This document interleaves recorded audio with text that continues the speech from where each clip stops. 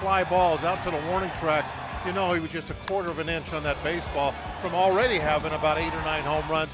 Well, the quarter of an inch was no big deal last night. He was really centering them up and driving them out of here. And now I think he's going to get on a little bit of a roll with it.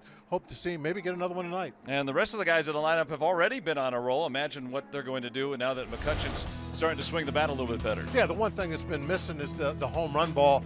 But everything else has been in place. Now they're starting to get the ball over the fence. I think they really started that in Arizona, and this offense can be something else if they start getting the home runs to go with that on-base percentage.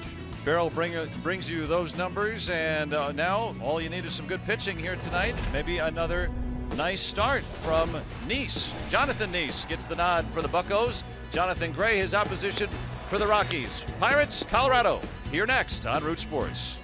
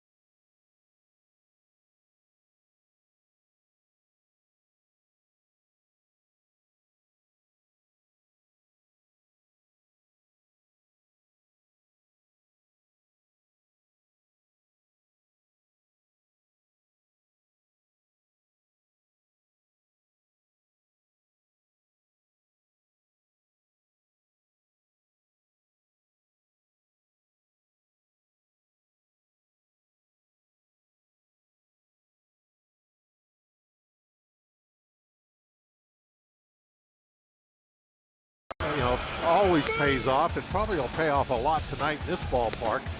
But also early on, he's got some big strikeouts. But what he's really doing a lot of is throwing strikes and making sure that he doesn't do the other team any favors. And another thing that might play tonight, as we saw not too long ago, he's also a pretty good hitter. And you look at that, even though he gave up the 10 hits and the 4 runs, remember a couple of, bloop home runs in Arizona. And Coors Field has not been very kind to him. Neither has it been out west in some of this rare air. But like you said, you keep the ball down. No one's ever hit a ground ball home run. At this ballpark, all you got to do is you got to outpitch the other guy. Don't worry about your ERA. Just get the W. And the Pirates offense has nothing to worry about. They have been hot, even here in this chilly Colorado weather. Pirates, Rockies, coming up right after this here on Root Sports.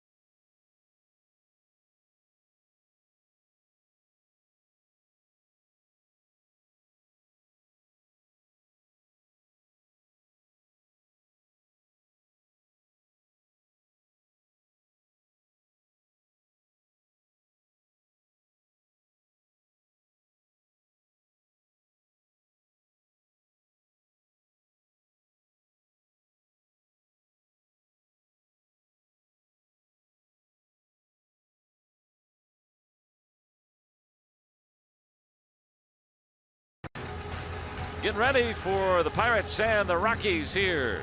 Pirates trying to win their third in a row here in Colorado, fourth overall. As they took the final one in Arizona and always trying to stay limber. Got to get loose. Kind of cool here, so get active. Keep those muscles nice and warm. They can hit those home runs. And Jonathan Gray getting the nod tonight for Colorado, looking for his first major league win. And luckily speaking, tonight no threat of rain, so we've been bothered with that lately. That's the only water you'll see. As we look at our Toyota RAV4 in the lineup for tonight. John Jaso, Andrew McCutchen was his second career 3-home run game last night. And Freeze, Marte Cervelli. Polanco hitting .333. Josh Harrison right behind him there. Jordy Mercer also over 300. And then Jonathan Nice. How about that night for Jonathan? Or I should say for Andrew McCutchen last night. It's a great night, and you know, he's been just missing a lot of home runs here early part of the season, and this was I think, you know, he doesn't need confidence, but right now I think he's really feeling it. Hopefully he'll get on a roll. Take a look at Gray's numbers this year, just that one start. He's a very hard thrower. You can tell by the 10 strikeouts in 5 innings. His average velocity on his fastball about 95 mile an hour. So he can bring the heat, and hopefully we'll be turning it around tonight. And the men behind him tonight. And look at our Honda defense, and for the Rockies, Trevor Story back in the lineup at shortstop. Arenado, the Gold Glover, to his right. LeMahieu's 1-1 as well. Mark Reynolds in there at first base. Outfield Parra and Gonzalez, former Gold Glovers as well, and Nick Hundley returns back behind the plate to work with the youngster Gray. Now this is one of the top prospects for the Rockies over the last few years, and finally getting a chance to show his wares at the big league level. Well, the Rockies, they definitely have to grow their own pitching. You have to overpay so much to get a free agent, star type pitcher to come here and have to deal with Coors Field. So if you're going to have the elite guys, got to grow your own, and they're hoping that with his arm and as hard as he can throw and his stuff, that he will become an elite style pitcher. Like that guy. The Pirates doing it that way. And much like Garrett Cole, Gray a very high pick as well. He was 3rd overall. John Jaso, 338.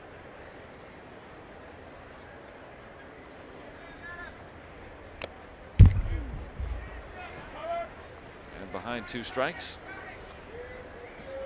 And we've seen a good number of lefty starting pitchers here on this road trip, so Jaso has not been in there every day, but he'll be the leadoff man against all right-handers. Got him bunched up.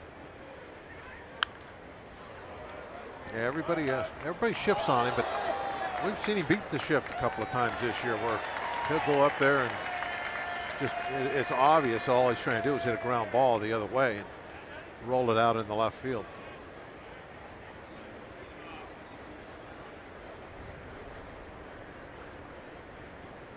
Two-strike pitch. There it was there. He got up on top of a pitch that was up a little bit.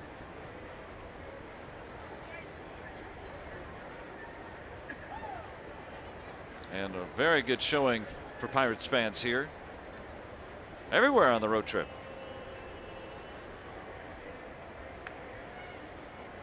Another 0-2.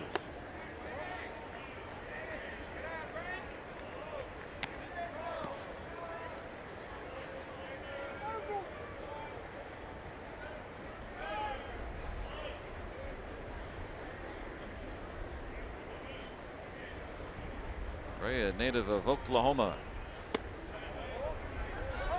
And now even on Jaso. Dale Scott working down over at 3rd base tonight. Nope, did not swing. Head of the bat, stayed well behind the plate. And now he's worked the count full. Always does. He is amazing, isn't he, how he can get 0-2 to full count. Ramon De Jesus working behind the plate. First umpire born in the Dominican Republic to work in the major leagues. Dale Scott, the crew chief, down at 3rd tonight.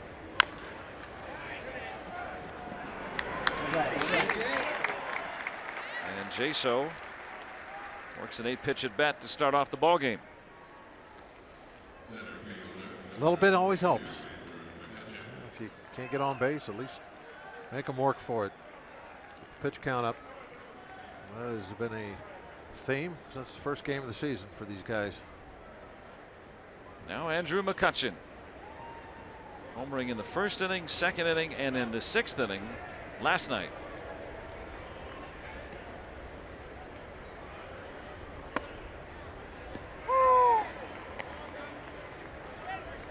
Second career 3-home run game. Had a nice chat with him before the game about. Asked him, how do you enjoy it? What do you do after that? He said he went back to the hotel room, called his wife, just talked with her, and moved forward. But was humbled to be mentioned in the same breath with some of the other Pirates greats who had multiple 3-home run nights. It doesn't really matter whether it's a horrible night where you strike out 4 times or you have a great night. You got to be able to turn the page quickly, because here it is. Those 3 home runs aren't going to do him any good now. He's right back in the batter's box. Baseball is that every night there's a new game, and whether you were a star or the GOAT, you gotta let it go pretty quick. So that's kind of a neat thing to hear that, okay, I hit 3 home runs, but I'm not going to go out and have cake. I'm going to go back out and get back at it again tomorrow. Maybe get another one here tonight. Still 2-2. Not that cake's not a good thing. Oh, well, no. I like cake. Don't worry, the Cake Growers Association aren't going to get on you for that. Don't worry. All right.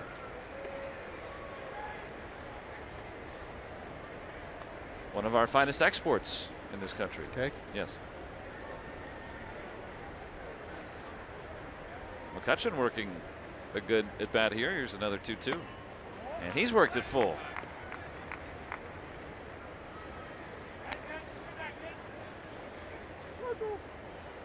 Well, John Gray has gotten 1 out. Has not allowed a base runner, and he's thrown 14 pitches. That adds up. 3-2. Cracked into right center. And this is extra bases for McCutchen. He's going to have a 1-out double. He smoked that one. Give that man a piece of cake. Well, the way he's been swinging the bat, he thinks the game of baseball is a piece of cake. It's kind of a little ironic. Normally he really gets hot when the weather heats up. Here we've come to Colorado, and the last 2 nights have been really on the cool side, especially last night. And he is thumping the baseball. Oh, how about that sound?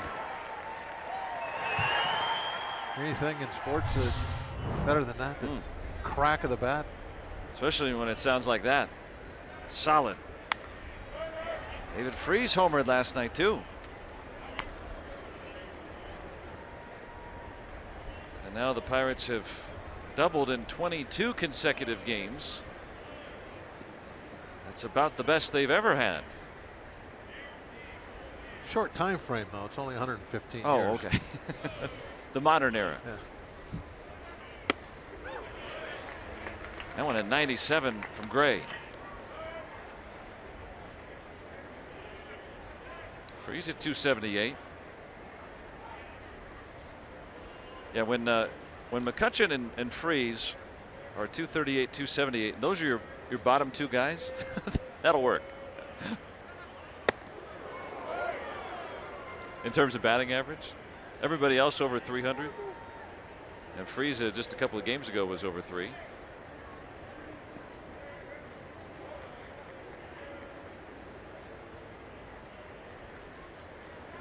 Pirates have scored first in both games of this series.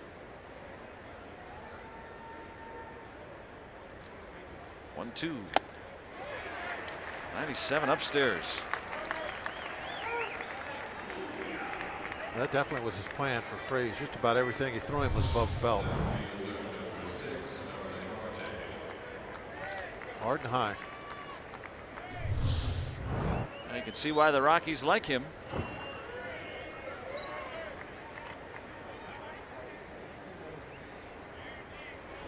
McCutchen with that 1-out double.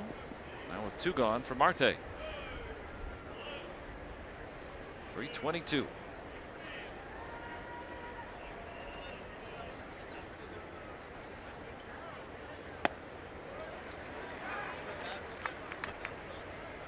Starling Marte also homered last night.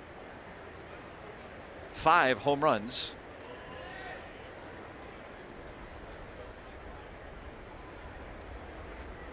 Pirates coming into the game last night had 12 for this season. Marte had been looking rather poor until he hit his. Wasn't showing much discipline last night until the home run. He was chasing downstairs first couple of at bats. See, with 2 outs and runners in scoring position, he has been inflicting damage. That's the situation here.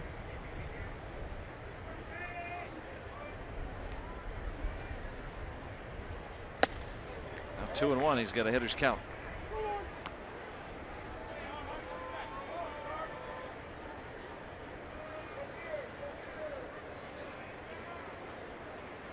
And it almost seems routine. Almost every first inning, this opposing pitcher throws around 25 pitches or more. That buys you an extra inning out of the bullpen most nights.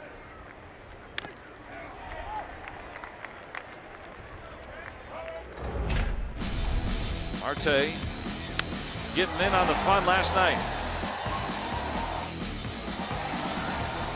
That's how you do it. Yeah, another thing about that, the home runs that this team has been hitting of late.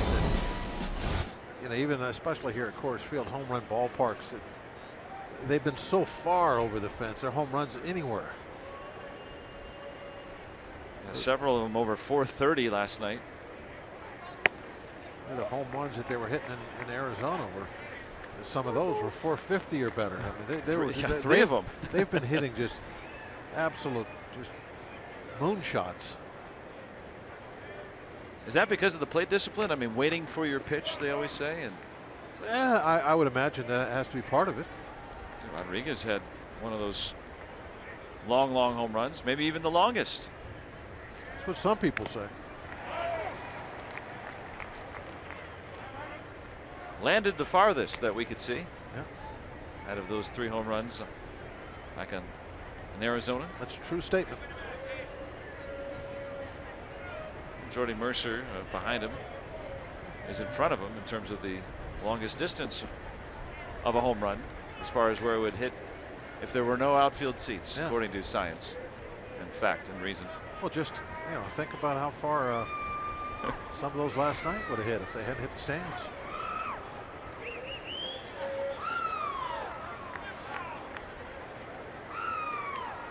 It's your home run king right there, 466. StatCast said. Marte is going to see a 7th pitch of this at bat. And McCutchen on the move to third. No matter though on a close play at first. John Gray though needs 26 pitches to navigate through the first inning.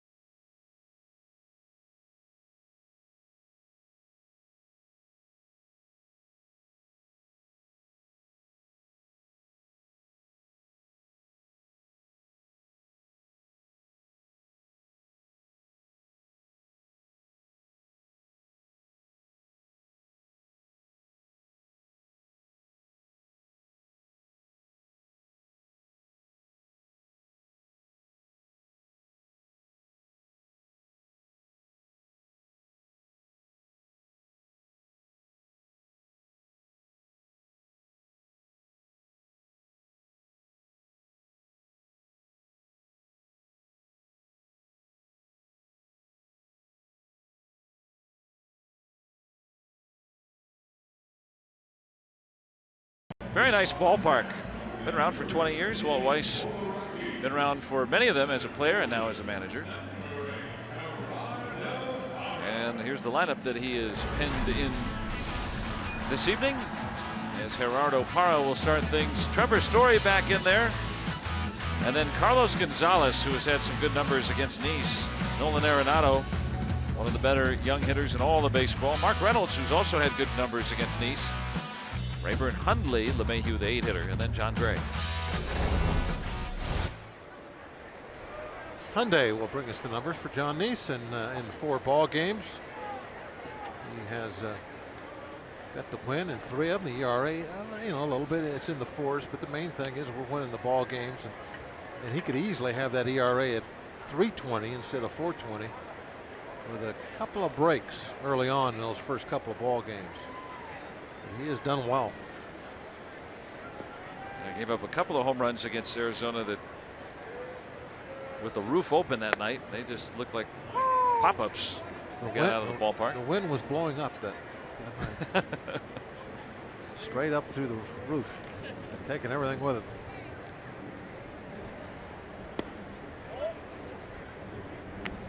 So a couple of lefties in the lineup for the Rockies, Parra, and then of course Carlos Gonzalez. He always stays in there.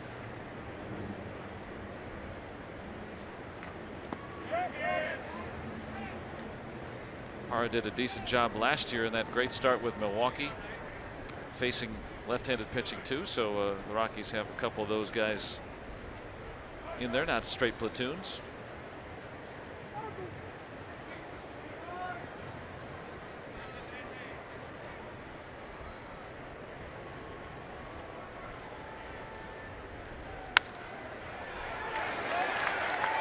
And that gets by everybody.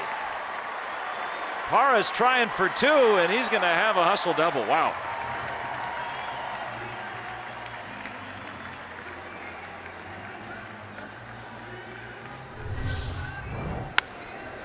Hit it right through the windmill. I think Kutch got caught watching that out there, thinking that one of those two guys were going to catch that ball, and that's why Parra could turn it into a double. I thought it was going to be caught too. I was kind of surprised that ball got through the middle, but it was perfectly placed.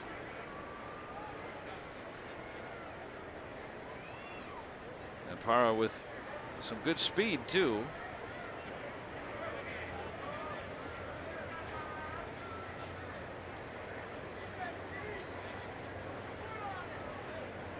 Could score on a base hit, especially in this cavernous ballpark.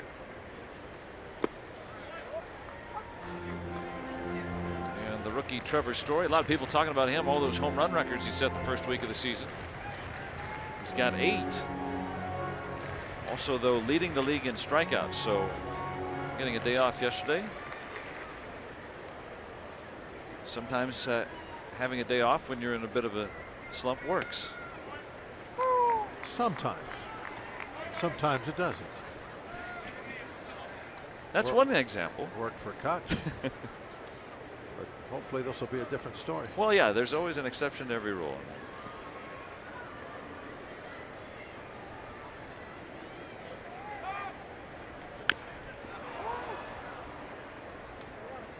All right, so you know, there's a rule that we're trying to eliminate the puns.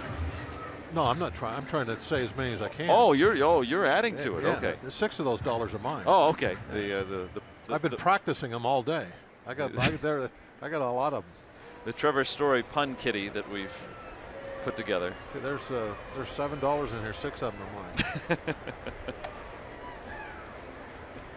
And now, a 7th after that. I see. See, Rock and I last night, we thought it was to try to avoid it. No. Oh, no. You know, I'm going to put a 5 in there now just because I know I'm going to have 4 more. As long as he stays in the game and does something. I got something for everything he does. I had a free lunch today, so I got extra dollars. Oh, yeah?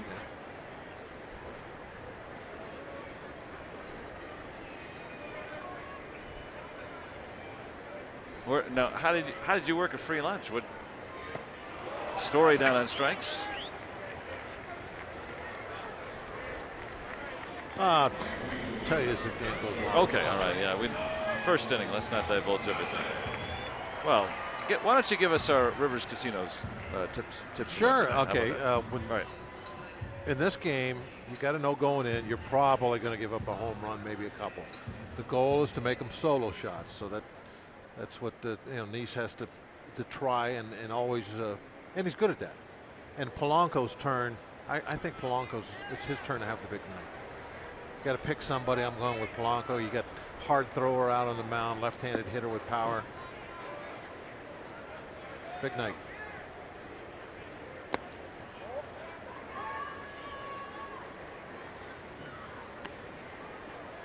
Well, we'll see if your you're a soothsayer. We'll see. You've been pretty good lately. It's been a good road trip for you. Yep.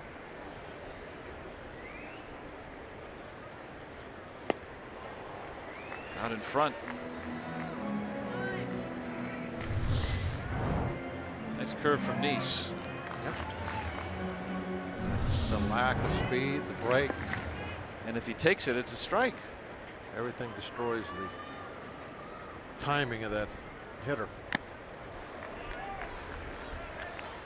Makes 90 look a lot faster, doesn't Yeah, it? that's what it's all about, destroying the timing. Just get him to slow the bat down a little bit, and then you throw the fastball. You throw enough fastballs in where he speeds up the bat, and then you throw the slow stuff. As long as you can read his mind, then you're in good shape. Curveball, fastball, curveball strikes him out.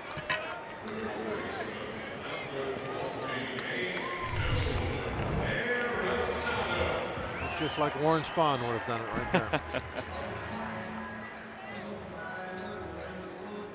Perhaps the greatest lefty around, Warren Spahn.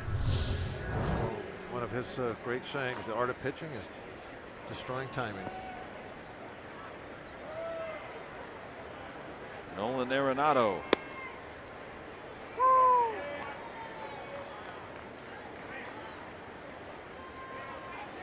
Has the mask back on tonight that he puts on when he's out there in the field. California native.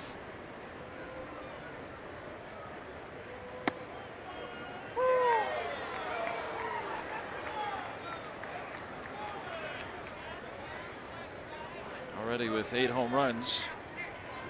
Arenado hitting one last night, driving in a pair. Good power and doesn't strike out much. He has more home runs than strikeouts. Got underneath it. Out of man. Marte all the way in foul ground. And the Rockies strand the leadoff double.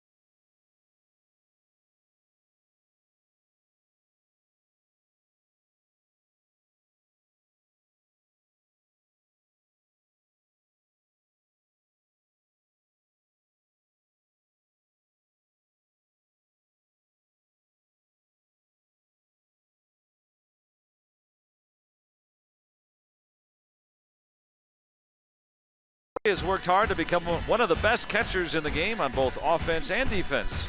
See the Bucs backstop's rigorous offseason workouts that have helped him reach his goals on Inside Pirates Baseball. Francisco Cervelli, hungry. Friday at 6, right here on Root Sports. On our UPMC scoreboard, no score through an inning. And there is Francisco Cervelli. Like most, off to a great start with the bat.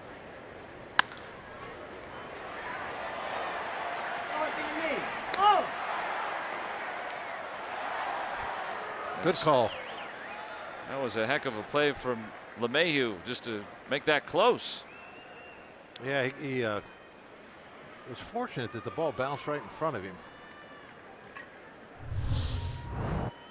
Right there, the ball comes right down and it's pick up and throw it, but kind of hooked his throw a little bit. Good job by the first base umpire too. He actually reviews this in his mind before he makes a call. Nope, he's safe. Good job, Bob. Bob Davidson. He was going to make the out call. You saw him load up that right hand, and then he's safe. He's off the bat. DJ LeMahieu won a Gold Glove a couple of years ago, and Cervelli with a base hit. Okay, Gregory. How about those numbers? Already 12 RBIs. Talking about more walks than strikeouts. Polanco in that club.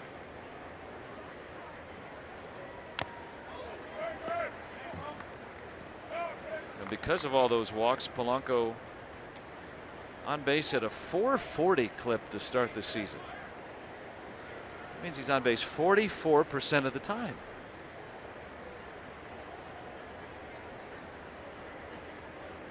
You get in that 400s, that's rare air.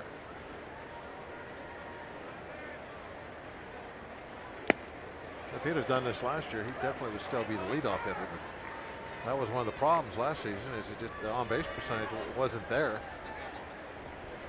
and that's why he was moved way down in the lineup. See how much better he is over league average. 960.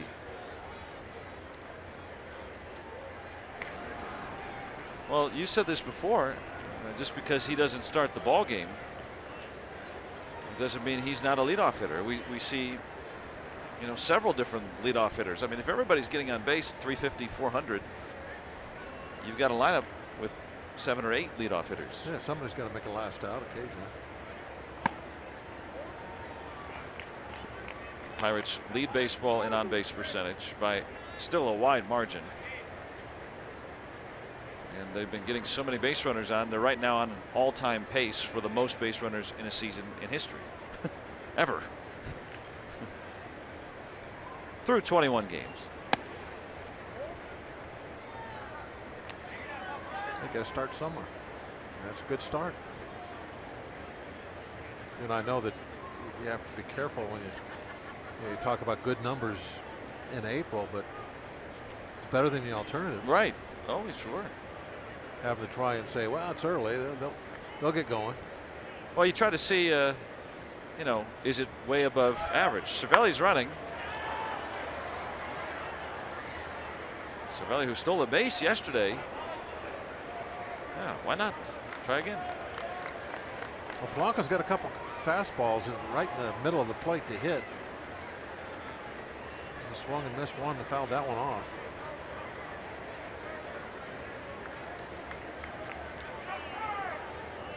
Now the Pirates offense over the last week or 10 days, really this road trip, they've converted a lot of those opportunities with men aboard.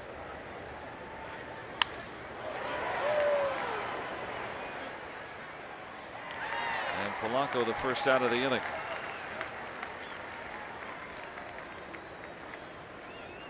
And the Pirates have made their way all the way up to 3rd in runs per game now. So they're cashing in the runners. Oh, it's going to keep going too. If you continue these base runners like you were just talking about, they will easily be #1 in the league. I mean, you can't have all those base runners, even if you don't do the greatest job in the world hitting with runners in scoring position. Just the volume of base runners that you're going to have out there, you're still going to score just bunches of runs. You can't help it. Keep seeing that. And then you start mixing in the home runs like they are right now. And everyone's been contributing. Josh Harrison has more hits with men in scoring position than any other guy in baseball. You get the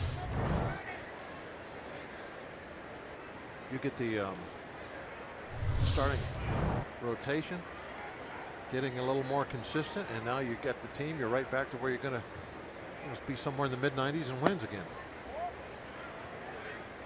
We're starting to see it the last couple of outings. 2 earned, over 6 for Cole yesterday. 6 shutout innings from Locke. Yeah, it's getting better. It's still not. I know that I'm comparing it to the last couple of years, but Well, that's a 98 win type pitching staff. They've set the bar high for themselves over the last couple seasons, and now it's kind of what you expect out of them. Yeah, if you want to win 98 games, you need to have elite pitching too. Yep. Yeah, even when you have a good offense, it's still tough to just outslug people every night. They always have good pitching, shuts down good hitting, so you have to have that pitching also.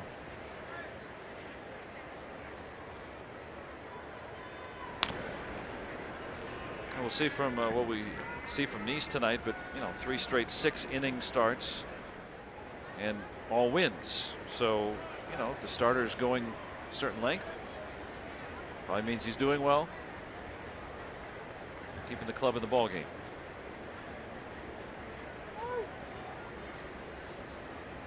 You want to get that average start a little bit over 6. If they get up there to where they're averaging 6 1/3. Now you're talking. Sit down, ball. And it's going to get into right center. Cervelli reads it well. He'll get to third.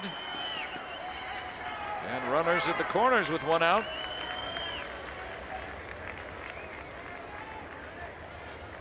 And moves Josh Harrison's hitting streak to 7 games. Didn't get a whole lot of this, which kind of was a good thing. Right off the bat, Cervelli, because it's weakly hit, can take off. He doesn't have to wait around, see if the ball's going to be caught. Gets the early read, and now he's got himself at third base with just 1 out. Maybe a score on a sac fly, something along those lines. Slow ground ball. Or maybe Jordy will find a gap with 1, score everybody.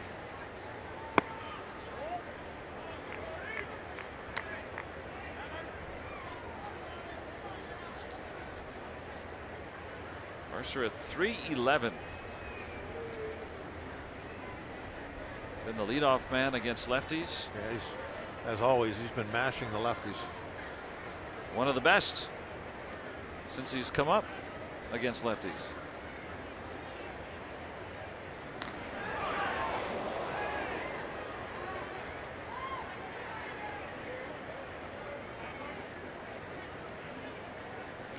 Cervelli 90 feet away with the game's first run.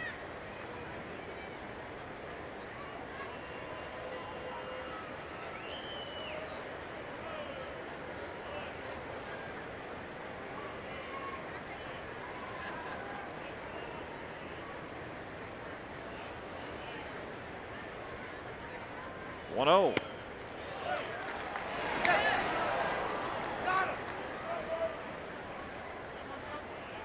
Doesn't ever take long in a ball game for Jay Hay to get dirty, does it? Nick Hundley on notice.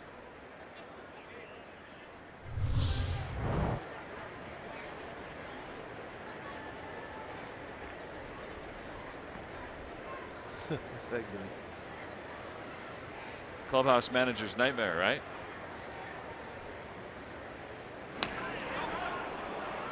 Means he's a hard player. Yeah. That's all.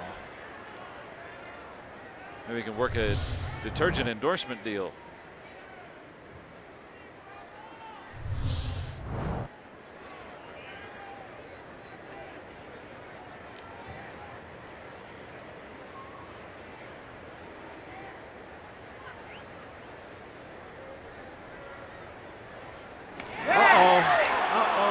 Dropped it. Oh, thank you. Whew. They had him. And Cervelli was working down the line at third too.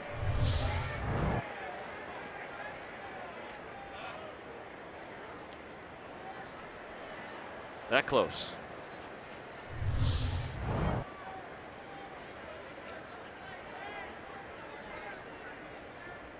Cervelli was alert on that play. May have tried to come home.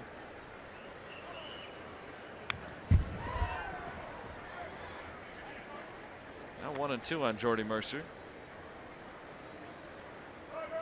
Did you like to throw over a lot? Oh yeah, loved it. Almost set a record in Montreal. How many times do you think you threw over? Oh, it was like on one guy, it was like, I don't know, 18 times, something like What? that. Well, they used to put the chickens up on the scoreboard. It's a long story. I'll tell you someday.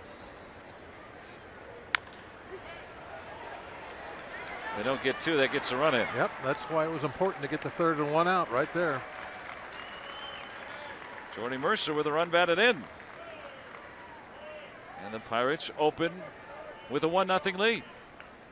Cervelli's good read on the single by Jay puts him in position where an infield ground ball can score him. Walt Weiss making his way out. Talking about the slide, I guess. To see if that broke up a chance at a double play. The new rule this year, of course, with baseball instituting a rule to try to protect the fielder, middle infielder.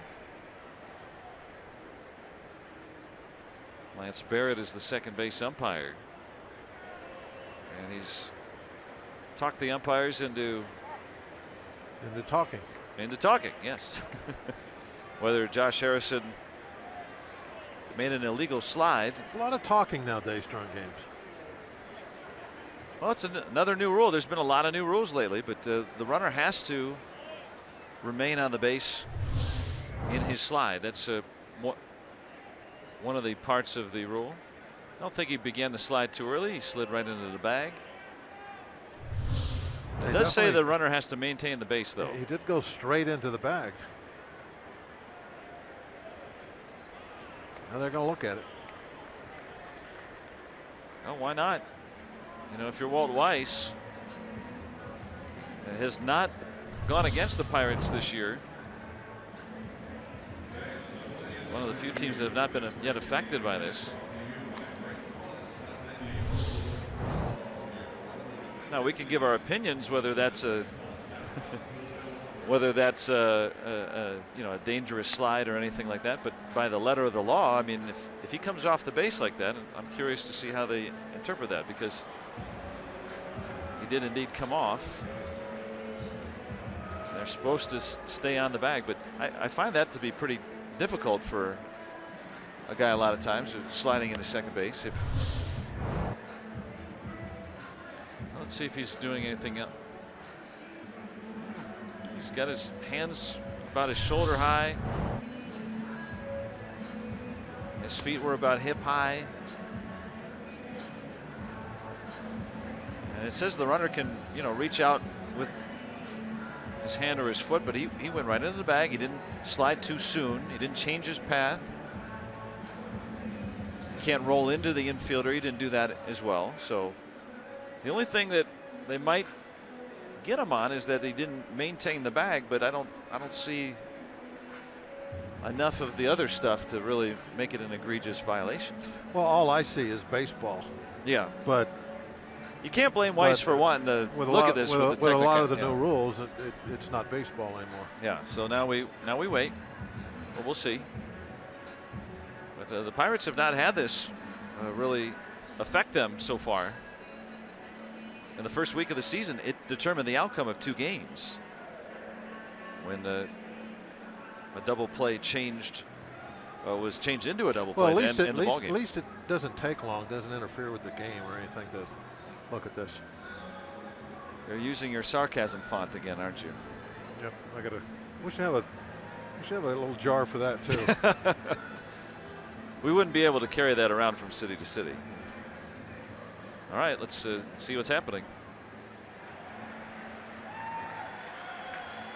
Out at second, safe at first. All right, so I like that interpretation. I don't blame Walt Weiss for going after it. Tom Reynolds doesn't agree, but I mean, he comes off the base, but it's not a late slide, and it's not. Yeah, I mean, and Clint Hurdle is going to come out and have a word with third base umpire, the crew chief, Dale Scott, here. Just getting clarification. So the Rockies now are out of challenges. I think that's what Clint Hurdle wanted to know, if it was initiated by the umpires. And now Weiss talking with Bob Davidson there. More clarifications. Meanwhile, John Gray has waited a long time to deliver. Josh Harrison sliding into second base.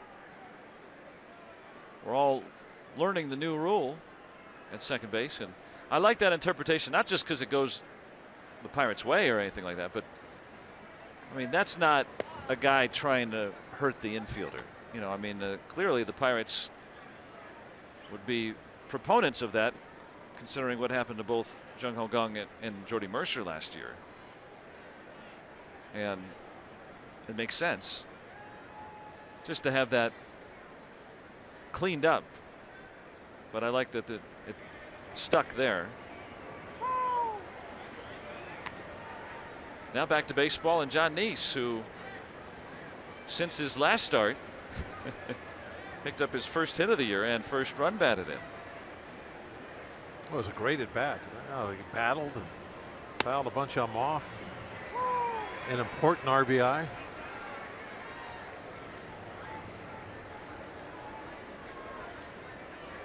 First Pirates pitcher to pinch hit and have an RBI since Ken Brett back in '74.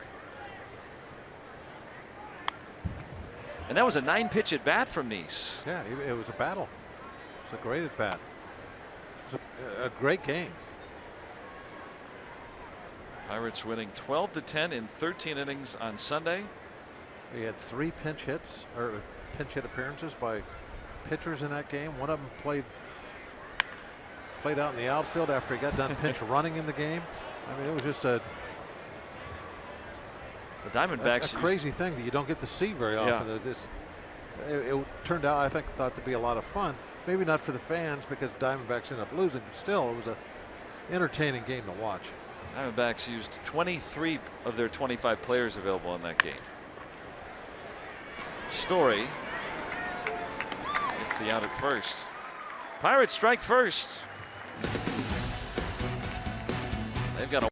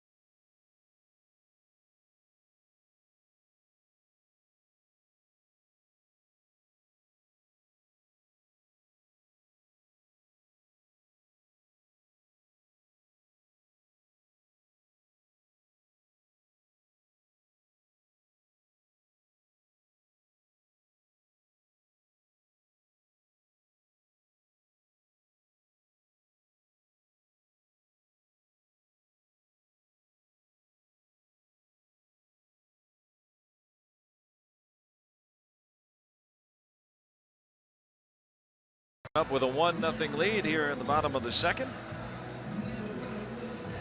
And let's take a look at our day automotive. This day in baseball history. Back in 1993, the Pirates beating the Braves 6-2 in 11 innings at Fulton County Stadium, and Tim Wakefield going 10 innings for the win. He threw 172 pitches, most since 1987 when Fernando Valenzuela did it. And the Pirates with 4 unearned runs in the 11th thanks to a Mike Stanton throwing error on a Wakefield sacrifice bunt. I don't think we'll see anybody throw 170 plus pitches soon. Not under his watch.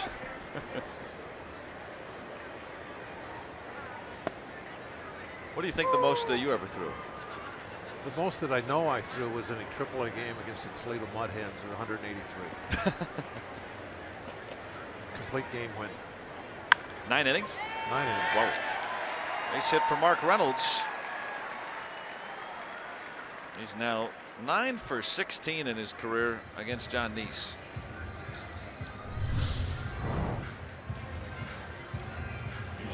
He tries to go out, pull that ball, rolled over on it, hit the ground ball.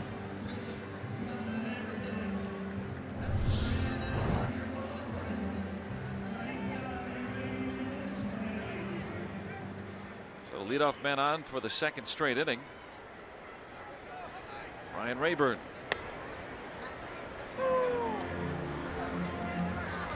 Neese did a great job in that first inning. A leadoff double and didn't go anywhere after that.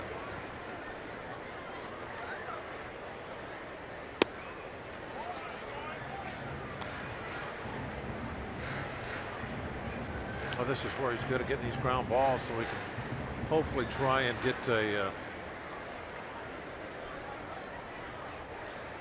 double play here. That's Neese's specialty, one of the best last year at getting that ground ball, 4th best in the National League in the ground ball percentage.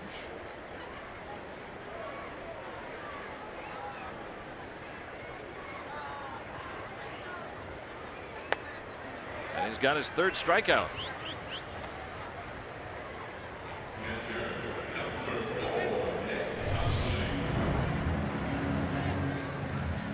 Little backdoor breaking ball. Saw that ball start away and just move right into the strike zone. Here's that ground ball to fly ball ratio, nearly 2 to 1 throughout his career, that he'll get that ball on the ground. And in a ballpark like this, if you got a lot of right-hand hitters and you're successful keeping the ball away from them, you will get a lot of ground balls, and that's one of the keys. If you can get those guys that try and pull you all the time, make a lot of work for your shortstop and your 3rd baseman. That's the pitch right there that they go out and they try to hook that one.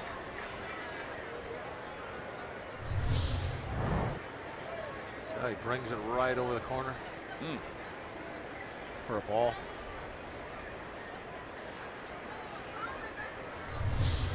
John not happy with that call. Kind sir, I disagree. I can read lips. There it is. There's 1, 2, a double play. John Neese rolling through 2, making sure they've got the strike zone figured out. 1-0 Pirates.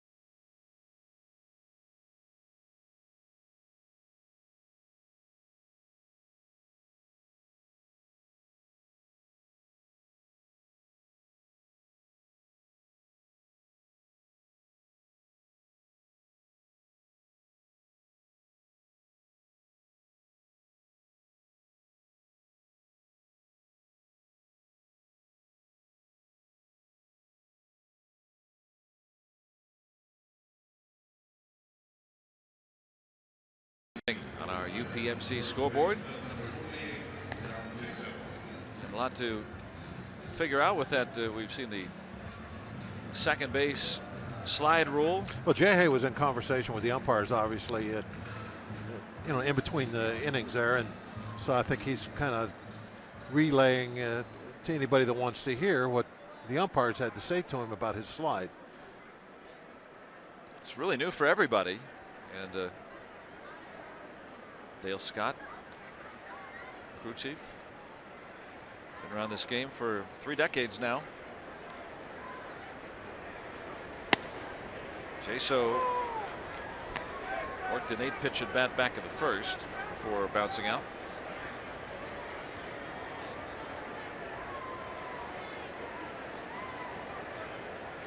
The other part of that rule, it's not only helping the middle infielders, but it's also helping the base runners a little bit, because now the neighborhood play has been eliminated. For me, that's the only change. Base hit for Jaso. The umpires should have always been calling the guy out at first base anytime there was a bad slide. Already in the rule book. It was shame on them for not calling the rule in the beginning. And the only thing that has changed is now the fielders. It's actually worse for the fielders now, because now they're hooked. They're attached to the bag. They got to touch the bag. They can't protect themselves by getting off early.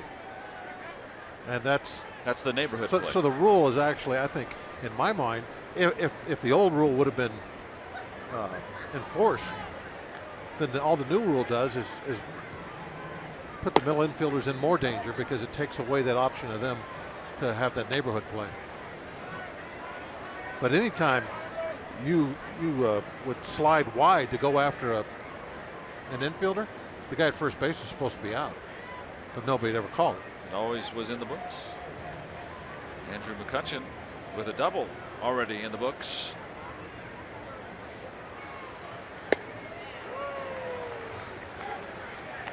Three homers last night after the day off.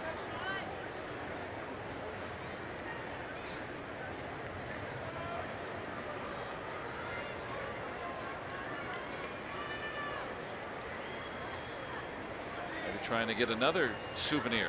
A lot of Pirates faithful here. All around town here today.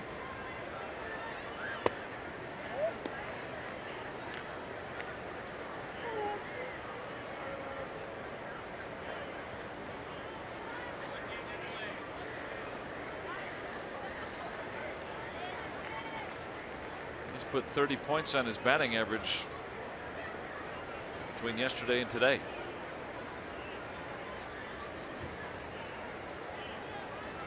2-1.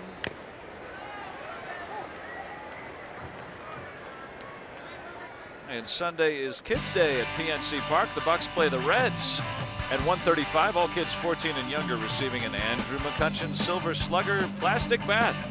Compliments of Highmark. For tickets, go to pirates.com. There'll be a lot of home runs in those bats. They will be hammering the wiffle balls all over the place. Oh, yes. Got a nicer barrel than the yellow bats. Yeah. This silver looks pretty cool. It does. Have Andrew's name on it too. That's worth a few extra balls hit over the hedges.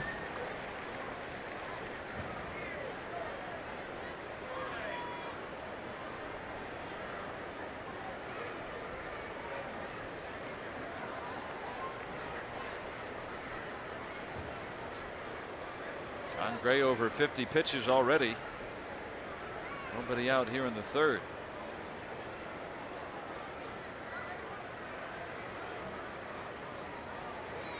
Two. And it's full again. It's at least the fourth batter that Gray has gone full on.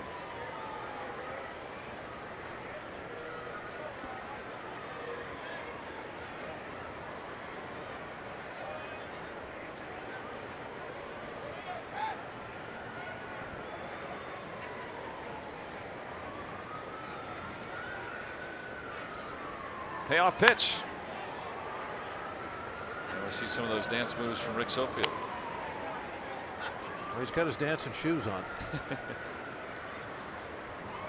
Shiny and sharp. Yep. Jaso running on the pitch. There they are. Look at that. 1-2, cha-cha-cha. You know he's a good dancer.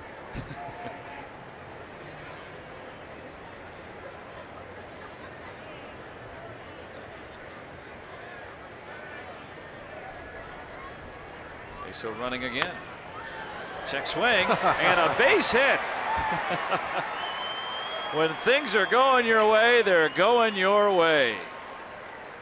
Some smart hitting. That's right. That way you use your head. I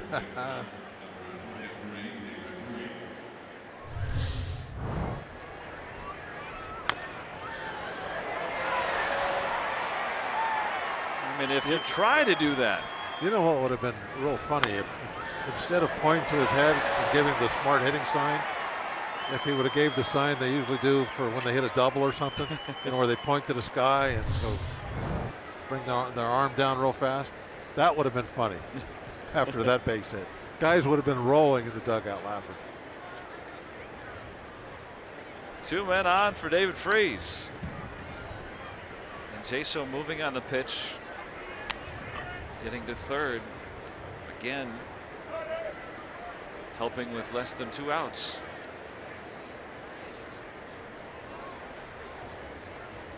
It hasn't just been the hitting for the Pirates offensively speaking. Good base running here in April.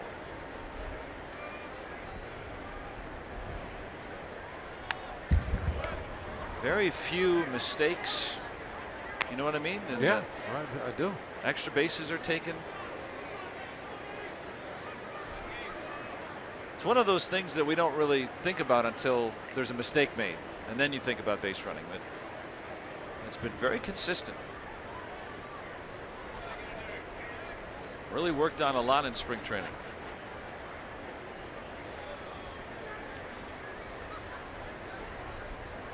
Oh, 2. Base running is like that offensive lineman. Holding.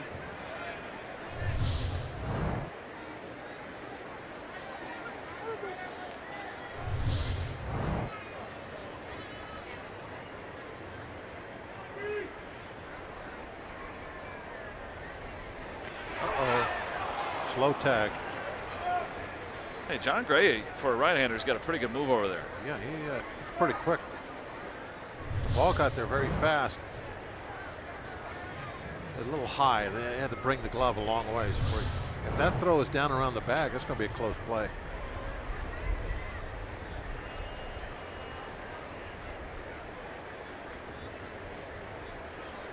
McCutchen with the steal already this year.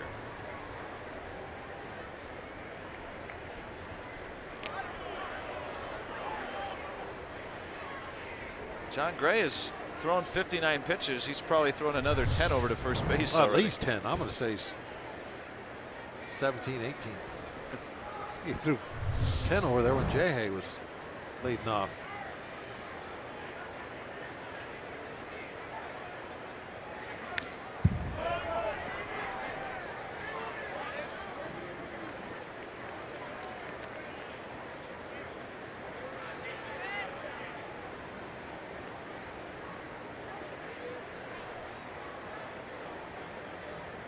Still nobody out. Pirates have a chance to add to a 1-0 lead.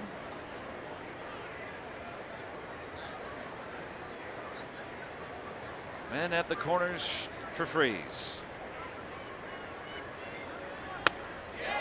Nope. Outside. Didn't swing.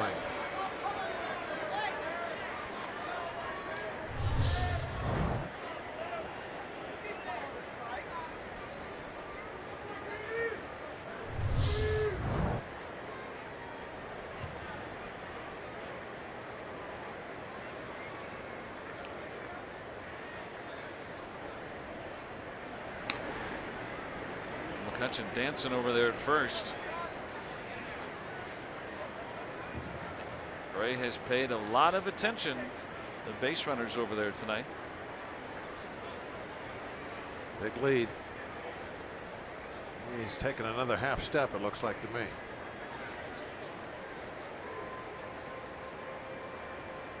coming home. Ooh.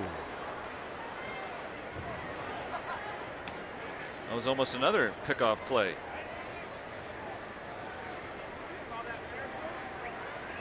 Oh, I had a little hook on it too. Hello. That's why you lead off in foul territory, just in case you get plunked.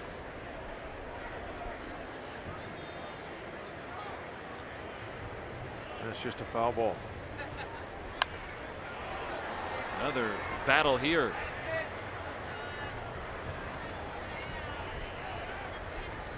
Curveball that didn't break. And I think that Gray might have been lucky that one didn't break, because it just stayed inside and was just spinning in there. That happens sometimes here at this if, ballpark. If that ball breaks, see the number 7 ball, if that ball breaks down toward the middle of the plate, I think it's right on it to crush it somewhere. Full again. And that's why Garrett Cole last night, at one point, he threw 20 straight fastballs. He was primarily fastballs all night. Yeah, he really did throw a lot of fastballs at the entire night. But he had a string there where he really got in a groove with it, decided that he didn't want to throw anything else. Now the veteran Hundley out. So Gray's thrown 64 pitches. Garrett Cole stewing the curveball last night for the most part. Yeah, Gray 64 pitches. He's thrown over to first 9 more times. And for a young arm, of course, they always err on the side of caution. There's still nobody out in the 3rd inning. His night is looking perilously short. The 9th pitch coming to Freese. Is that a balk? He faked to 3rd. He's got to throw over there. Yep. No, he stepped off. He stepped off. It's not a balk. Well, they caught a balk. Bob Davidson. He stepped off. Now, as long as he's not on the rubber, it's okay. And now they've corrected it. Bob Davidson's been known to call a balk or two in his career. Watch, he'll step off. Once you step off, you can do a backflip, whatever you want. You don't have to do anything.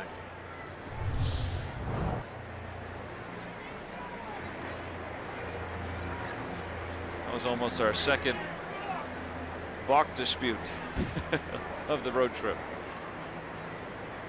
3-2 to Freese.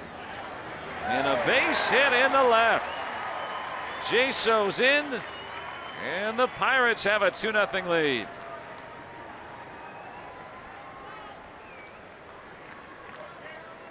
Nine pitch at bat. RBI number 7 and career hit number 700.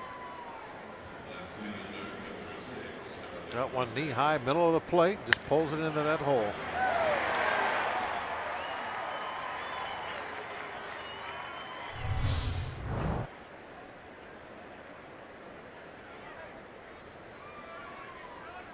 Gray has thrown 20 pitches to 3 batters in this inning and has not gotten it out yet. 3 singles.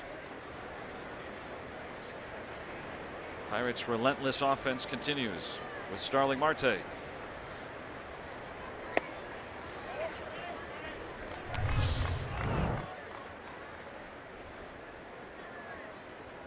That's kind of like the and one in basketball.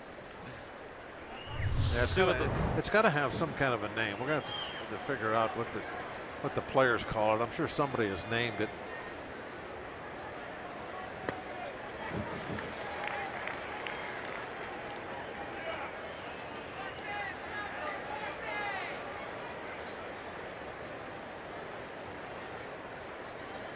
They've been doing it a lot, whatever it is.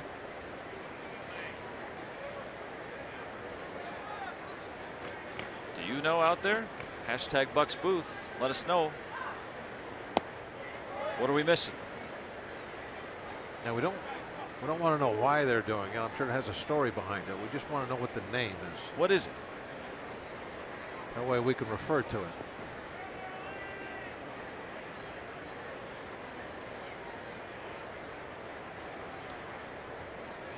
always tweet the booth.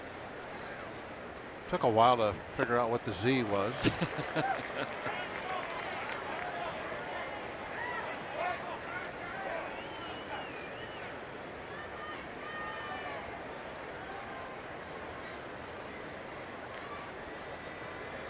Heavily guarded secrets by the Pirates in the clubhouse.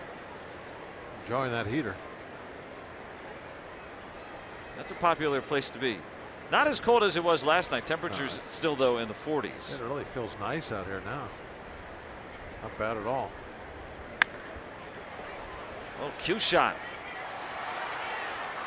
And Reynolds will get one out. A 3 unassisted out on Freese. Marte on the fielder's choice. That's the first out of the inning. Freese wasn't sure if that ball was going to get caught in the air, so he held up for a moment. But he was, if he hadn't got tagged, he would have gotten forced over at second. So it really didn't make any difference. It was going to be first and third no matter what. This will be an interesting little battle right here with Marte. You know, he's going to be taking that big lead, and Gray is going to be back to that pickoff.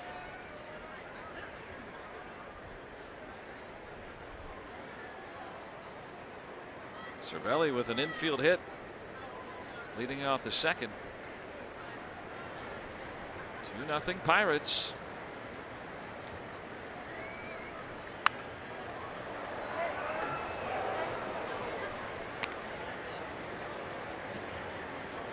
Cervelli has that average up to 324. There's a little breeze coming into the booth. That made it feel a little cool. Yeah, it's starting to pick up a little bit now. That's one of the reasons it was cold last night, because of that wind was not being kind. Now even at a ball and a strike. Blowing out toward left. That's the rock pile above center field. Long way out there. Over a mile high. Or close to it. Close to it out there. I think they're just under the threshold there.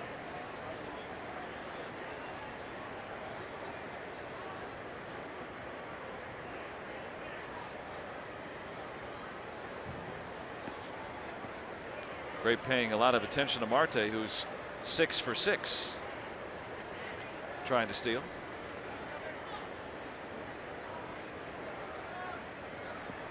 He's thrown 72 pitches with 1 out in the 3rd inning.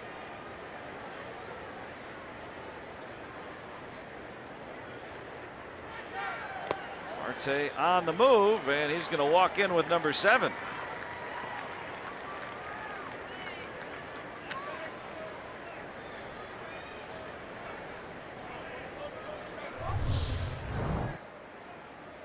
Kind of a conservative lead over at first base, so they could made sure he got a good jump. And when the ball bounced, that's it. You're hardly ever going to throw Marte out anyway, but never on a ball that bounces. Now the infield in. Base hit past him, might play to pair. 2-1.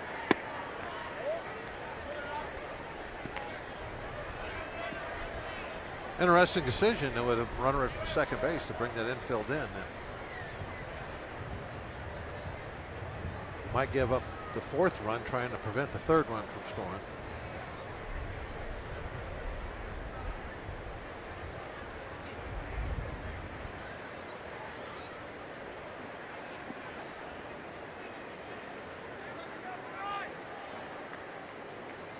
Three balls and a strike. Here it is. And Cervelli will take the open base.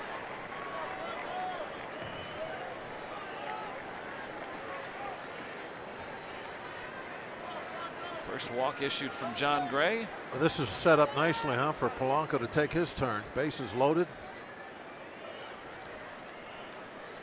I seem to recall somebody saying that he might have an enjoyable day. I'd like to see him hit that ball he hit in the 1st inning. At least that would be a sac fly, but he hit that so well that if he moves that over toward the gap or down the line, he's going to clear the bases. You know, with Cervelli over at first base, the fences here are so far back that you hardly ever see a play at the plate. So I think this is going to be it for him. He's going to come through right here. All right. Write that down. I think I see one out toward the Pirate bullpen here. Okay. I don't know if it's going to go out, but I think it's going to at least be out there by the warning track. Bob Walk's crystal ball. I'm seeing it. I'm seeing it. A new tall Right in that area. 16-foot wall that they've got out in right center. The truck is picking the left field line. That's an educated guess because of his last at bat. They were throwing all hard stuff away. So that could be a good guess also. So you're saying our folks in the truck is an uneducated guess? No, it's an educated. That's a good guess. Oh, I see. Okay. That's an educated guess. Oh. I'm going against the grain. I'm saying he pulls it into the right center field gap.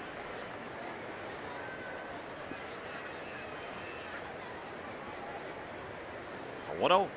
How about to center? Well, that's where he hit the first one. I said I'd be happy with it. So, okay, I'm happy. And McCutchen is in. Sac fly for Gregory Polanco. 3-0 Gregory. Pirates. Can't you get a gap? That ball was stung. That's two of them he's hitting on a line out to center field. Just didn't hit it in right spots all, but still got to run home. That one I put in my book, SL8. Sac line drive. That's no fly.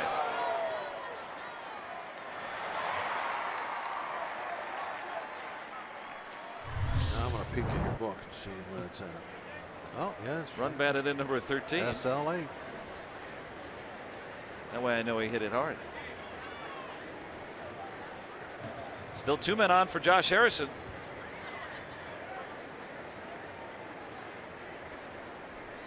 He's collected 12 hits this year with men on in scoring position. That's more than anybody else in baseball.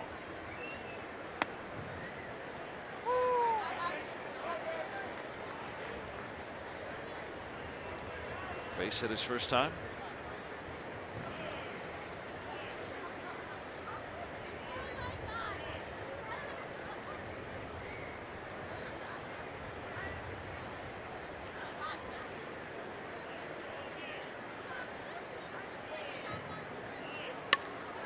Little poke in the left and a base hit for Harrison. Marte on his way home. He is in, and Josh Harrison with an RBI single. 4-0 Pirates.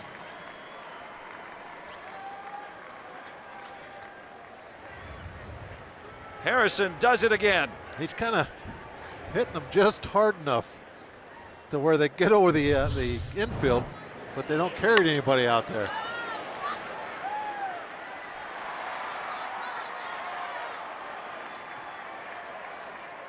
So Kutcher's giving the smart hitting. Jayhay's out there giving the normal pump, bringing it down. But that was I'm gonna have to go with smart hitting with that one. Hit it where they ain't. Still 2 men on.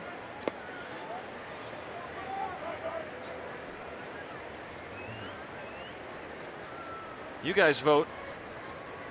Hashtag Bucks Booth. Smart hitting. Was that smart hitting, or do you give it the pump?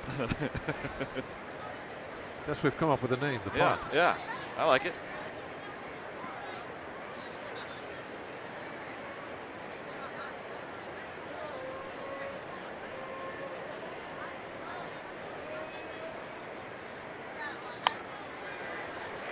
One and one.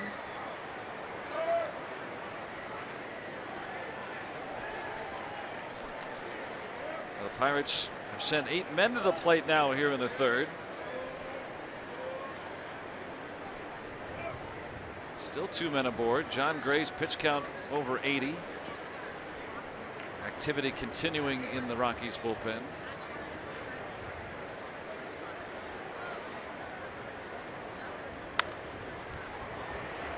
This might stay in play. Reynolds wraps it. And the Pirates add 3 more, enjoying a 4-0 lead here in the third.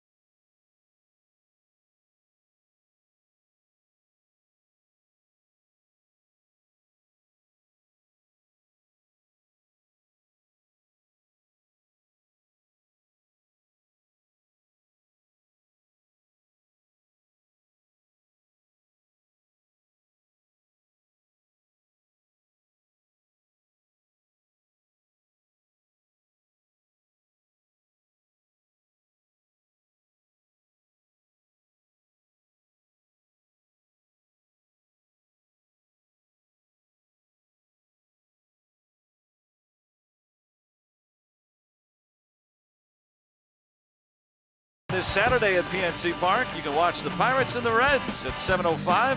Then stay after the game for a spectacular Zambelli fireworks show presented by 93.7 The Fan. For tickets, go to pirates.com. Pirates back this weekend. And a little shorter commute for you if you want to come out and see them at the old ball yard. 4-0 advantage. Pirates trying to win their 4th in a row. They've struck first in the first 2 games of this series. Now again here tonight. DJ LeMahieu starts it for Colorado. Meanwhile, Jon Niese has pitched pretty well through the first 2 quick innings. Working around leadoff hits. Oh, he's got a nice little cushion to work with right now. Maybe because it's Coors Field, it's not as nice as it could usually be, but still nothing to fear from the home run ball with nobody on base.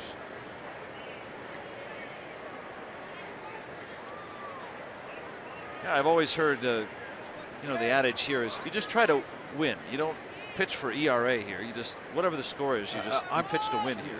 It's hard to, I think like that, but that is what they have to do. If you're going to be a pitcher at this ballpark, you need to think about out pitching the opposition. The opposition, you got to be better than he is. You got to be happy with a win of 8-5. And then at the end of the year, you're 15-10 and you had a good season. Maybe your ERA is a little high. So what? It's going to be high here no matter what. Yeah, but just in your mind, you just got to think, I'm going to give up some runs tonight, but I'm not going to give up as many as the other guy. Polanco's got the first out. Yeah, Niese has given up 5 home runs, but the last 4, they're all solo shots. Yeah, it doesn't hurt you. Challenging hitters without men on base. So Jon Gray. Remember a couple years that ago. Vantage point. That's a mile-high viewpoint. A couple years ago, I kept talking about how solo home runs don't hurt you. I can't remember now who the pitcher was, but he gave up like 3 that night and lost 3-2. But that's the rarity. Most of the time, you just let those solo shots roll off your back and turn the page on them right away. They should not lose the game for you most of the time.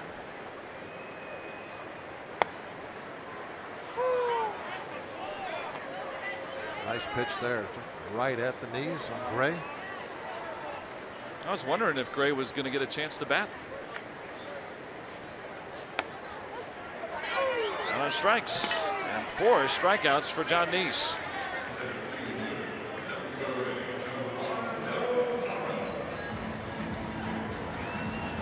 Gray at 82 pitches through 3 innings.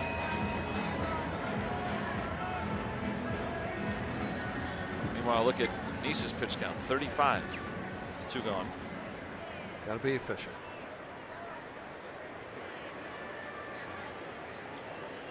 Parra with that leadoff double, and he was left stranded right there. A couple of strikeouts in the inning from Niese.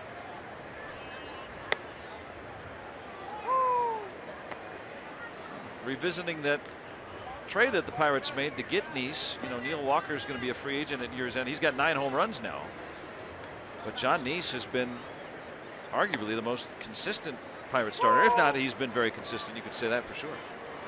Absolutely, I agree with you on that one. And it's hard to find that. And he can also be under team control for the next 2 years if the Pirates want to pick up the option. 17 and 18. So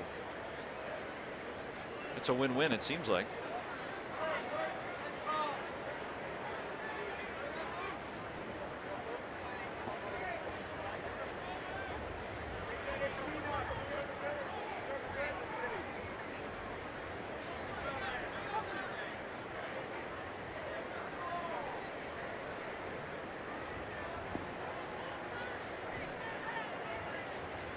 One and 2 on Parra. And he struck him out. John Neese with 5 strikeouts. Boy, how is Parra staying in this game? He's lucky he's got a rookie umpire there. He would have just got tossed. John Neese shutting him down through 3.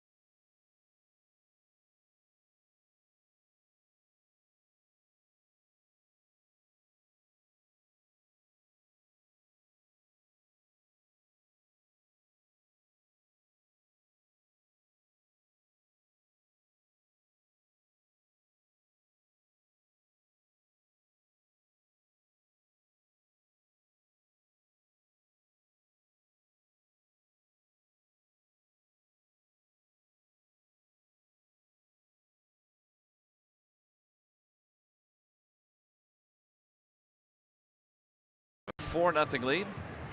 Gerardo Parra staying in the ball game after jawing with Ramon De Jesus. Oh, this was a strike, by the way, and then he just flips out.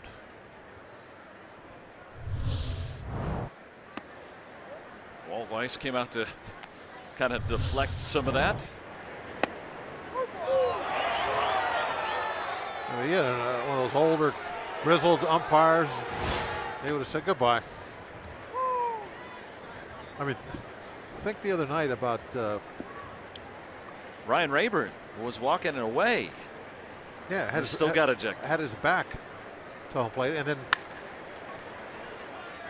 John Neese with a base hit. Shortstop of the who was it got thrown out the other night and really wasn't saying much of anything.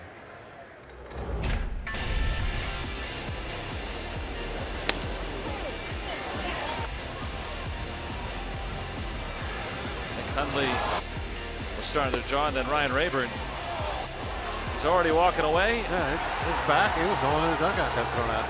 But there's somebody in Arizona that got. Nick Ahmed was. Oh yeah, that's right. And he wasn't Sunday. really just. There was hardly anything going on. He got thrown out. That's why Shelby Miller had to play left field. Yeah, they're out of players. But it's just unusual to see a player just kind of like be so demonstrative and do all that stuff and. Be allowed to stay in the game, or at least not have the umpire react to it at all. I guess it's a good thing. I don't know.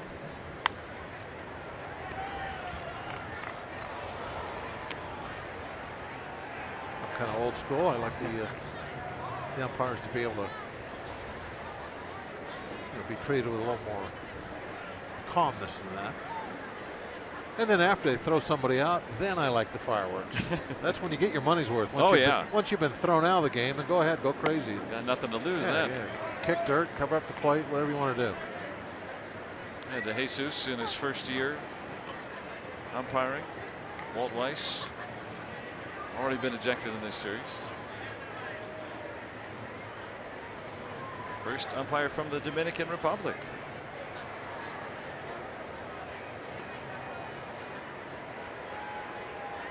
1-2 on Jaso. And the masked man, Arenado. Yeah, since the sun went down, it's definitely starting to cool off now. Getting back toward the way it was last night.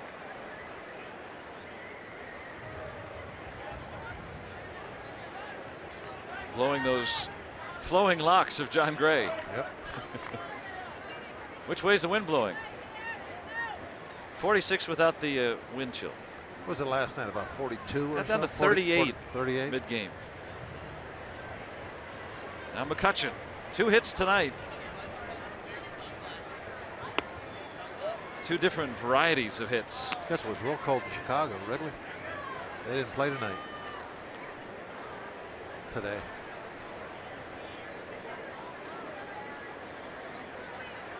Jake Arrieta's start postponed.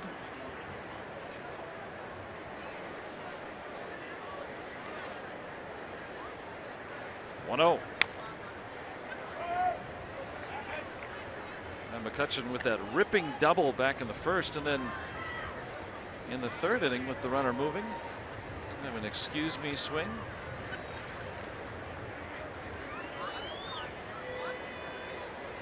May the ball be with you.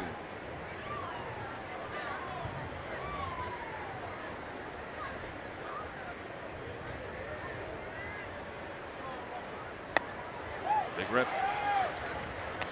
Pretty good slider. I'm surprised we haven't seen Gray go to that more tonight. 87. It's been pretty good. 87 miles an hour. He throws it very hard. He's gotten some swings and misses on it tonight.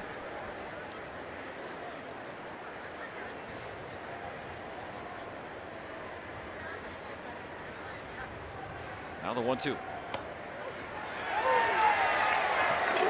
Off speed, freezing McCutchen. Second strikeout tonight for Jon Gray. Look at some of our Point Park tweets. Trying to figure out what those hand signs are.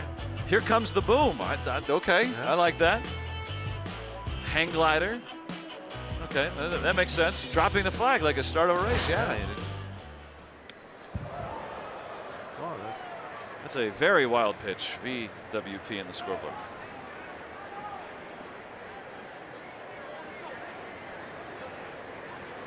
Oh, what's your vote? I think I like, what was that, drop the boom? Or? Drop the boom. Yeah, I kind of like that. Here comes the boom. Here comes the right, yeah. Drop the flag, I guess. We could drop the. Well, see, I like both of them. Yeah, you just combine. Make it what you want. Maybe they don't even have a name for it. It might not even be named. They were just trying to hide the fact that they don't have a name for it. Well, we'll help them. We'll all band together and come up with something.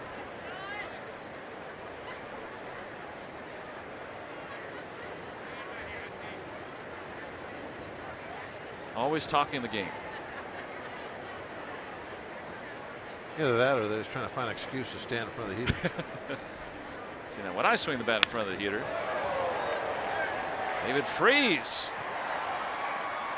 He rips a base hit and an easy double. That drives in Jon Niese. Gets him back in the dugout near that heater. 5-0 Pirates.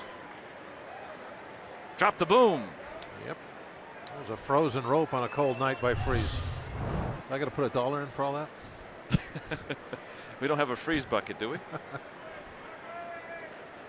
Right down the middle. And that was one of those sliders.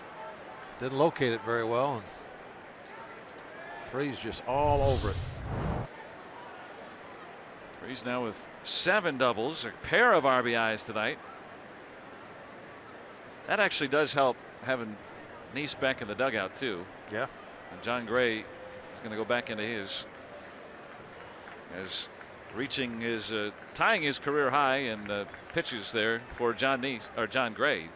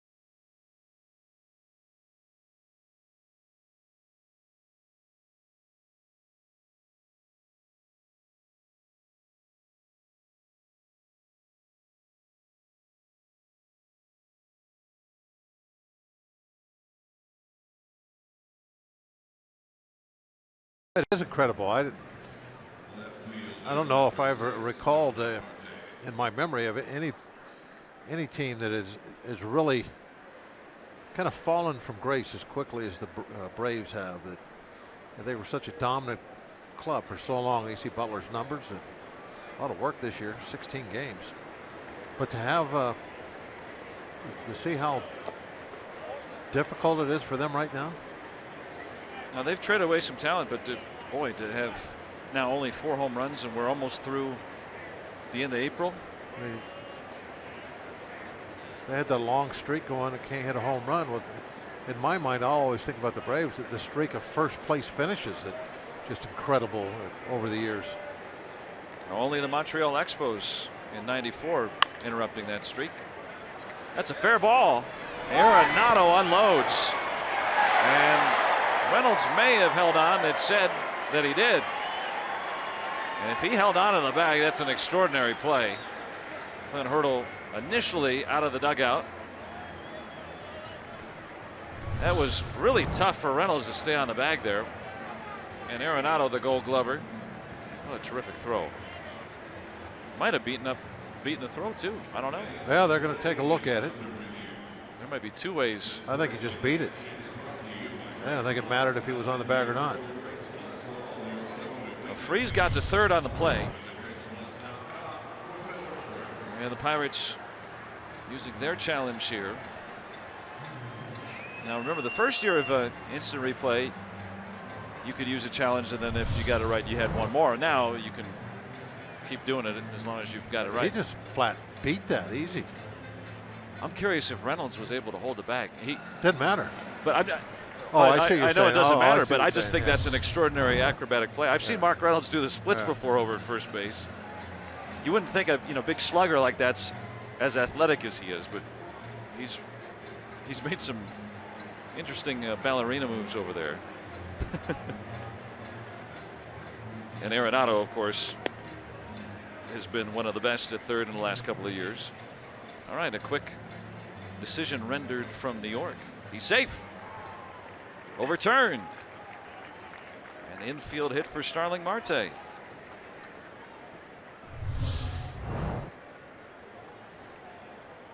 He's safe. Yeah, he was. Yeah. Beat it easy. I think Reynolds held the bag too. Great images on our Allegheny Health Network Supermo. Yeah, that was a nice play by Reynolds. Huh? To even have a chance. A lesser base runner, they might have gotten him. But instead, runners at the corners now with 2 outs for Cervelli, who's been on base both times tonight.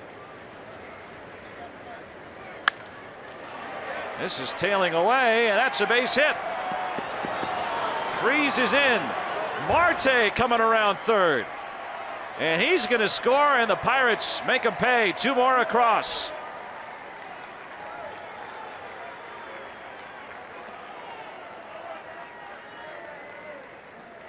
This offense is just a machine.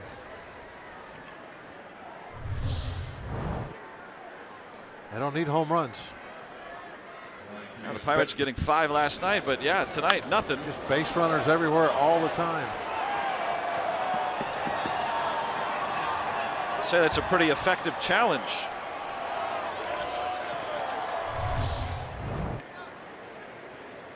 Pirates lead 7-0 now in just the 4th inning. John Gray charged with 6 of those runs in 3 2/3.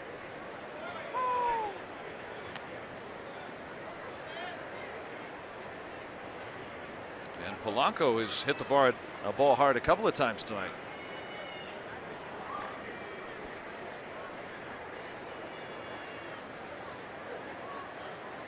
Only he and Mercer without hits, and we're only in the 4th inning. And Polanco's driven in a run already, and Mercer's driven in a run. Point Park tweets for you. The Bucko dab, Dinger's all ball game. Smart hitting in the boom drop. I like that. Yeah, the boom drop. Okay. Ooh, the Pirates hook. Oh, Paul Nickel putting his 2 cents in. I like that. You're with the jar. Okay, I'll put a nickel in for that. I got a quarter, so I got 4 more of those. 7-0 Pirates here in the 4th.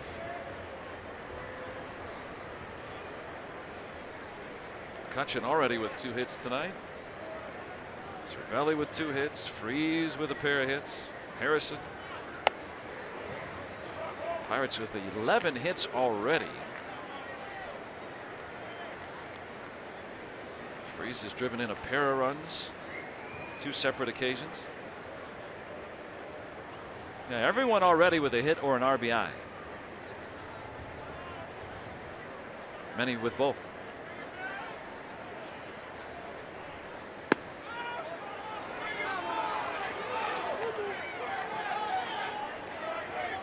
And I've said it before and I'll say it again.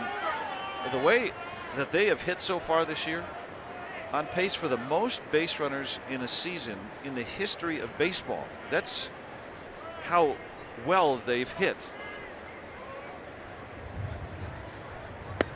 And Polanco, the 3rd out here in the 4th, but 3 more across, and it's 7-0 Buccos.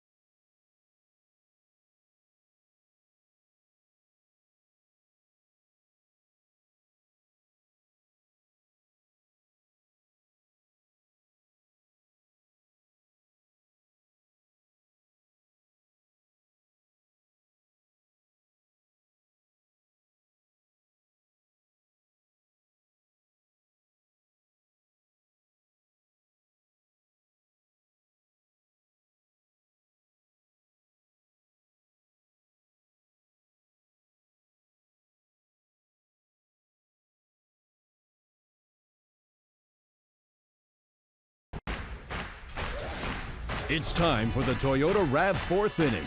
The all-wheel drive RAV Hybrid has performance that will make you rethink hybrid.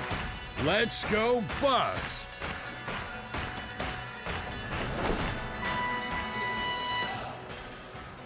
David Freese and Francisco Cervelli driving in the runs in the 4th. 3 more across.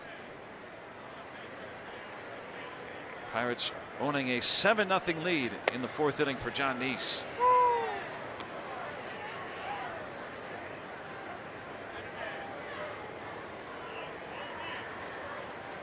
Trevor Story, a strikeout victim in the 1st. Neese is fan 5. How's your voting coming, by the way, in your whether it was a smart hitting or the pump? The fans speak that Josh Harrison's hit was smart hitting. Is it a little dunker? Wide margin or a close victory so far? It's a wider margin than all the presidential polls have right now. Oh, so overwhelming smart hitting. Story deep into center and out of room. It's Trevor Story with home run number 9.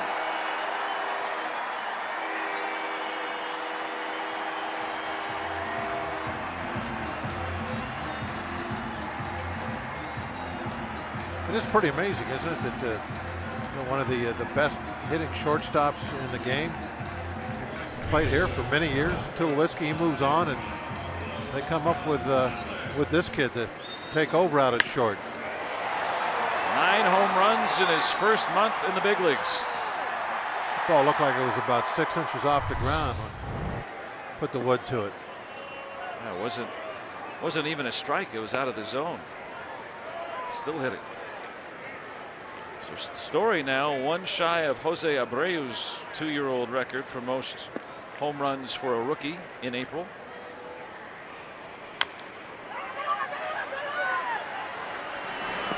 And Nice beat him to the bag.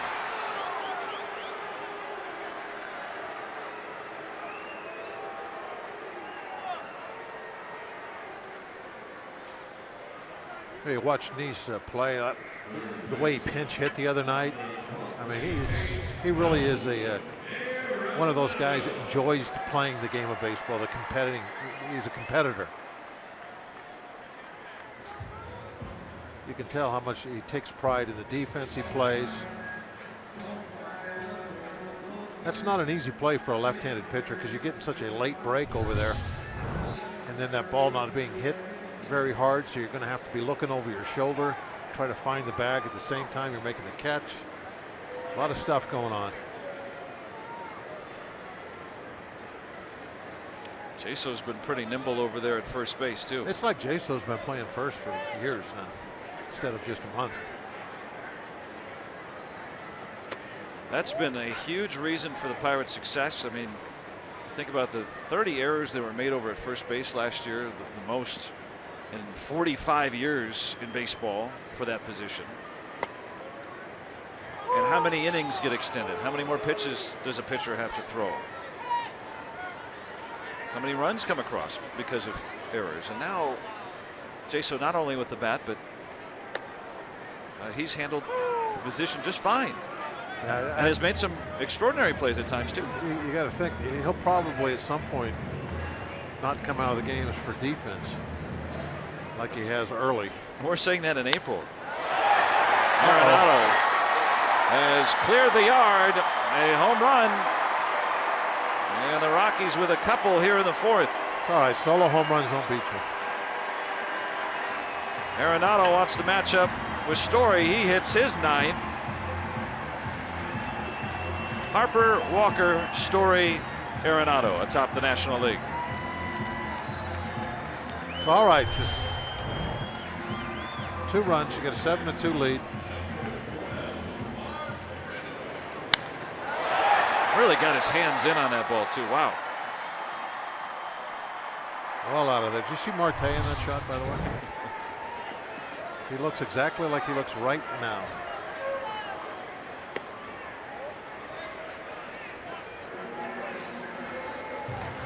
Why turn around? No, he know the outcome. Yeah, well, that's about 20 rows up. No reason to run back there.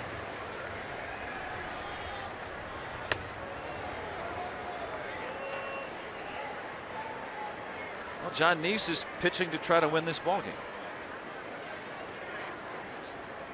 rather than, mess around. He's only thrown 50 pitches to this point. Mark Reynolds continues his mastery of John Nice. That's going to be a double. 10 for 17 in his career now against Nice. Nothing to do about that. Some guys just have your number. You try to change on them and do different things. Believe me, you know when somebody hits you well. And it's not like you just go out there and you keep banging your head against the wall. Try different pitches, different spots. All the pitches that have been hit have either been just out of the zone or really on the edges of the strike zone. So it's not like Nice is missing with his location here in this inning. He's only given up 5 hits now, total. So he's fine. Everything is fine. No reason to change anything. Story is homered. Arenado is homered. Reynolds poking a double with 1 out.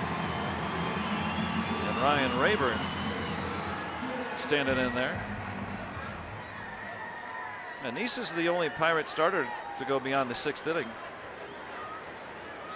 And he's pitching like he wants to get into the 7th inning again tonight.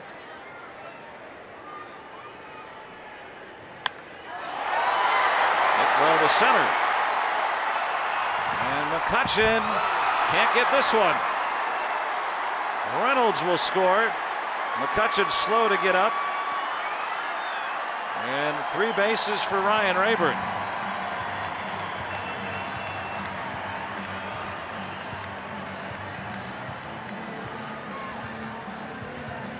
RBI number 7, and now the Rockies starting to inch a little closer. Looks like McCutchen's okay. Yeah, this ball kind of up, elevated. That's the first one of these that have been hit. This thing's really been a bad pitch. Ooh. Looked like maybe just went off the tip of the glove, perhaps.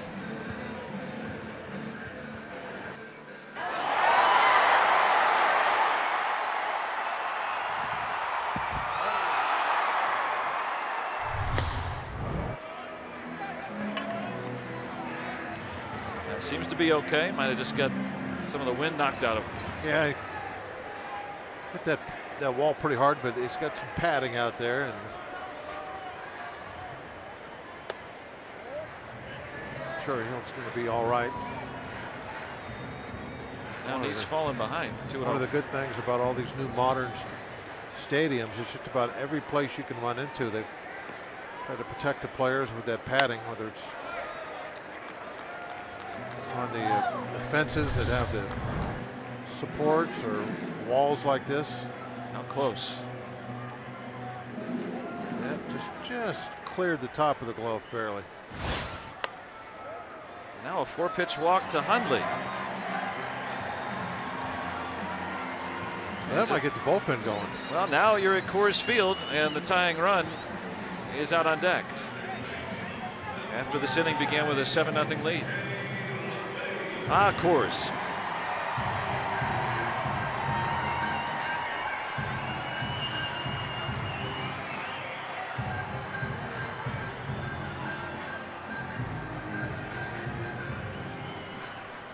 Get a ground ball right here, double play, you're out of it.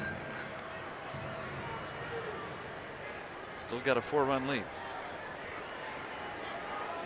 LeMahieu flat out to right, back in the 3rd.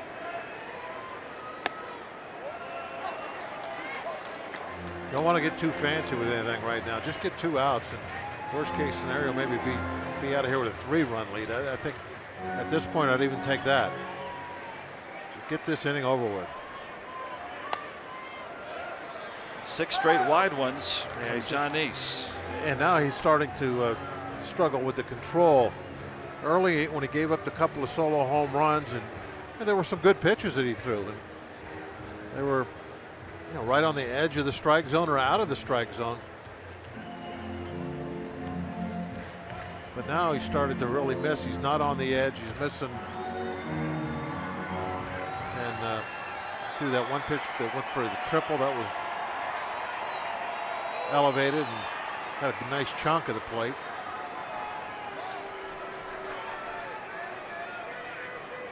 Get the ball down, get it away, get a ground ball to 3rd.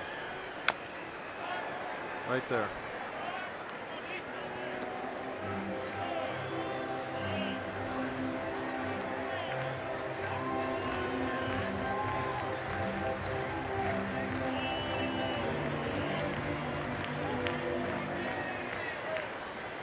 Rayburn at 3rd, Hundley on at 1st. 2-1. Shot through the hole, and the Rockies will bring the tying run up here in the 4th inning. That's a nice piece of hitting. That was the double play pitch right there. A little above the knees on the outside corner. This is one that you want the hitter, the right-hand hitter, to try and pull and hit that ground ball over on the left side. It goes with it and hits it the other way. And, there's a big hole on that side because Jaso is having to hold a runner on.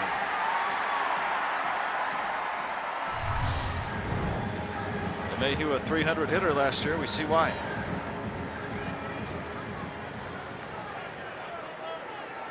Still only 1 out. 8th man to bat in the inning. Eddie Butler, the pitcher, Still, though, only the 22nd pitch in the inning from Nice. Think about that, and if he can just get a couple of quick outs, as he's been doing early in the count earlier. Well, I can get one of them right now. Even if the sacrifice is successful, at least you get yourself to 2 outs. Of course, now that you have a 2-strike count on Butler, you want to try and strike him out. You don't want him to move the runners now.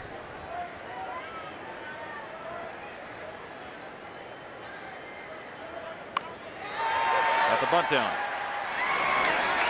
And he does move him up.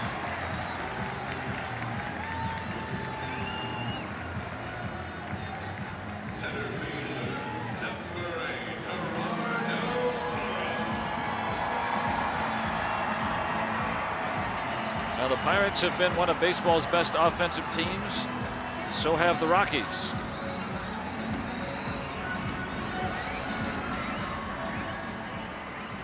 Two-out chance for Parra as Colorado is batted around. Doubled back in the first.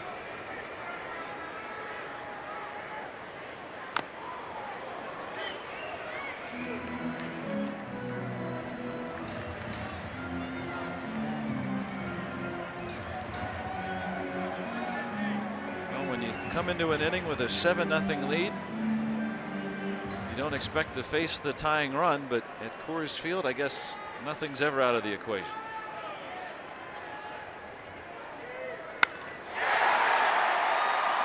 Polanco is there. Nice positioning.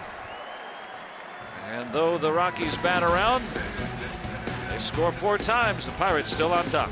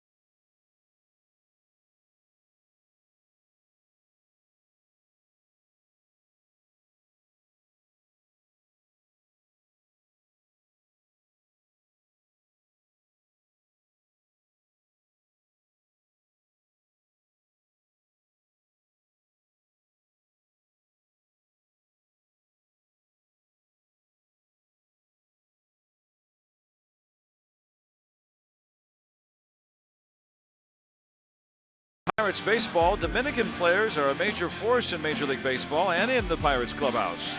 The Renegades of the Rotunda have become an integral part of PNC Park's atmosphere and much more. Inside Pirates Baseball, presented by Allegheny Health Network, tomorrow after postgame, right here on Root Sports. Trevor Story with a home run, as did Nolan Arenado, sparking that 4-run 4th for Colorado. Remember McCutchen colliding with the center field wall in that inning, trying to make the catch on that Rayburn triple.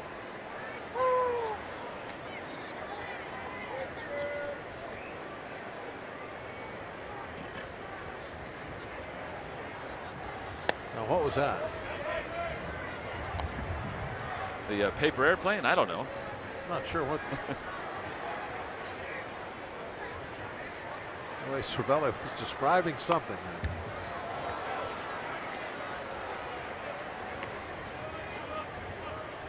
I like when he describes anything.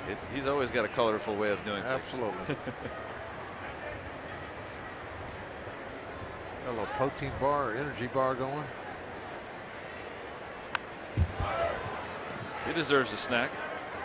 John Neese. Need some hot chocolate down there. And Neese faced 9 batters in that inning, 26 pitches.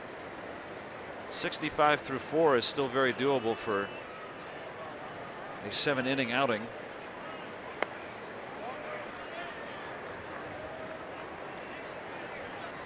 And Harrison today, a pair of singles. The last drove in a run, another 2-out single for him. 341 average.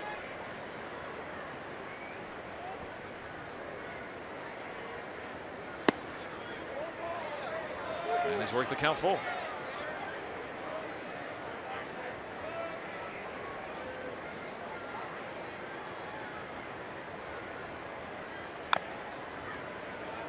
Eddie Butler is called up today as Jorge De La Rosa, yesterday's starter, came out after 3 innings, had a strained groin and had to go on the disabled list.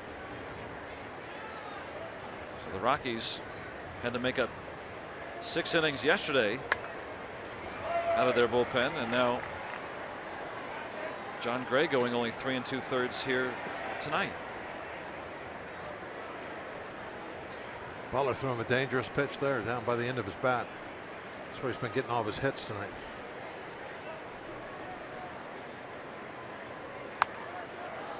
Harrison continuing to battle. Already 9 pitches this at bat.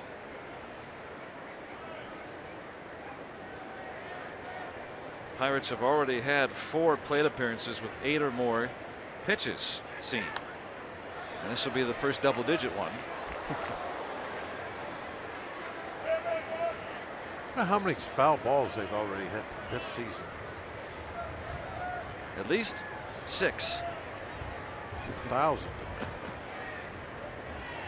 A lot of souvenirs. Didn't like that 3-2. Try another. Pitch number 12 coming up. I mean, they just wear out hitters, or wear out pitchers. I mean, they're hitters. Jeff Branson, Jeff Livesey. Any coaches?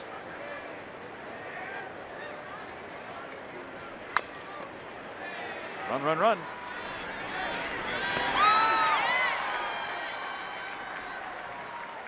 That is gauged as a good at bat by the Pirates because he saw 8 or more plate appearances, or I mean pitches I should say, in that plate appearance, and 12 right there. That's sometimes an inning for a pitcher. 8 could be an inning if he's lucky. But yeah, 12. That'd be a decent inning to have. How about the Pirates? You asked how many they fouled off. They fouled off 23 off of John Gray, and 12 of those with 2 strikes. Talking about keeping at bats alive, keeping innings alive.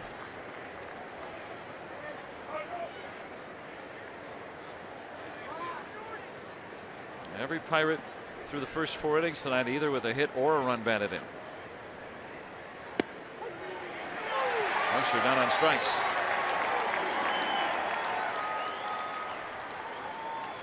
Tried to have a long at bat.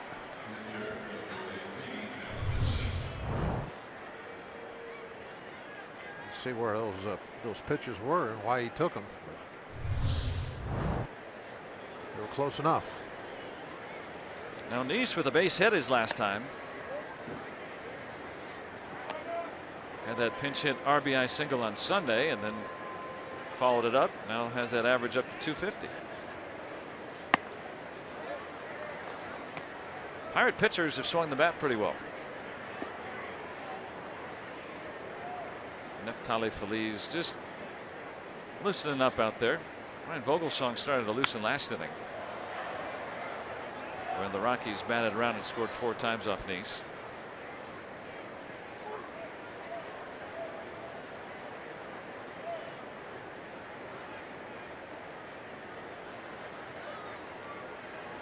That's the Pirates' forest out there. I like how they've got the woodsy feel here. It's neat. Just need some trout. Might stock it.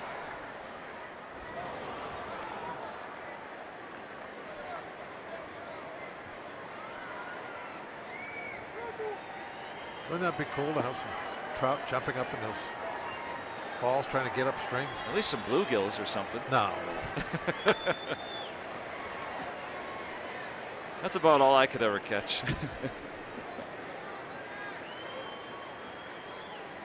We're not far from the foothills of the Rocky Mountains here in Denver.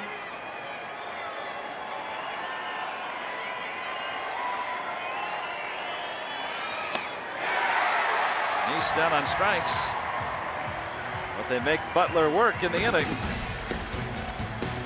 Still 7-4 Buccos.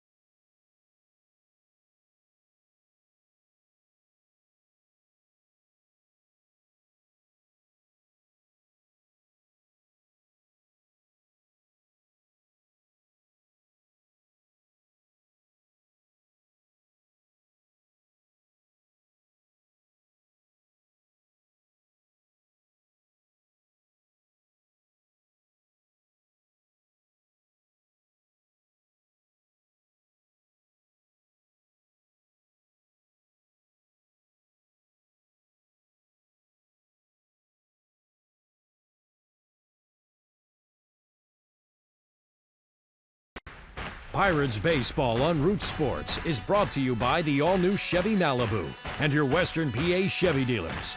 And by Barrel. Our service centers are now open evenings and weekends. Visit barrelservice.com for more. Let's go Bucks! Pirates have the lead, 7-4. Trying to make their third straight win here and fourth overall. Trevor Story led off the last inning with a home run. Got all 4 of their runs as they batted around last inning. Now I'm going to state the obvious here. This is a big inning for Nice. He's got to get back to where he was. Have a nice, quick, efficient inning. 3 quick outs, not many pitches. You talked about it earlier too, being able to locate a way to right-handed batters. It's something that he's improved upon in every one of his starts, it seems like, this year. But in that last inning and here to Story, struggling to do that a bit. That's a good one. Looks like he's kind of missing upstairs also a little bit. A lot of times you'd see that and think, okay, later in the game, maybe fatigue coming in. That's one of the signs they'll look at. But I don't think that's the case here tonight. He hadn't thrown that many pitches. But there's 3. This at bat that he's missed up and away with.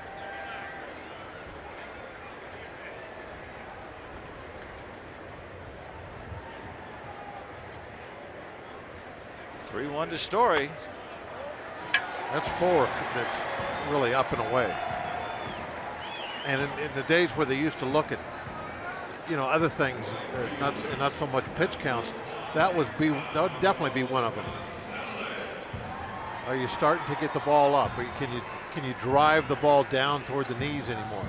And if you're not, then that would really tell the pitching coach and manager, hey, he's getting a little tired out there. The ball's starting to come up now. We got to really watch him close. Maybe get somebody going in the pen. Pirates had activity briefly last inning. This is to Gonzalez, ball one.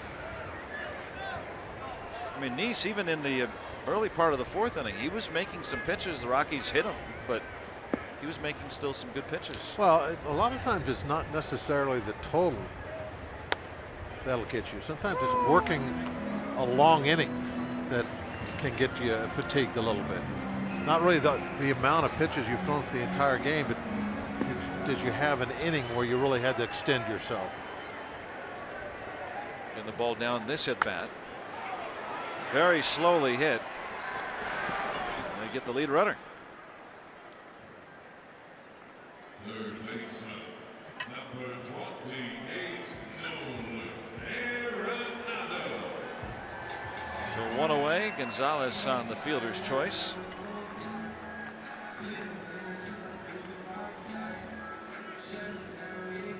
Cool night here at Coors Field. 44 degrees at the moment. It's really changed a lot from when we started the game. Arenado pops it up. That's the second out. The sun was shining and it was rather pleasant out in the beginning. Not now. Arenado thinking he was going to drive that one a little bit better than he did.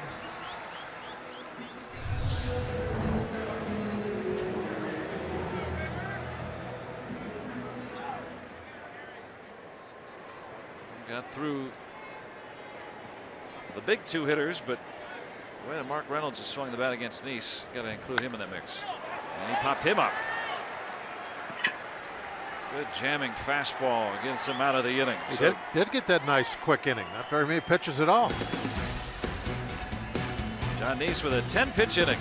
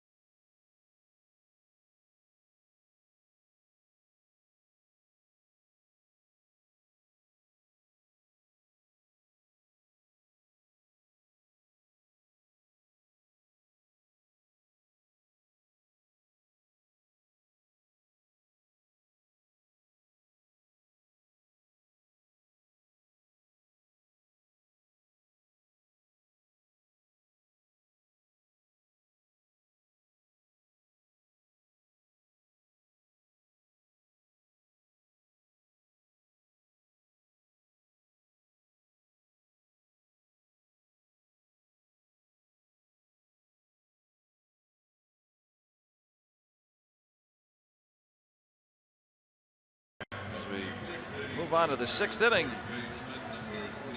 And a look at our Nissan road ahead. Former Rocky Juan Nicasio gets the nod. Tyler Chatwood will be his opposition in the fourth and final game of this series. We'll have all the coverage for you beginning at 2:30. Yeah, let's hope they're getting ready for a sweep. Pirates wrapping up a 10-game road trip. Hoping for a winning trip. Pirates a very road-laden schedule in the early going. 24 of the 35 on the road after that series opening the season against the Cardinals. John Jaso with a base hit back in the third.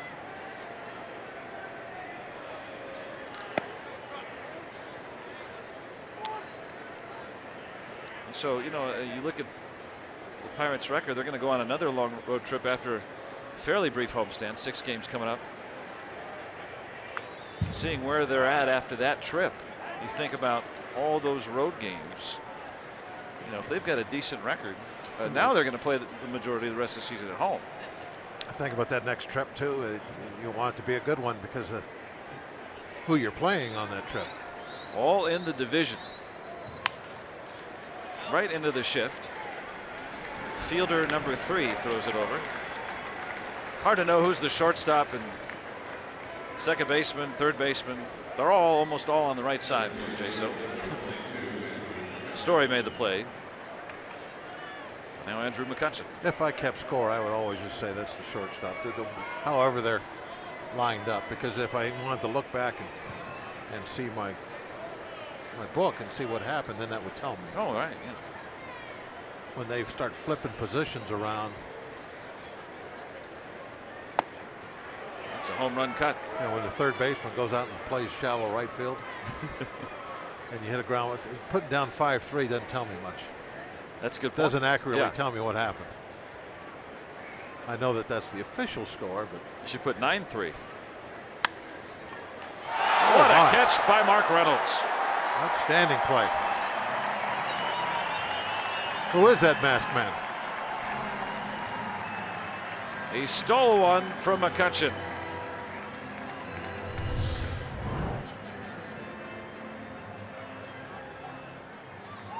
I tell you, he's one of the more athletic players that no one really knows about it in that regard. Having watched him for a season. That was an extraordinary play. Took away McCutchen's third hit. If that is Mark Reynolds, we're assuming. Could just be somebody with his uniform top on. We don't know.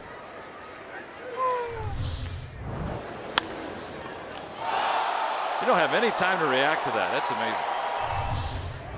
That's such a great view, because when you see the game played at that level, just know how talented these guys are. Eddie Butler has sent down 7 Pirates in a row.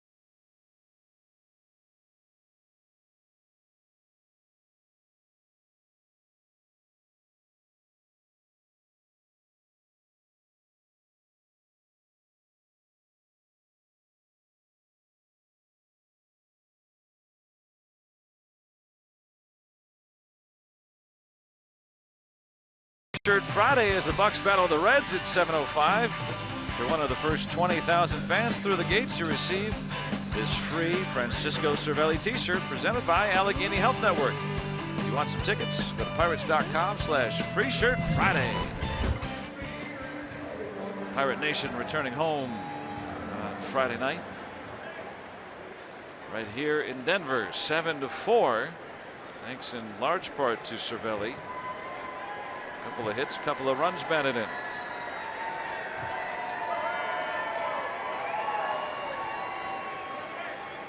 John Neese getting the 6th at 75 pitches. Really rebounding nicely. Rockies batting around in the 4th inning, gave up 4 runs. and then got through the 5th after a leadoff walk on just 10 pitches. That's 2 less than Jay saw his last at bat. That's a good point. 2-0. Strike into Rayburn. Justin Miller.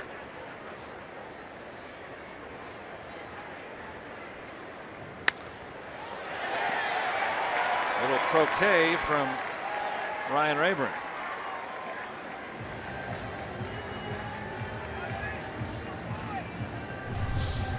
Rockies have had the leadoff man on in 5 of 6 innings tonight. They've only scored in 1 of them, at least so far. Need the double play ball. It's where being a good ground ball pitcher comes into play.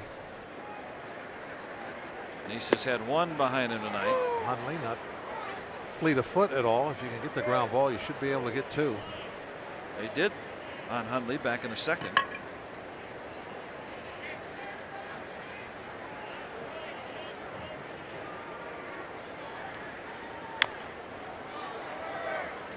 Rounds it foul to Stu Cole.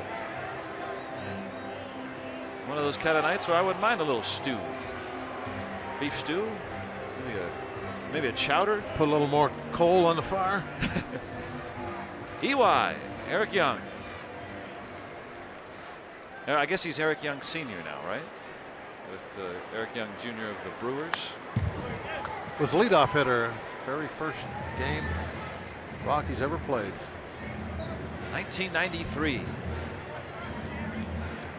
Rockies were born. Hard to believe they've been around almost a quarter century now as a franchise. Making me feel old now. There's the winningest manager in Rockies history.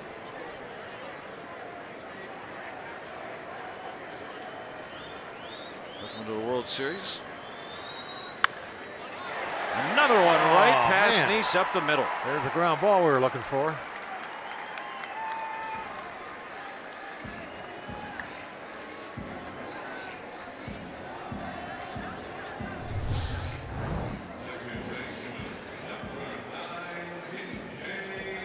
What can you do when you're falling off the mound? I mean, as a left-hander, that's where you go.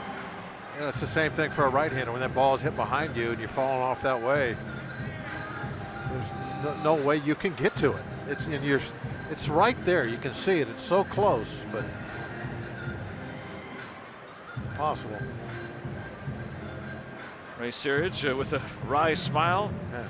Hey man, you got the 2 balls you just wanted. Just keep getting ground balls. There'll be one at somebody. I'll tell you, there hasn't been anybody, in my opinion, that's had bad luck like John Nice so far early in the season. You know, a couple of home runs in the Arizona game just snuck over the wall. Well, there's been times too where he's gotten the ground ball for a double play, and there'll be a little bobble, and then you just get 1, and now the inning, instead of being over, is extended, and a run gets knocked in. It's just little things like that have kind of gotten to him a few times, but he's still been able to win them. Ryan Vogelsong is loosening again. That one too hard hit, and it sneaks through. Rayburn held up. That one hit very hard by LeMahieu, and that loads the bases for the Rockies. They'll now have the go-ahead run coming to the plate. If you could have had a little luck instead of being just off to the right, could have had that right at Mercer. And we'll see a pinch hitter.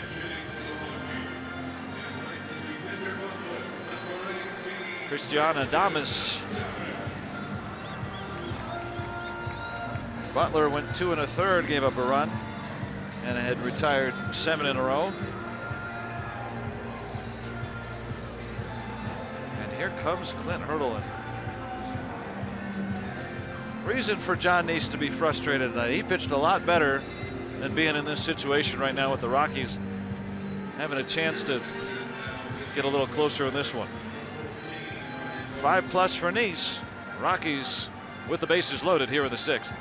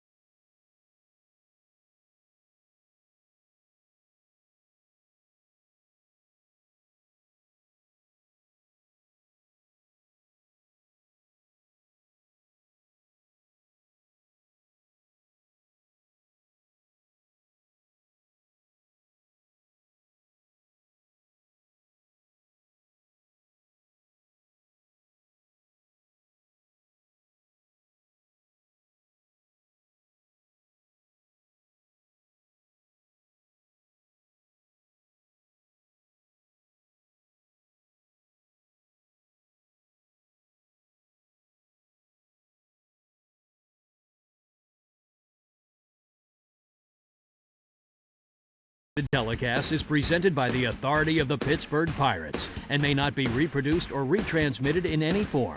And the accounts and descriptions of this game may not be disseminated without the express written consent of the Pittsburgh Pirates. And John Neese, frustrated,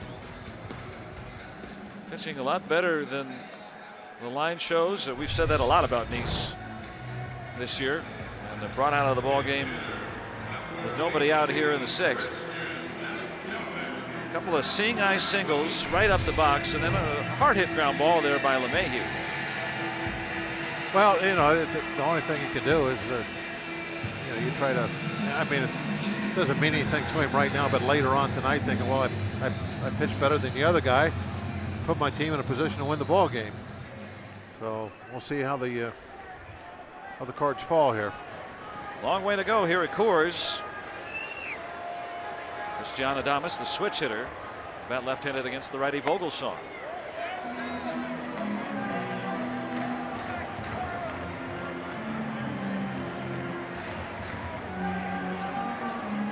Two for 7 as a pinch hitter.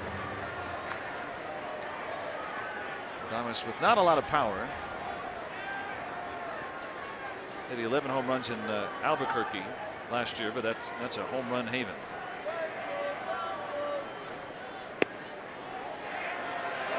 He's only got 4 hits on the season. 2 of those came yesterday in a spot start for Story. Also walked twice. All of his hits are as a left-handed hitter. All 4 of them. Now 3-0.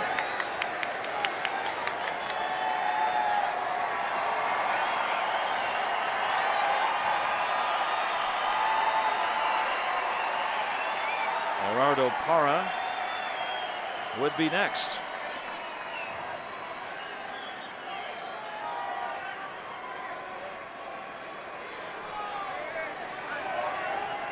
And he sees one.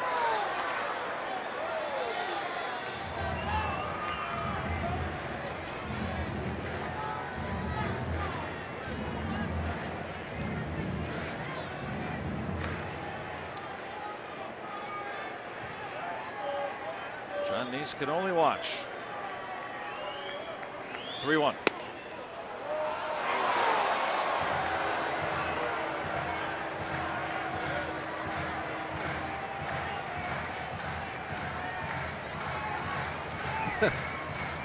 See Adames, the way he kind of cocked his head, like darn. Hasn't swung the bat yet. Base is full of Rockies, nobody out.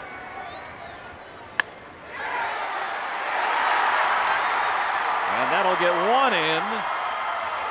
And they get the force. And a heads up play by Jordy Mercer. Great play by Mercer, really a heads up.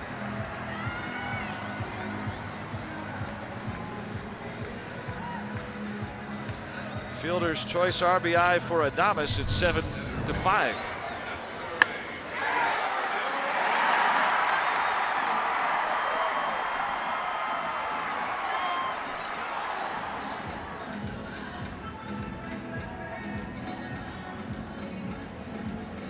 Nice He's job done by that. Freese. Look Yeah. at that. Good stretch. Try to get back in position to cover the base. Mercer's done that a couple of times this year, throwing over there to get an out at third.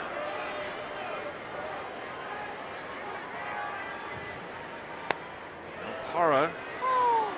This will be the only time you have to write 4-6-5 in your book this year. Well, with today's shifts, I'm not so Yeah. sure. Yeah, Who knows? I take that back. So now you got first and second. The lead runner's LeMahieu.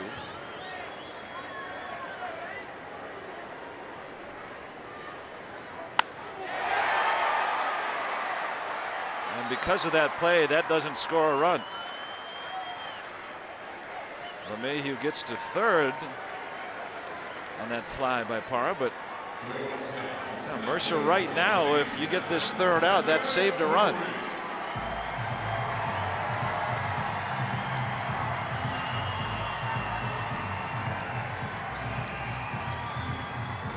Vogelsong inherited the bases loaded with nobody out. You get out of it with 1 run, that's a success. Yeah, that's definitely a. I mean, there's no way you can rightly expect him to get out of it any better than that. Run expectancy. Really, I think even if you give up 2 runs in that scenario, I mean, that's probably what's going to happen most of the time. Ball 1. The run expectancy, Tom Tango's charts says on average 2.5 runs come home in an inning where the bases are loaded and nobody out. So you get out with 1, you've beaten the odds. Tom Tango puts that up. Yeah, the run expectancy matrix. Years and years of data to come up with that. 2-0 to a dangerous man, Trevor Story. Homered already tonight, back in the 4th. So years and years of analytic investigation Just came up with picking out what averages. what I said was just common sense. Yeah. But you can put a number on it. There's a strike. Make it a fact.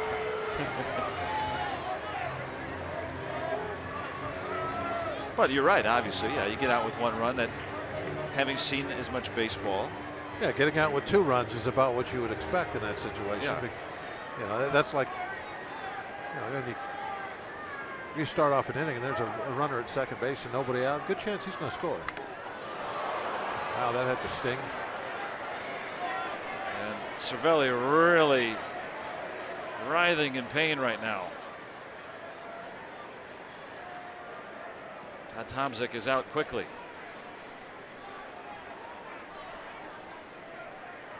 That one really hurt.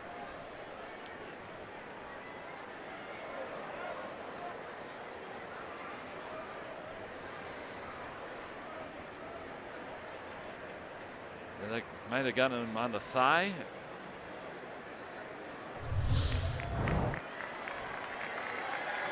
Oh, right on the inside part of that right thigh.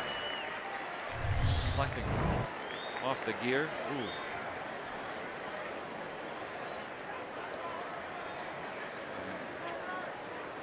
Still walking gingerly.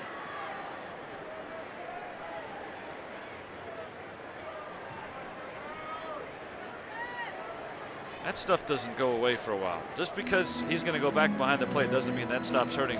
It's going to be a bruise. Tonight, tomorrow, or next week even. You know what?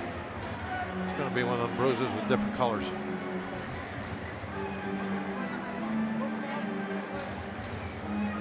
The life of a catcher. He's going to stay in. Try to get this final strike of the inning. Keep the lead. The Rockies have scored 5 unanswered. Runner goes.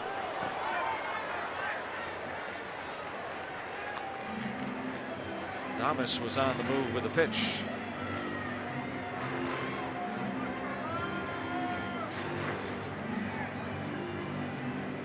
DJ LeMahieu, the 3rd of 3 consecutive singles off John Neese to start the inning.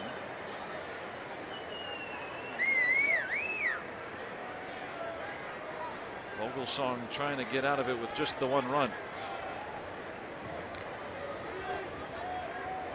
Neese 5+.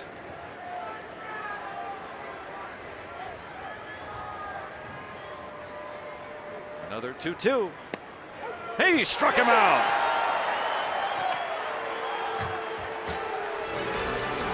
And Story down on strikes. Vogelsong gets out of it with just the 1.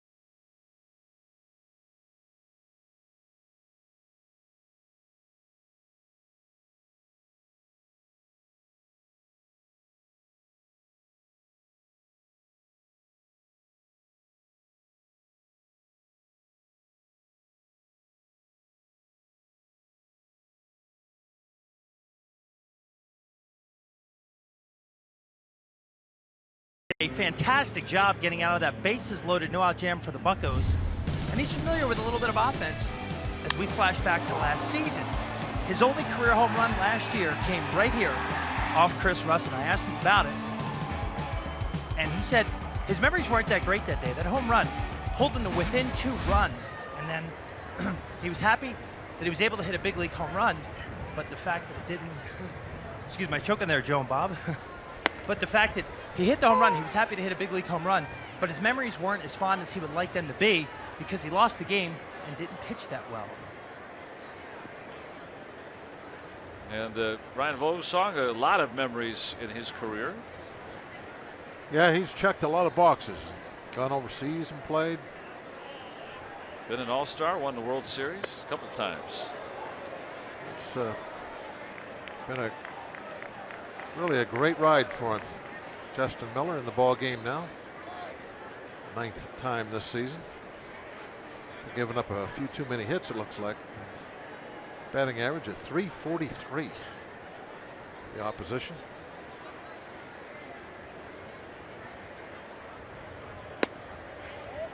Starling Marte, infield hit last time around.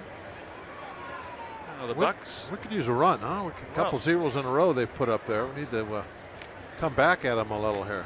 Yeah, Eddie Butler had retired 7 in a row, but they needed the pinch hitter, so. He's back in the cabin. Maybe they'll fare better against the Miller. Ramon De Jesus lost the mask there. Ooh, a double shot. Wow. That's some espresso right there. Ow.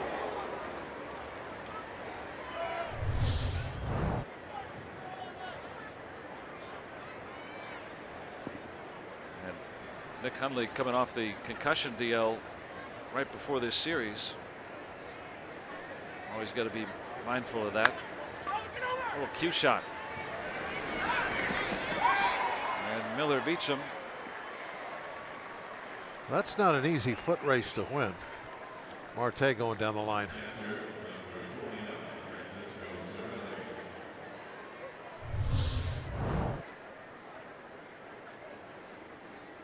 Got a good jump off the mound. He hesitated there at all.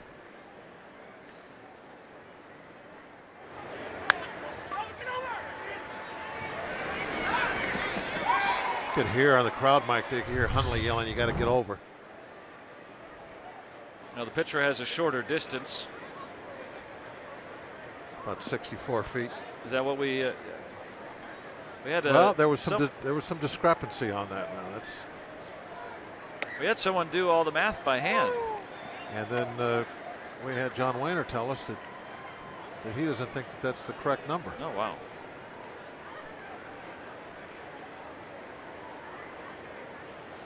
So I think it was calculated from the rubber. Yeah, that's what John did too. Okay. This is not from. It's kind of like when you calculate a home run. It's not reality. It's what. You don't give up, do you? No. There's no white flag in your pocket. No, why should there be? I'm learning. A white scarf for her, though. It's a chilly night. It's getting cooler. We're going to be about as cool as we were last night in the ball game. It got down into the 30s. Looks like they got the fireplace going in the rooftop lounge. They got the grill up there. I've been up there before. Well, they got it going. That's where they make all those good hamburgers up there. Got a little smoke coming out of there.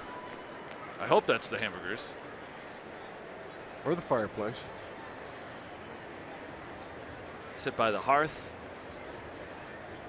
Enjoy a nice ball game here in Denver. That's why Miller grew out the beard. He knows about April's here.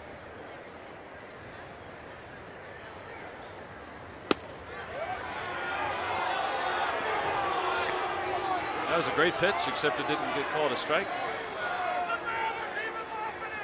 That's tough.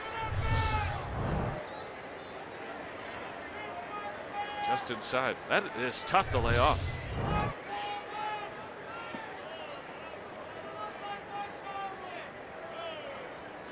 Cervelli has not been retired tonight. And De Jesus says he wins. Bob Davidson confirms it.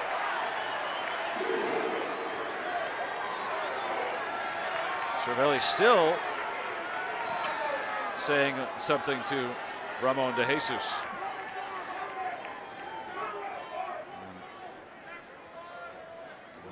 Clint Hurdle, You know, protecting his player. it's kind of been a little bit of a throwback on this road trip. There's actually been some arguing with umpires. I missed it. Yeah, we haven't seen a lot of it since they've instituted the video replay, but there's been some jawing going on. Cervelli wanted the appeal, and Bob Davidson was more than happy to oblige.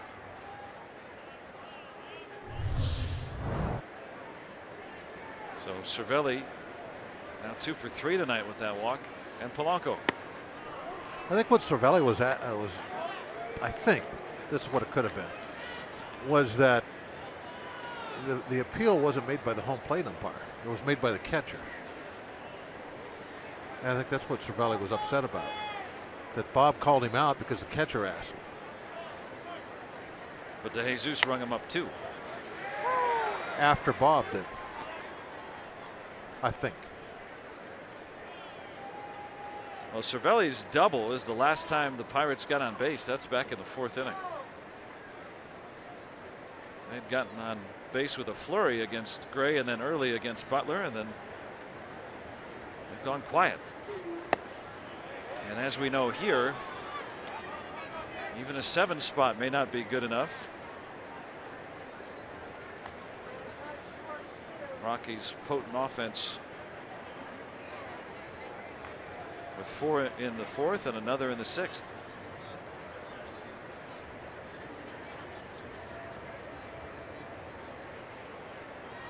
Two 1.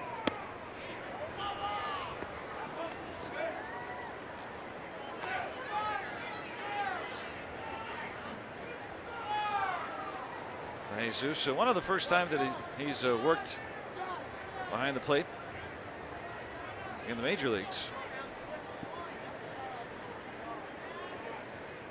He's done a pretty good job with the balls and strikes tonight. I was just going to say, I think he's called a nice game tonight. Cracked into center and deep. And Parra turns around. There it goes. A home run for Gregory Polanco. That was his turn. Number 2 for Polanco, and the Bucks lead it 8-5. That's a good run to get right there. After they've been coming back at us, be able to put a number up on the board ourselves. Hey, and you said expect something good from him tonight. Want him to take his turn. There it is. He's been getting a lot of pitches outside tonight. Just drives it back through the middle, well over the fence. That hit the bat. So Harrison down a strike. Just a nice, smooth, easy swing from Polanco. Oh, it really did put a nice, smooth swing on it. His bat is so live. The ball just leaps off of it.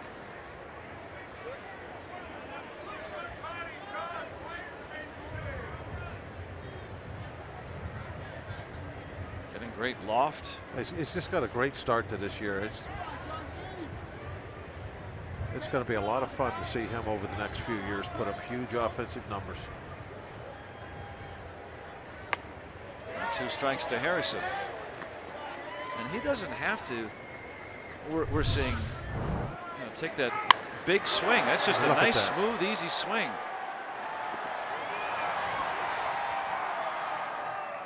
Statcast says that went 439 feet.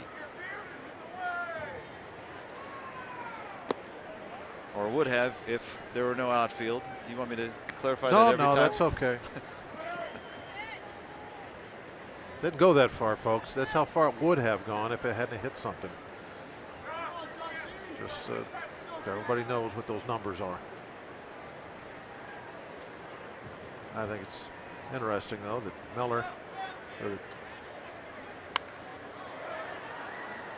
Polanco took Miller out by the bushes at Coors Field.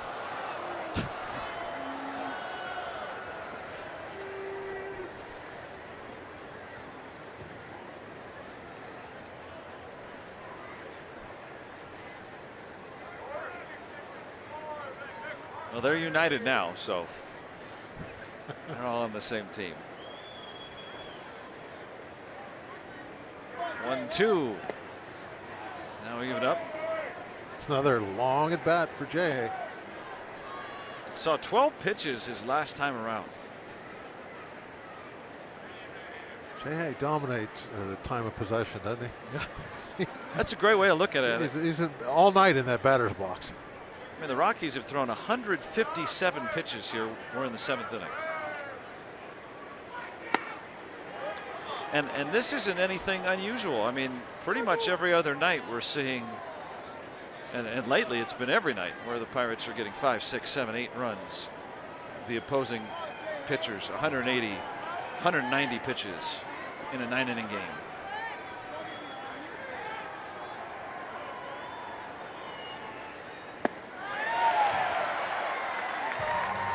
Another 7-pitch at bat for Harrison, but down on strikes. Gregory Polanco going yard for home run number 2. And extending the Pirates' lead to 8-5.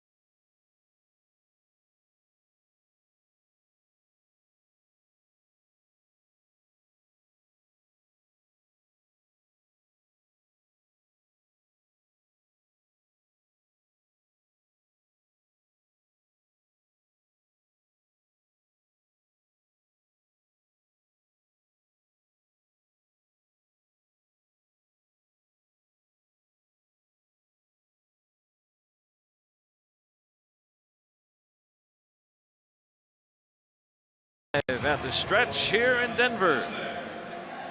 And just a reminder, as you enjoy a cold one, to look forward to Miller Time later in the game, brought to you by Miller Lite. He knew it was Miller time. Hitting a home run off Miller. Gregory Polanco. Feliz not giving up anything. The opponent batting average very, very low, 167. 3 walks. That had been a problem in years past, and has in the early going remedied that for the most part.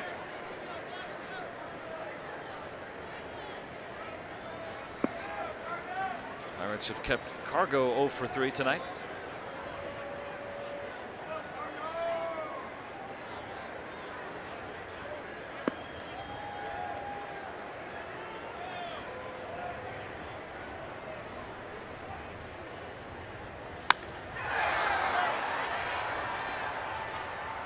In the air to McCutchen for out number 1.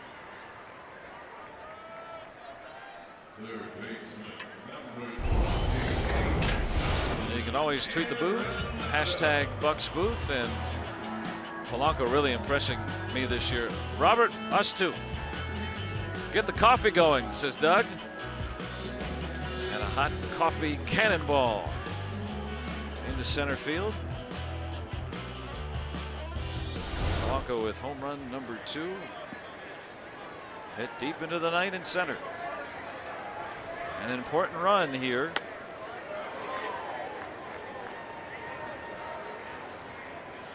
Now Nolan Arenado homering back in the 4th. Pirates had a 7-0 lead. The Rockies pecked away, batted around in the 4th. Added another in the 6th. Ryan Vogelsong allowed one of the inherited runners to score, but he had the bases loaded and nobody out.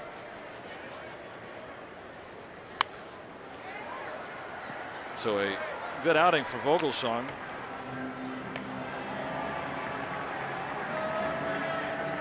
That was the opportunity for Colorado right there. Yeah, he faced 3 men and he got 3 outs. So Vogelsong did his job.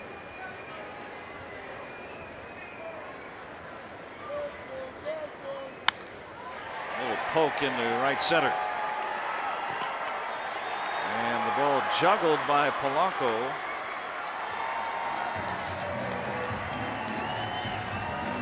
That's a base hit. We'll see if they give him 2, though. Polanco did a nice job cutting the ball off. I think he would have held him to a single. I think so, but it's home field advantage. I think he'll get a double.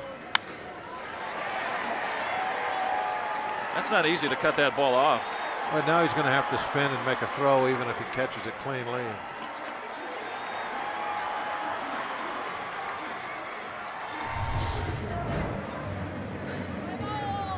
So Arenado in scoring position with 1 out. 2-base hit.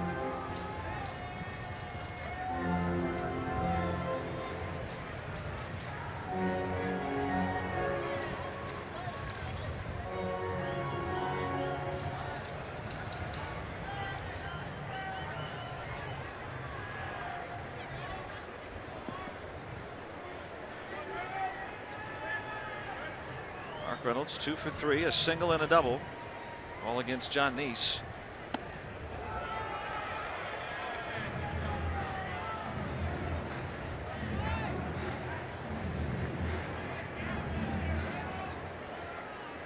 Feliz a scoreless inning yesterday, needing 23 pitches. Threw 40 on Sunday, and Mark Reynolds has made this an 8-7 ball game.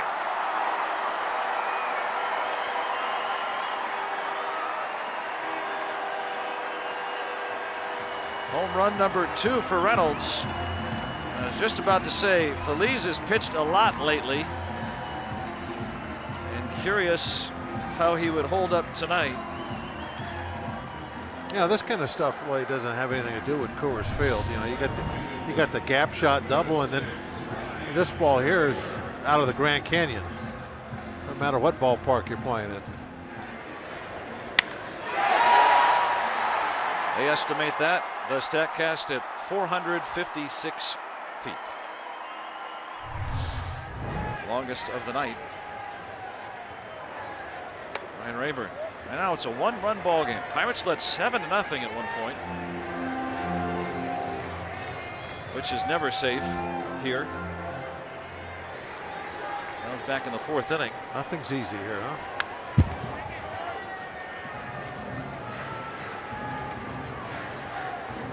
8-7. Pirates have led throughout, but the Rockies, as they did last night, they pulled to within a run. Pirates then pulled away. The Polanco home run feeling more important by the minute. You got that feeling we need some more too, don't you? Yeah, only in the 7th. Mark Reynolds signing with the Rockies, and Tony Watson getting up.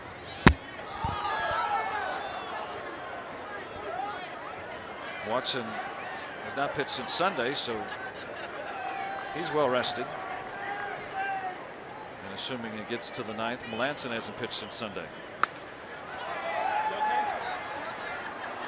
Neither one of those two guys have been getting a lot of work of late. The games have been, you know, either you're behind or lately the Pirates have been up by a good number of runs.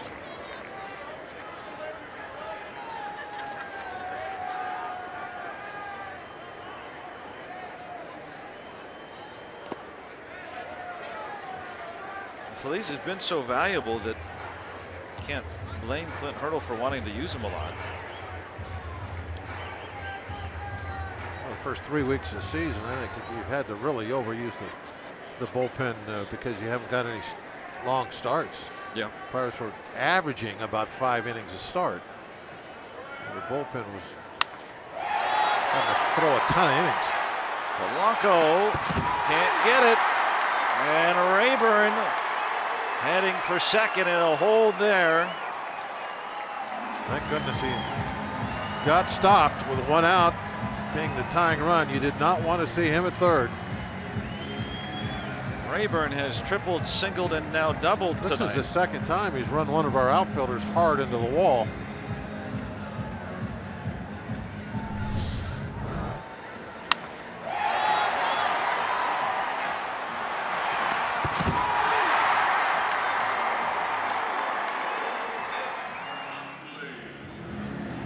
Just missed. Yeah, that it didn't look like it went over his glove. That might have went to the side of it a little bit. He slammed his back pretty hard in that padding. First double for Rayburn. Meeting at the mound here as And a Clint double Hurdle switch. is going to make a double switch. Feliz has pitched in 5 of the last 7 days. Great images on our Allegheny Health Network Supermo. I think maybe it did just get over the top of the glove. I don't think he knew where the wall was. It's hard in a He found out. opposing ballpark. Pitching change here with the Rockies having the tying run at second here in the 7th.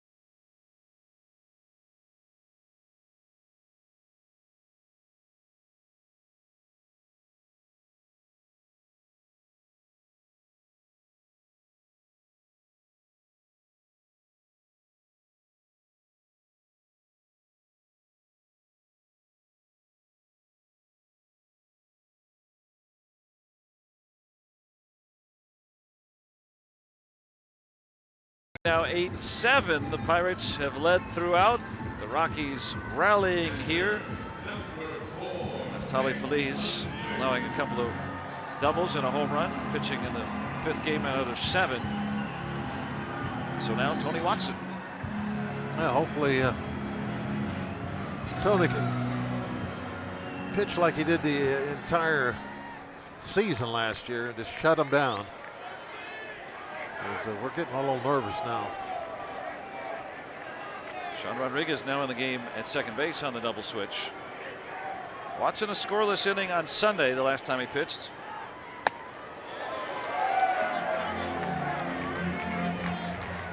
Probably going to be pressed into some extended duty tonight. If he can keep this lead and get it through the 8th as well.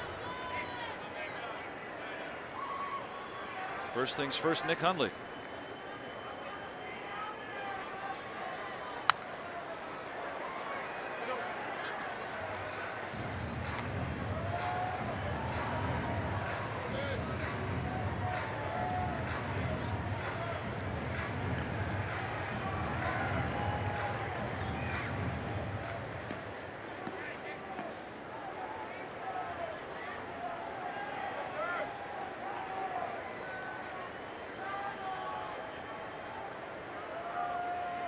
Two from Watson.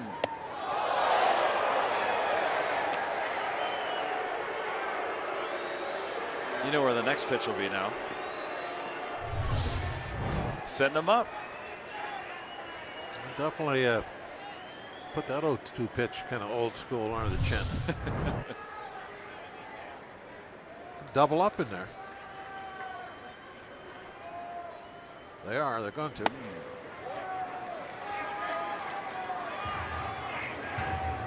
Trying to get him looking out, thinking, okay, now they're going to go away.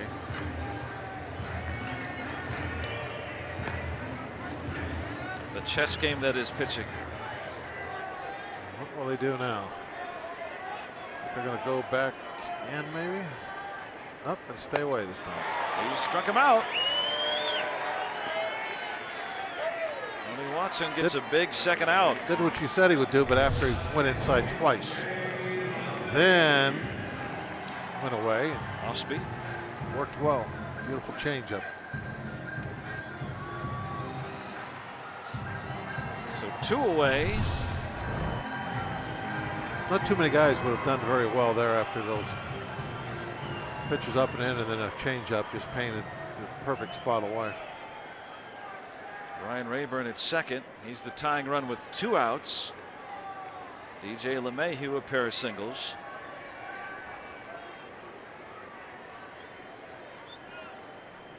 Eight 7 in the 7th. Hit well to right. And Polanco able to make the catch. Whew.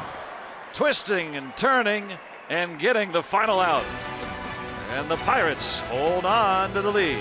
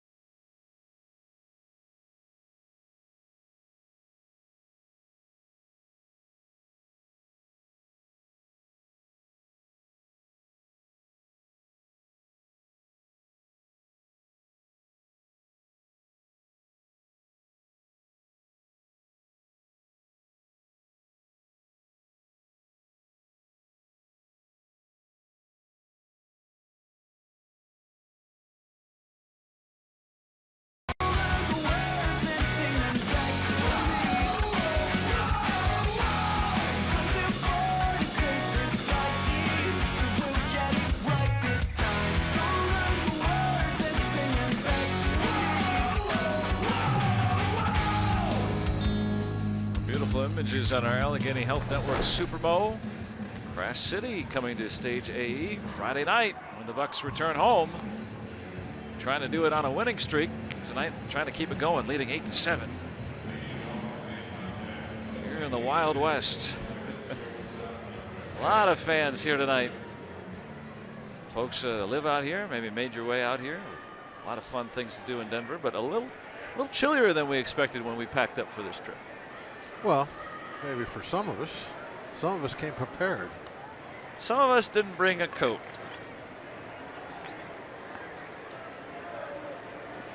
Chad Qualls on now to do the pitching. ERA up there a little bit in this short time.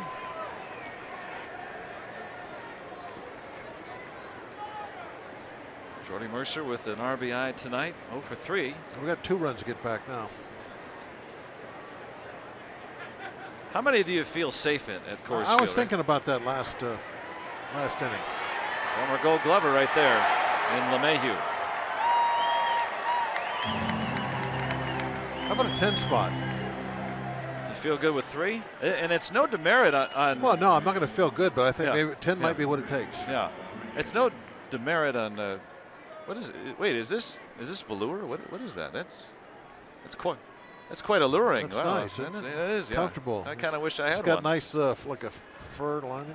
Where's Yeah. it? It's got a zipper. Now is that Oh, real look at real look at fur? I don't want Feel to that, anymore. feel Yeah. that, Oh yeah. well, yeah. It's like It's mink. nice. What is that? It's yak. Wow, yak.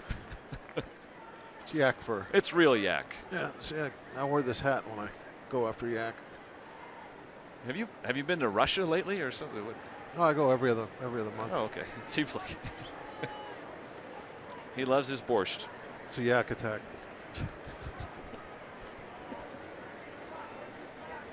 Here's Sean Rodriguez. I'm just envious. See? Yeah, that's. This is when you're prepared for cold weather. You pack appropriately. I wore a tie. Oh, that'll keep you warm. Didn't really do much. You wrap it around your ears, maybe. A little headband for when it's a little warmer. How'd you walk home last night? I didn't. I took the Oh, bus. you didn't? No. Well, that's how. Now, those guys are gamers. Get the windows wide open. Rock's got the sweatshirt on tonight. Yeah, Rock and I went down and got sweatshirts last night. I needed a little insurance. Well, that's what happens when you don't think ahead. You don't pack properly. You gotta be fast on your feet. Try to get clothes wherever you can get them. I packed a muscle shirt, but I didn't pack a coat. It was really a strange road trip to have to pack for. High fly ball to left. Not gonna make it. We have room in foul ground, and there's not much out there. Needed about another 10 feet or so to get to the wall. Hey, you San Diego. It was in the 90s the first day we got in Phoenix, then we come up here and it's almost snowing. Tough to pack for. A few miles from here, up in the mountains it is. Now they're supposed to get sleet here on Friday.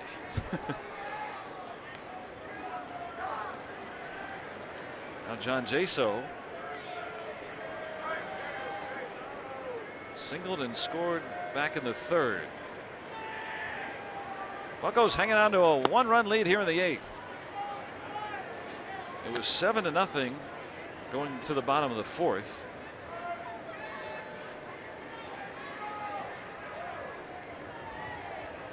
Polanco with a home run in the 7th. Right now the difference.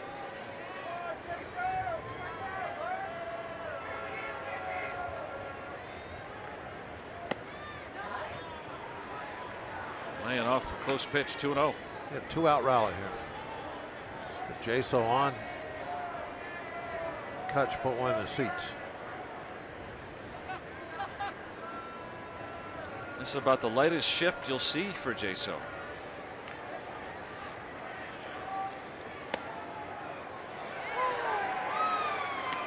The Rockies respecting the fact that he's been able to shoot the ball through the left side against the shift a little bit.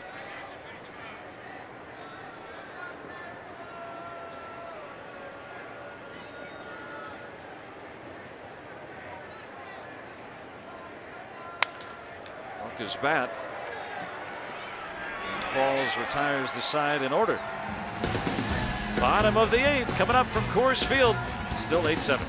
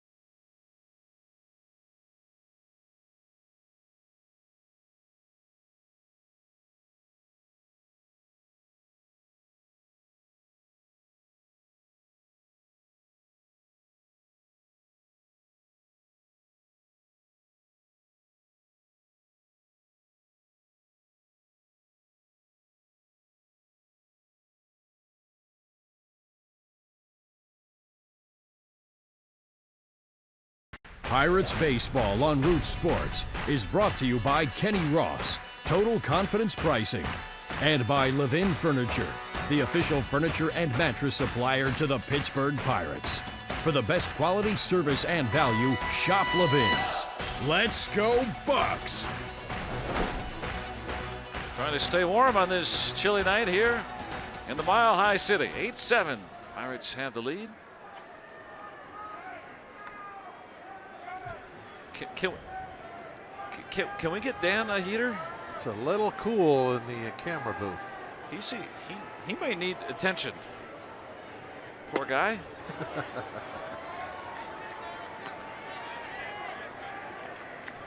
Also a little bit better prepared than I am.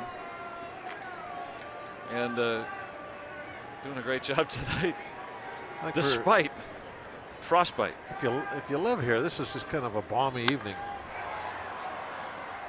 Brandon Barnes, the pinch hitter. And he's the first out. Tony Watson's come on and retired 3 straight men.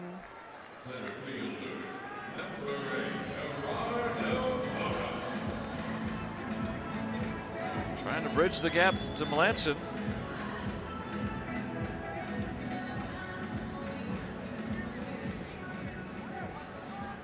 All right, tonight doubled back in the first inning, and he was left stranded there.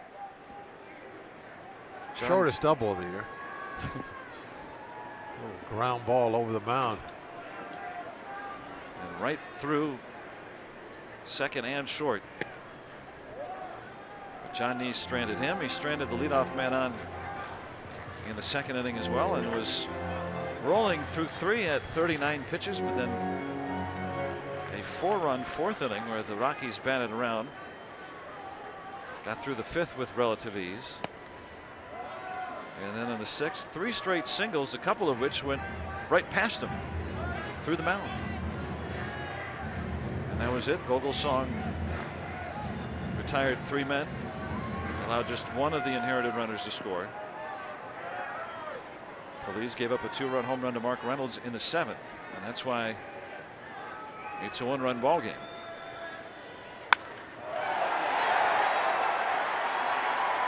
Hutchin running out of room, and there it goes. A game-tying home run for Gerardo Parra.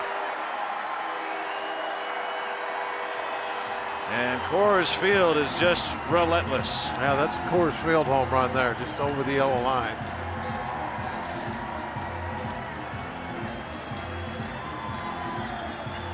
And we're back to even.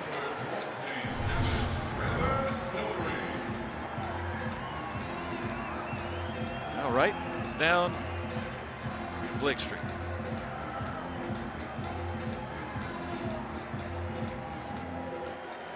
Just over the yellow line.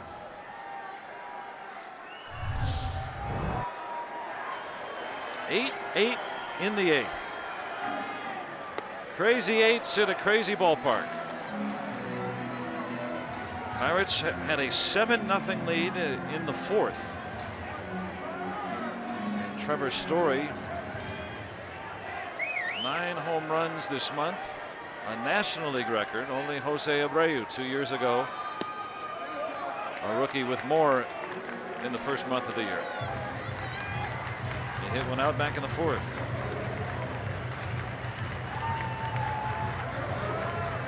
You put one ball where you don't want it, and it's out of here. Unforgiving.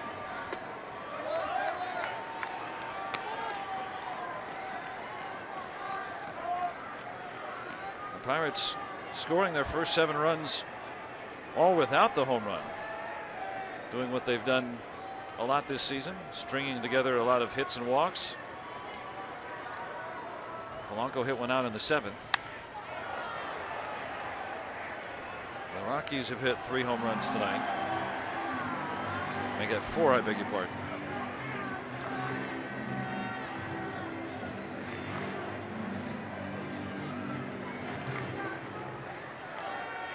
Kyle Lobstein getting loose.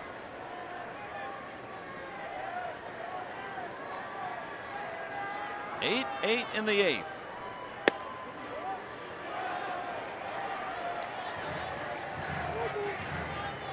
Carlos Gonzalez is the odd neck hitter. It doesn't get any easier after Story. Arenado in the hole. 3-2. Popped him up. Good time for a changeup. Work to perfection.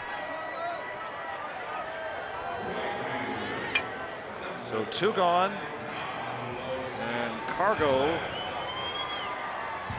0 for 4 tonight.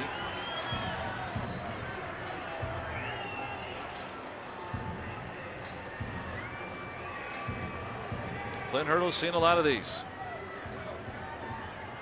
Yeah, he certainly knows what this ballpark is like. Spent a long time here, been involved in these kind of games over and over. Colorado closer Jake McGee getting up.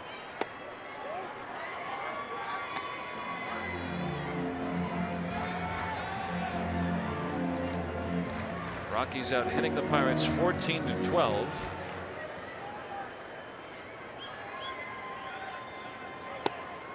Now 2-0. Pirates send up McCutchen, Freese, and Marte in the top of the 9th. He's already got a couple of hits tonight, robbed of a third. 2-0 from Watson.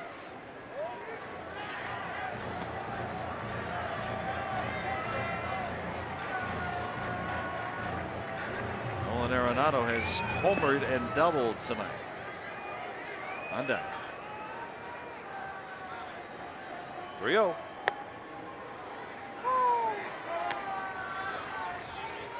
The way the ballpark plays, everybody in the lineup is a long ball threat.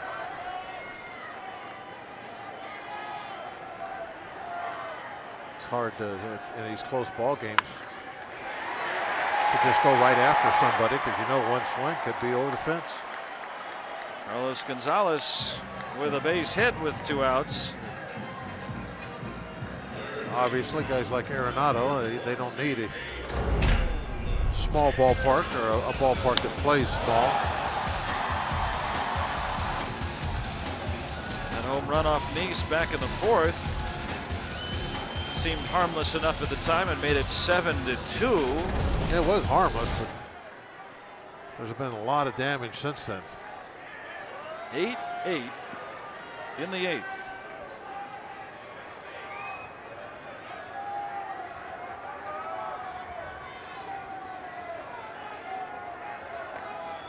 Those 9 home runs, tied for the league lead now.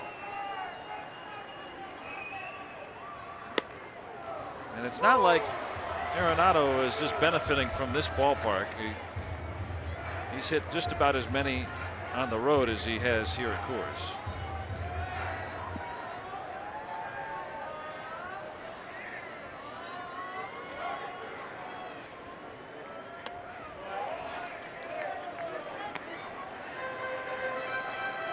It's so deep here to left field. If you get up there, you know, quite a ways into the stands, I mean, it's a legit home run no matter where you're at. It's just so long. I mean, you know, I don't know exactly how many extra feet this place gives you on a fly ball that's hit well. Got him down to one knee. It can't be 50 or 60 feet, can it?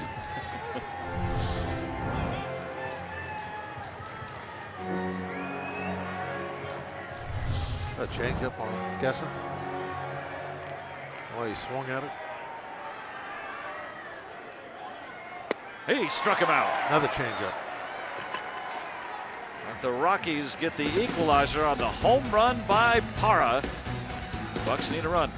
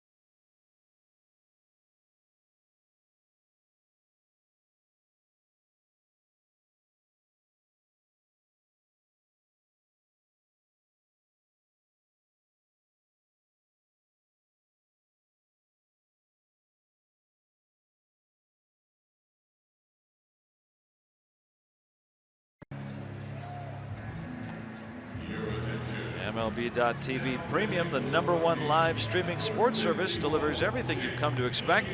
Watch every out-of-market game live in high def on more than 400 supported devices, and it includes a free subscription to At-Bat Premium. Blackout and other restrictions apply. Visit MLB.TV for details.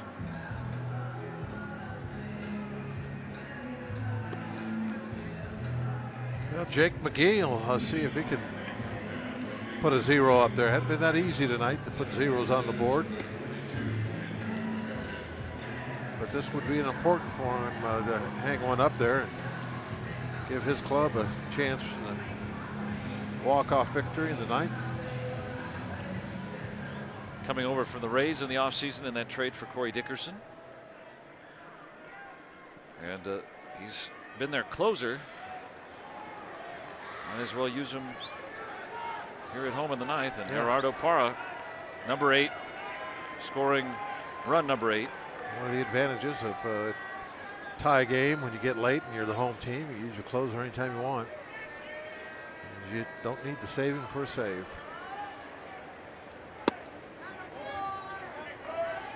And the guy who hits lefties very well, and Andrew McCutchen to start things. He's hit the ball hard twice tonight. Got one hit out of those 2 hard hit balls. The other time he got a single. Still 2 hits anyway.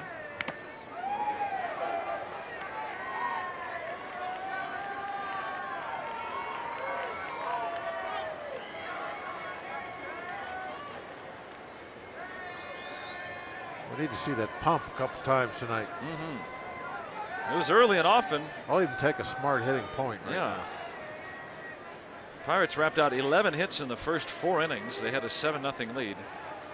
And only the Polanco home run. That's the lone base runner they've had since the 4th. It's like we've played 2 totally different ball games tonight. Well, we talked about it in spring training. You know, the game's played in thirds. Well, it's been played in halves tonight. Mark Reynolds with a home run. Rockies have hit 4.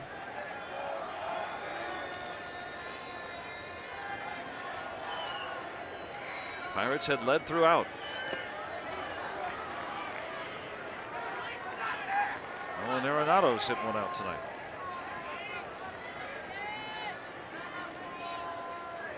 Andrew McCutchen last night hit 3 home runs. Maybe a different story here tonight.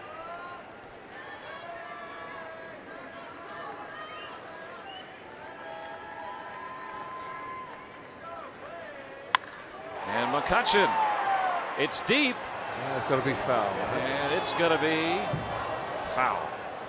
That one hit a long way.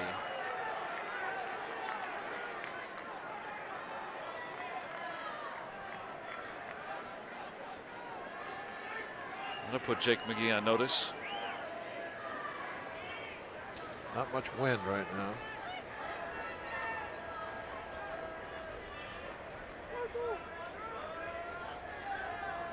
If he straightens one out, Pirates can get that lead right back. McCutchen leading off the 9th. And he'll get aboard. Just the second base runner since the 4th inning.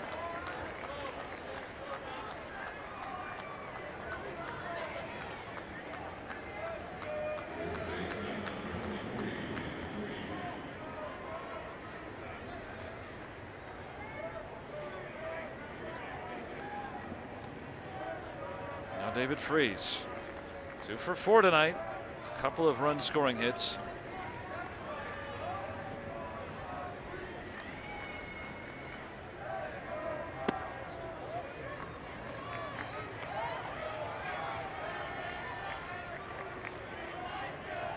No stranger to big hits. Well, this would be a big one. Pirates had a 7-0 lead. Rockies have come back to tie it. 1-0 to Freese. Be easy to drop one in out there somewhere. The outfield's almost in Kansas. Outfield desperately playing no doubles.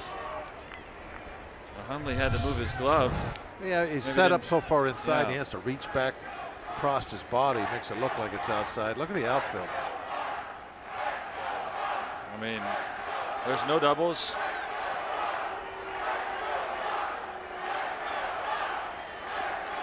Here are all the Pirate fans here. Yeah, got a big time Let's Go Bucks going.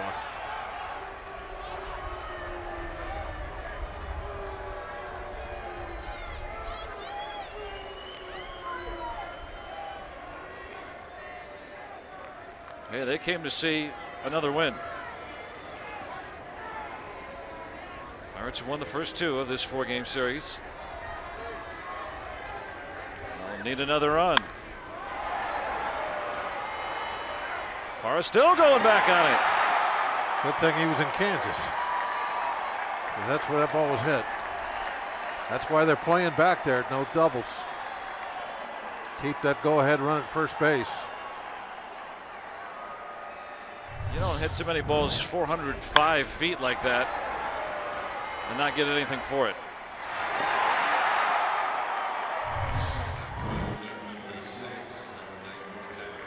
Former Gold Glover and Parra.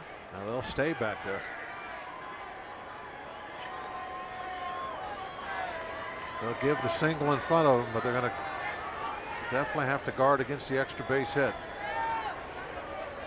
Marte with a single tonight. The Rayburn laughs only a few steps off the track.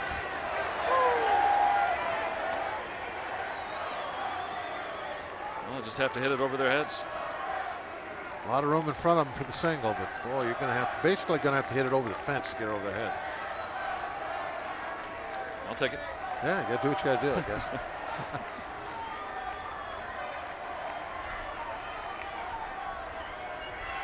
Oh, 1. Hundley keeps it in front of him. A couple of curveballs.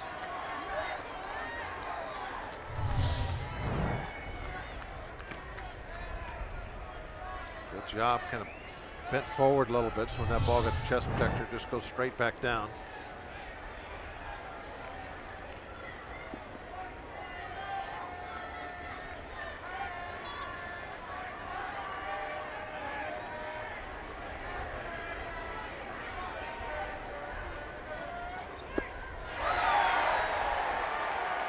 Now 1 and 2. A little over anxious.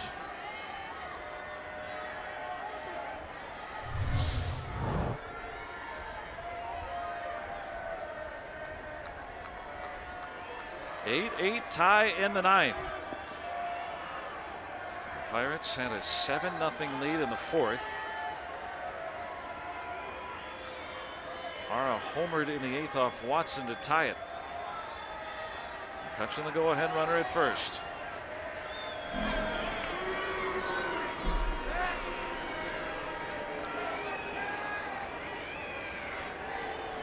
Lobstein if it's tied, Melanson if there's a lead.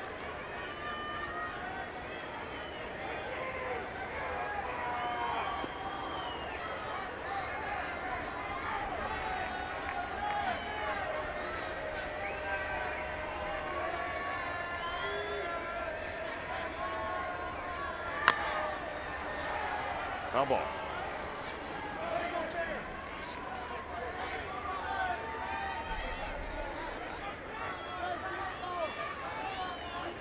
When we talk about how deep the outfield is, because they're so deep, if you hit it in the right spot, you might be able to get a double well in front of them. Yeah, it hits low. I like the ball that Parra hit earlier. A little dunker toward, gap over the infielders a bit. And they'll give that up. All they're worried about right now, though, is McCutchen. They're back there to try and prevent McCutchen from scoring. That's their main deal right now. That's all they're thinking about in the outfield.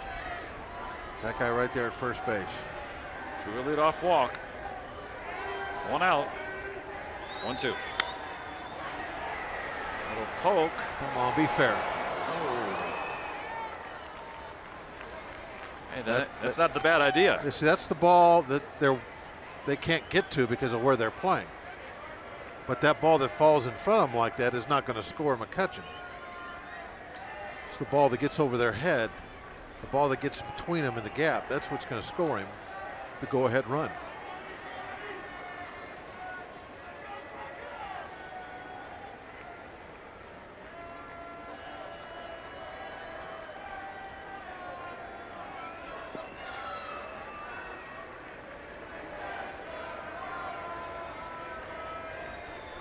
One ball, 2 strikes. Foul ball.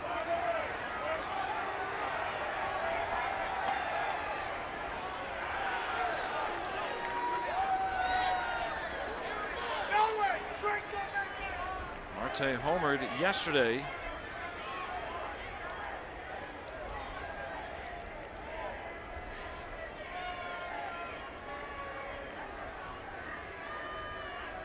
Trying to get the Bucks back on top here in the 9th.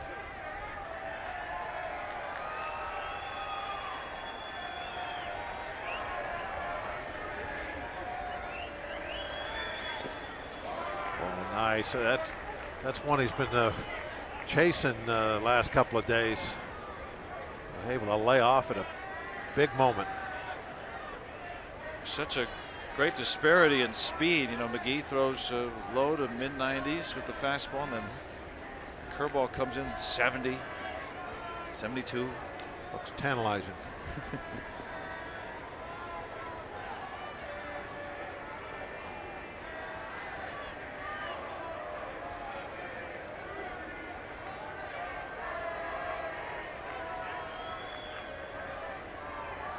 Two. Broke his bat, and that's a base hit. McCutcheon will hold at second. Parra really charged that ball. Now Marte gets the job done. Keeping the line moving here in the 9th.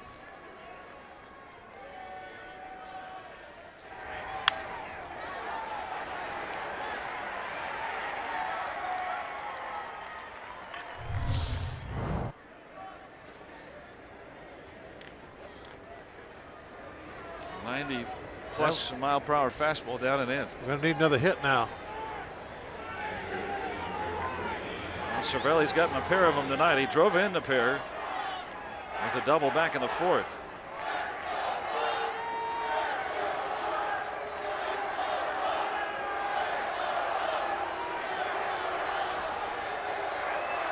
How about the Pirate fans overpowering even the man with the pom-poms up on the left there.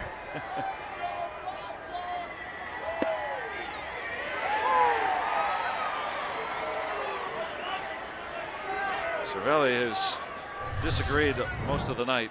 This is a pretty close pitch. I can see that being called a strike.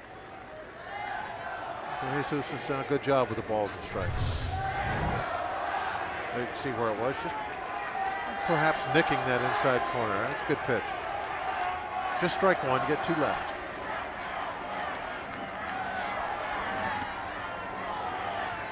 Hundley saves the runners from moving up.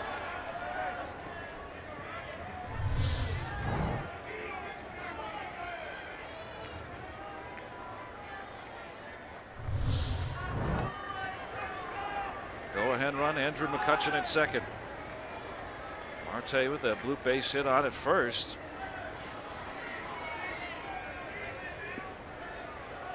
Rockies have tied it after the Pirates owned an early 7-0 lead.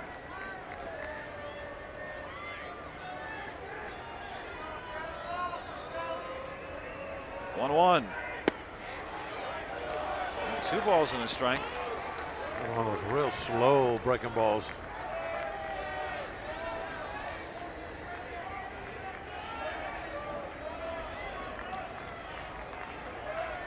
Rockies have lost 6 of their last 7. Pirates winners of 3 straight.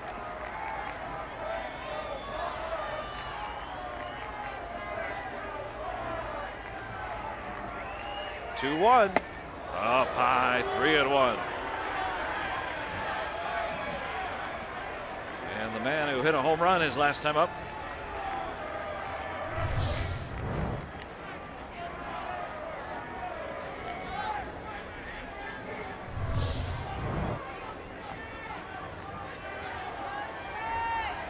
Try to push those runners up.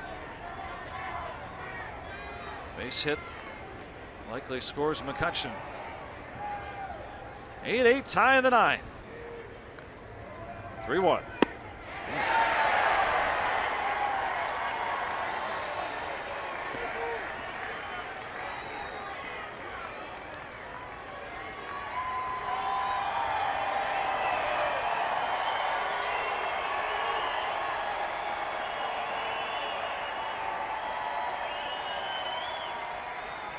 McGee really taking his time out there, isn't he?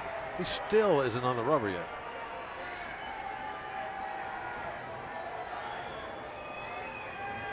In. 2 on, 1 out. 3-2. There's one. And that gets him out of the inning. They go around the horn to end the threat. Bottom of the ninth coming up, tied at 8.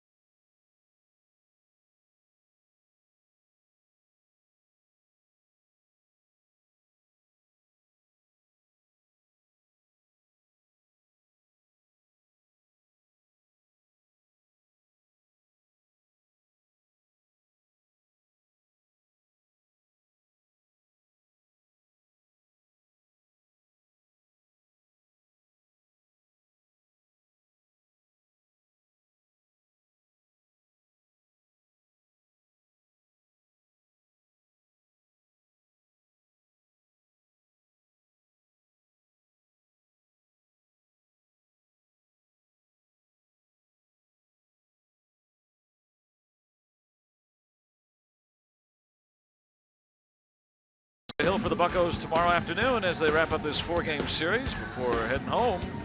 Coverage begins at 2:30 with Pirates pregame presented by WB Mason right here on Root Sports.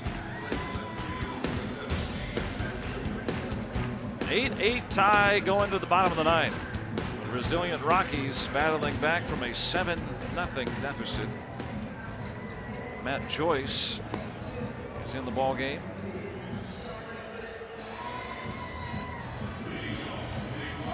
Taking over for Starling Marte on the double switch.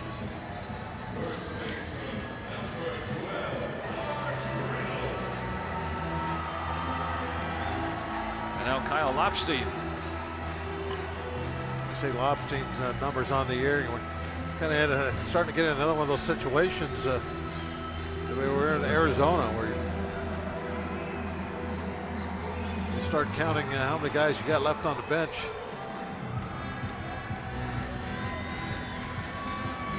Well, hopefully there will be extra innings tonight. Mark Reynolds, who has homered. Ryan Rayburn, who is single, doubled, and tripled to follow. And then Nick Hundley, 1 out of 3 tonight. 2 up third. Lobstein last pitched in that marathon game on Sunday and delivered 2 scoreless innings en route to the Pirates' 12-10 win in 13 against the Diamondbacks. And they were 2 heavily trafficked innings.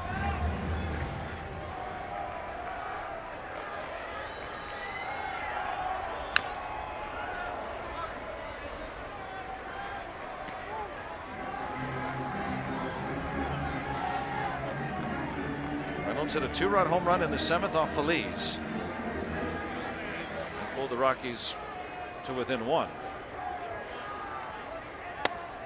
3-1.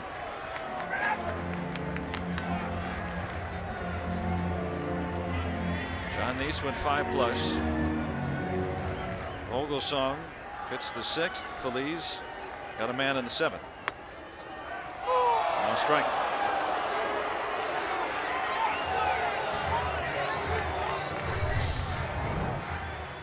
Another example of the good job that the home plate umpire's doing tonight.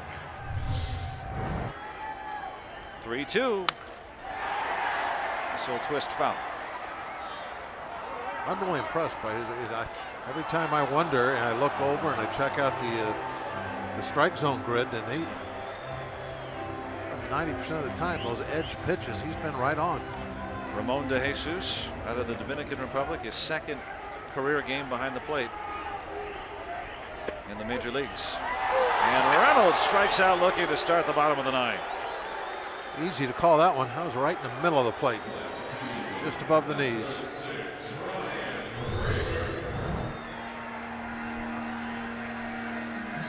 Kind of stayed up.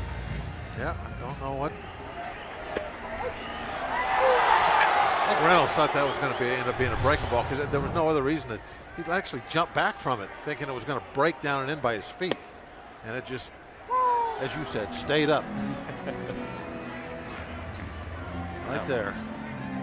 Rayburn has tripled, singled, and doubled in 4 trips. Lobstein did a great job of battling back in that at bat.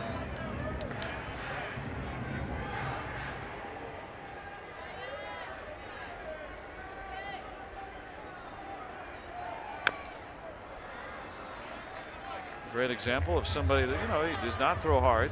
A young guy who does not throw hard. But when he has good command, and he almost always does, when he has good command, he can be very, very effective.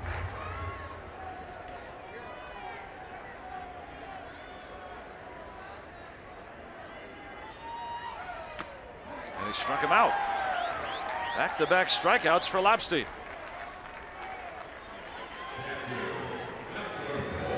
Throw that sinker at 88. Bye, guys.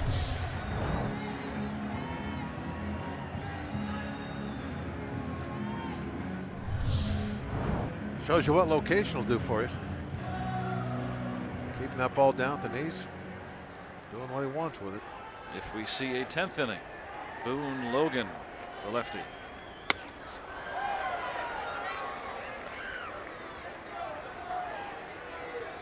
Getting swings and misses at 88.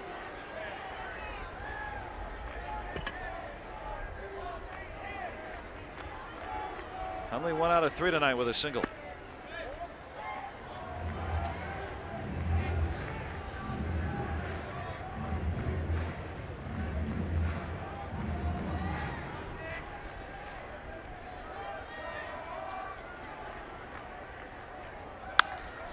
And this will be a base hit.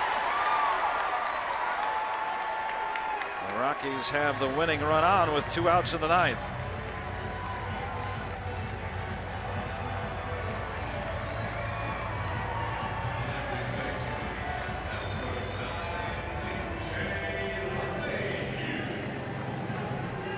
Lobstein worked through a lot of trouble on Sunday and got the job done.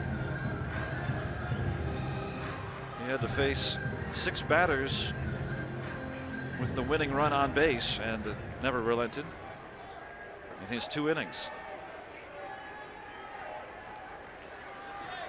LeMahieu, a pair of singles, 1 drove in a run back in the 4th.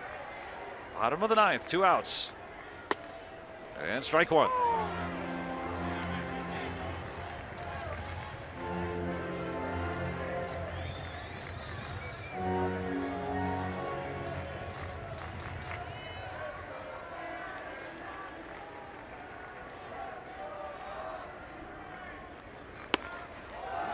Cervelli with a good stop.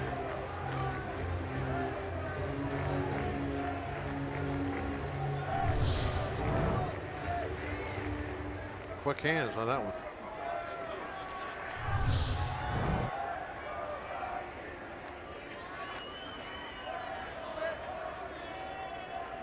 One pitch. And Hundley will hold at second. Back-to-back two-out hits. And the Rockies will go with Ben Paulson to pinch hit.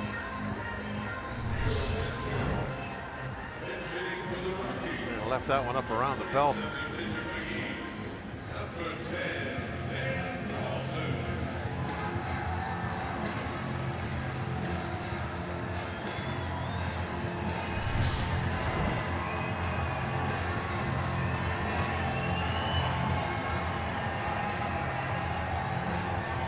Paulson. A decision time for the outfielders.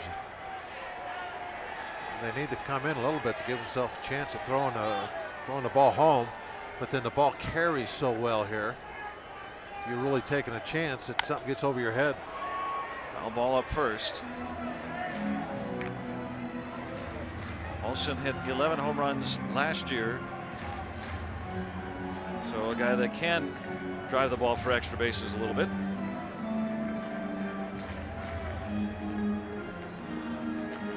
Back-to-back two-out singles for Colorado. Not a lot of speed, obviously out at second base. Hundley running. Now 1-1. Well, he took a real aggressive secondary lead there. He was way off. Trying to give himself a little bit of an advantage. Remember, Matt Joyce is in left field. Starling Marte just moved out on the double switch. Marte leading in outfield assists last year and this year, the Gold Glover. 1-1. Hundley really taking a big lead at second base. I mean, he's 50 feet off the bag by the time. Well, even his primary lead was a big one. Mercer started to move in behind him a little bit.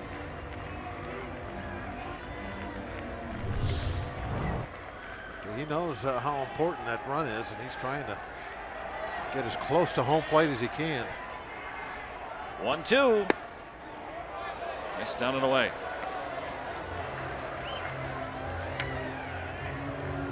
He also, I'm sure, knows that Cervelli doesn't dare to throw down lest the ball get away.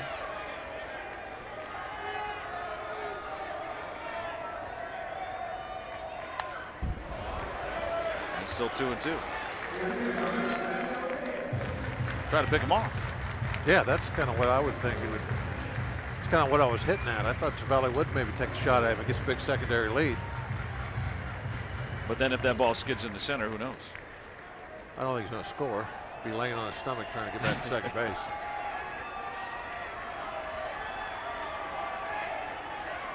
Two. Mercer hung with it. That was a tough bounce. Oh, it took a funny spin on him, and Mercer able to hold on. Lobstein with a scoreless ninth. Extra innings in Colorado.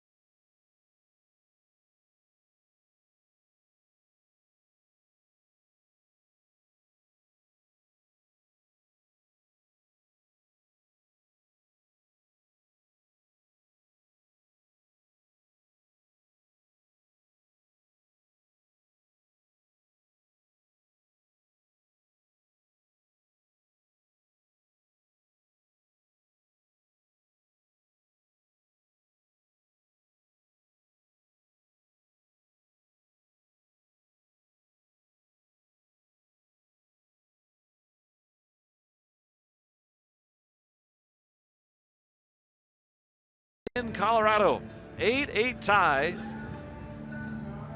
Pirates all on top early. How about this play by Jordy Mercer? Yeah, watch this crazy bounce it takes right there. It really, I don't know, it must have had some kind of a spin coming off the end of the bat or something, because that last bounce, it went really hard to his right. Stayed with it, made the throw. There's Boone Logan's numbers. This will be his 11th ball game. Hasn't been giving up any hits. 10 strikeouts in 8 1/3 innings also for Boone. Third year of that 3-year deal he signed with Colorado. Good time to have a good year then, huh? Ah, yes. It's all about timing. First extra innings game for the Rockies this year. The Pirates are 2-0.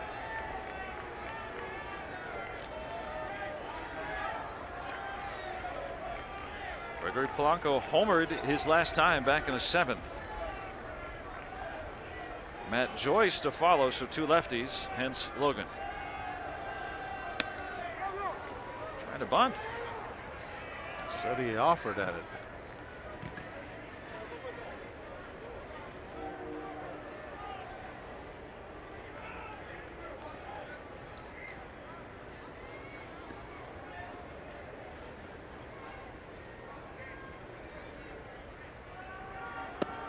Now down 2 strikes.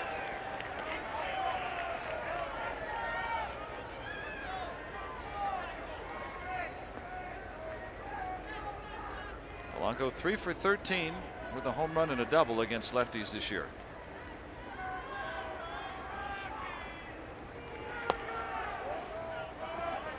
Now 1-2. Joyce, another lefty to follow.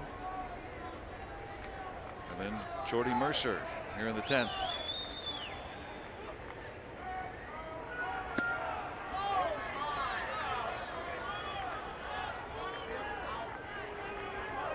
Work the count back to even.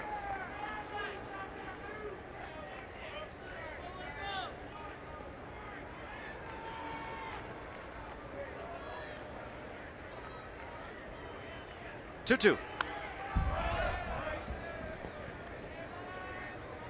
Polanco last time around turns out to be a big run. Second home run of the year. Give the Pirates an 8-5 lead. The Rockies coming back from 7 runs down to take it into extra innings. Now 3-2.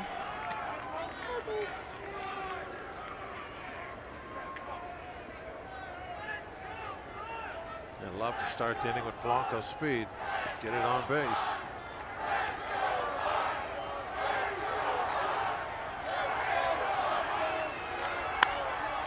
Two popped up in a foul ground, and Reynolds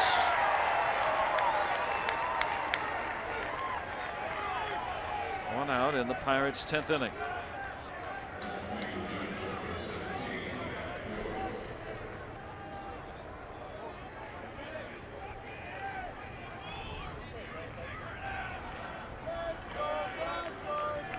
Matt Joyce 1 for 3 with a couple of walks against lefties. They've been pretty much a platoon player his last several years. And in a very small sample size, doing well against lefties. And there's a base hit down in the right field corner. Extra bases for Matt Joyce, who continues his torrid hitting. And the Pirates have a man in scoring position here in the 10th. Yeah, that's what they're trying to guard against by playing so deep. Somebody getting an extra base hit, but you can play deep, but you only have 3 of you. You can't play all over the place out there. They're not expecting for Joyce to get out and pull a lefty down the down the line, and that's what he did. So now he's in scoring position, and you have Mercer coming up, who's just wearing lefties out. Oh, that's a big hit against the lefty.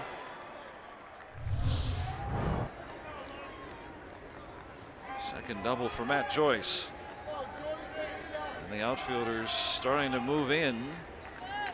Yeah, now their job is totally different than before. First time tonight Mercer's got to face a lefty. And he's down a strike. And that slider from Logan.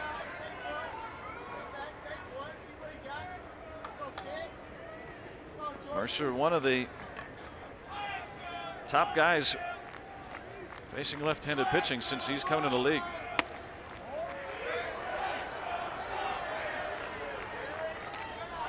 Kind of thought with that open base they might think about putting him on with his numbers against left-handed pitching. 400 this year, 328 for his career against lefties. Sean Rodriguez on deck. Maybe walking, pitch to Sean. You got a left-hander coming up after him and Jaso. Pirates still have Jason Rogers, who they could use for Jaso if they elected to. Oh, that's true. Right-handed batter. We got two guys left on the bench. And Stewart. Yep. Now 3-1.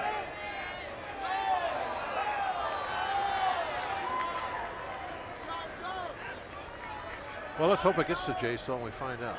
Well, it might end up being base on balls anyway. Yeah, it's looking that way.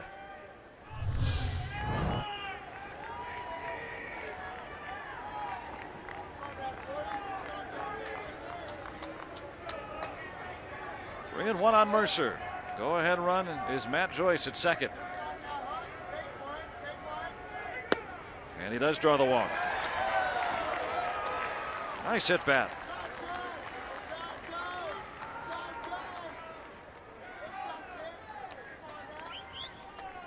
Well, being in the top of the inning, you don't necessarily have to only score one. And the way things have gone tonight, see what they can get. Yeah, put up a 4 spot. That'd be nice. Rodriguez fouled out in the 8th.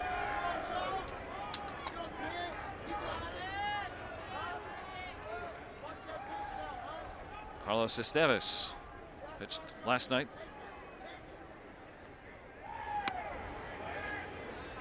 Ball one outside.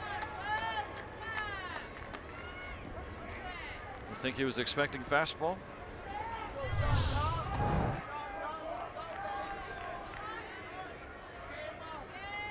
Because is that a changeup? 86. Slider. Slider? Yeah.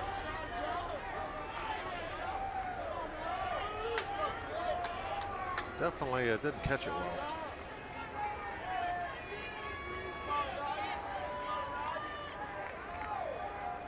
Two on, one out. And now 2-0 on Rodriguez.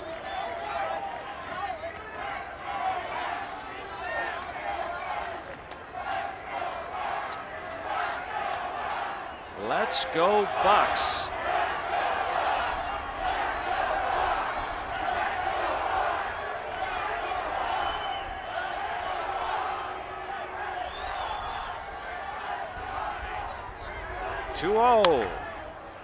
Popped him up. LeMahieu able to get a big second out. Jaso was on deck.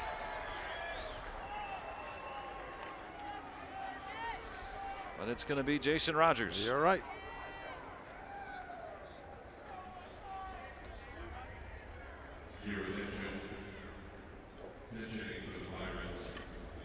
Trying to bring home a couple of runs here in the 10th inning. Finish it now. Rogers was one of the more effective pinch hitters in baseball last year. Playing for the Brewers, .269 with a couple of pinch hit home runs. Joyce with a 1-out double. He's at second. Mercer walked at first. Now 2 away.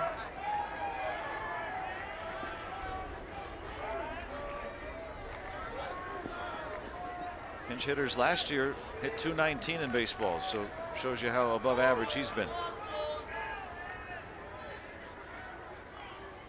And so far, he's shown to be a very patient hitter. Just like the Pirates kind of teach and what they really want. That's his style. Try and wait for his pitch. That one way wide for ball one.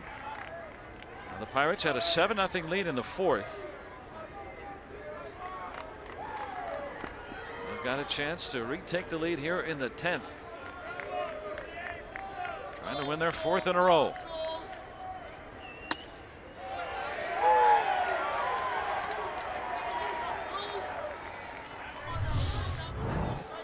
Backdoor breaking ball.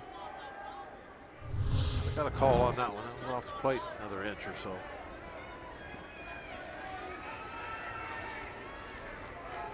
One. And the Pirates had 2 men on with 1 out in the 9th inning and could not score. Mark Melanson ready. They want to give him a save chance.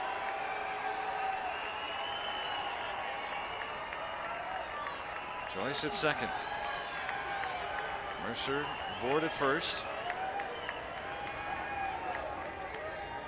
1-2. Now 2-2. Trying to get it perhaps to Andrew McCutchen. He would bat next.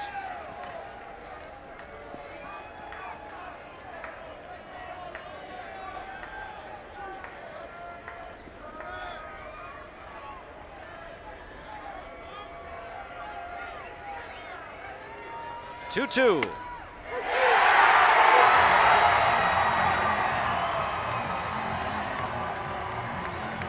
And the Pirates strand 2 in the 10th.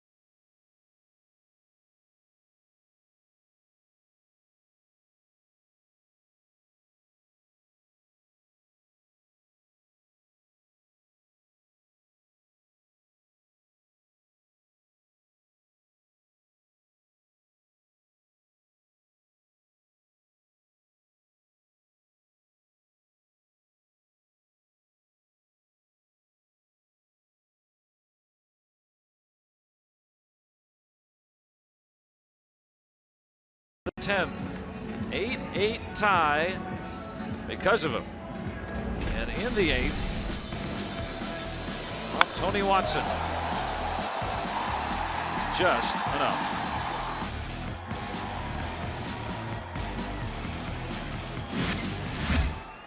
Rockies coming all the way back from down 7-0 in the 4th. Jason Rogers stays in the game at first base.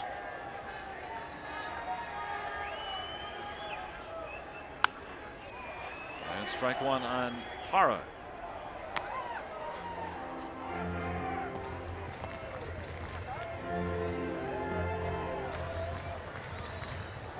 Signed a free agent deal in the offseason to come here.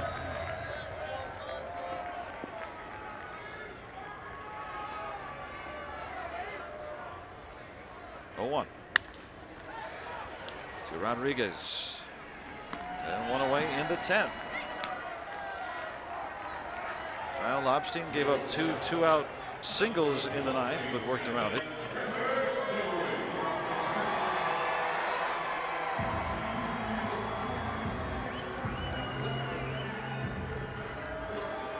her story over back in the 4th inning. Already now 9 home runs. How did he get that pitch?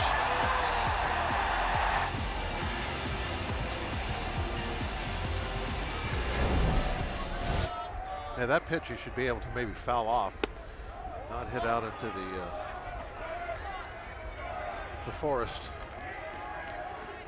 He hit 20 in AA and AAA last year.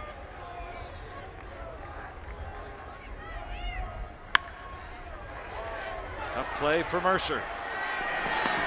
He makes it look easy. He's made some sharp plays here late in the ballgame. You're going to see one of Mercer's really the best tools that kind of separates him, is he's got that very strong and accurate arm. Former closer at Oklahoma State.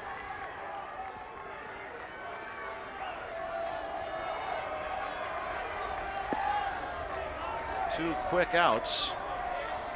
Now Cargo.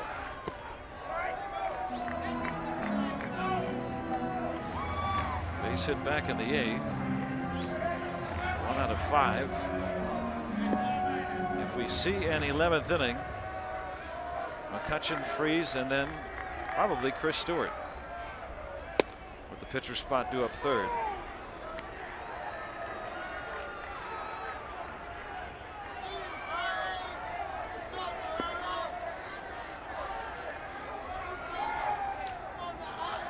Here's the 1-1.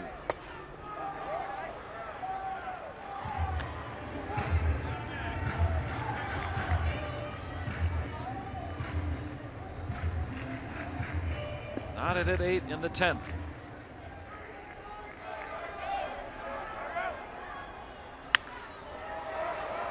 Now 2-2.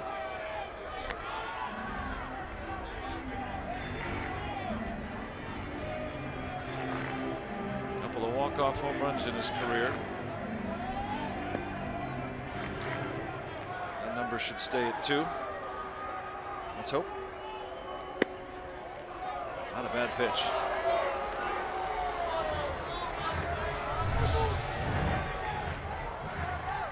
Just a little off the plate.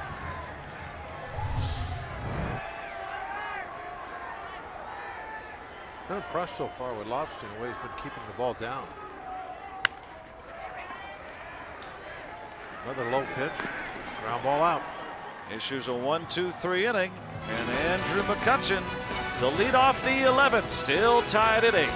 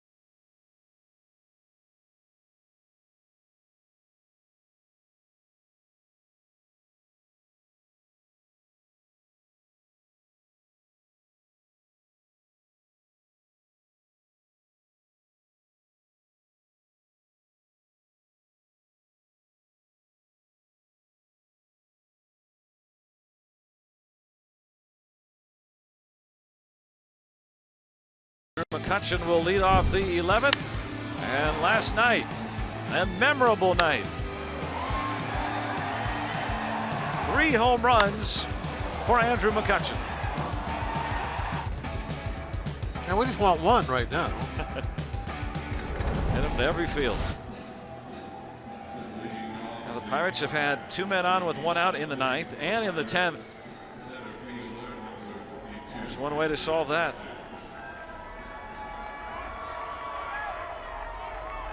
Game 3 for Estevez. Gave up a run yesterday.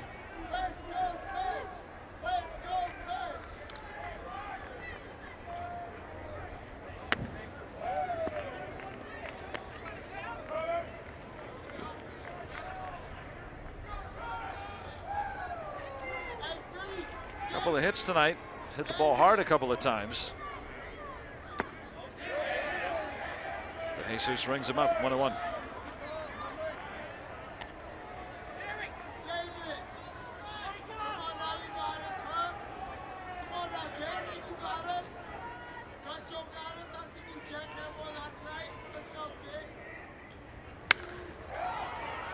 Splintered the bat. And hauled in by Rayburn for out number 1.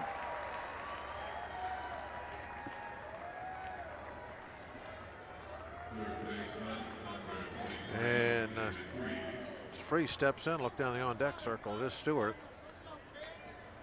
He's the last man available. Last position player. Second time on this road trip. Emptied the bench. Pirates playing with a 4-man bench on this trip and almost hit Freeze. Trying to go with that 8-man bullpen. A lot of, well, there's Rob Scahill, the ex-Rocky. But you know, in Arizona and Colorado, wild games usually. Pirates have had a lot of short starts. Needed the extra man, but they've also, in a couple of extra inning games, needed the extra bench player too. They can't count on John Neese to get him a pinch hit RBI. He was the starter and already is out of the game.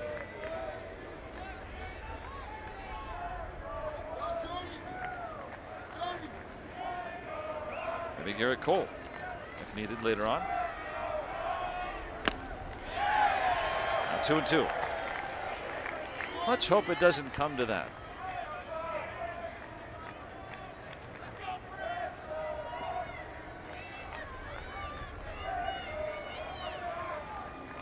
Two pitch.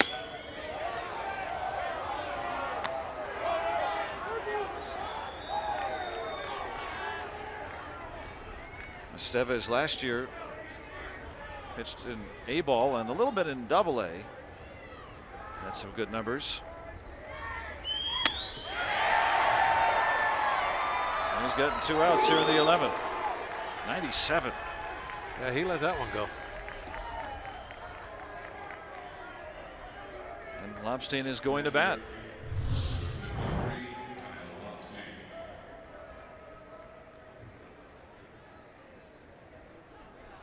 What do you do? Man on? You use Stewart? No man on? Yeah. Keep going with Lobstein. That would probably have been the plan. Maybe if he can get aboard. Get it to Cervelli next. Second plate appearance in the major leagues. He already batted earlier this year and struck out.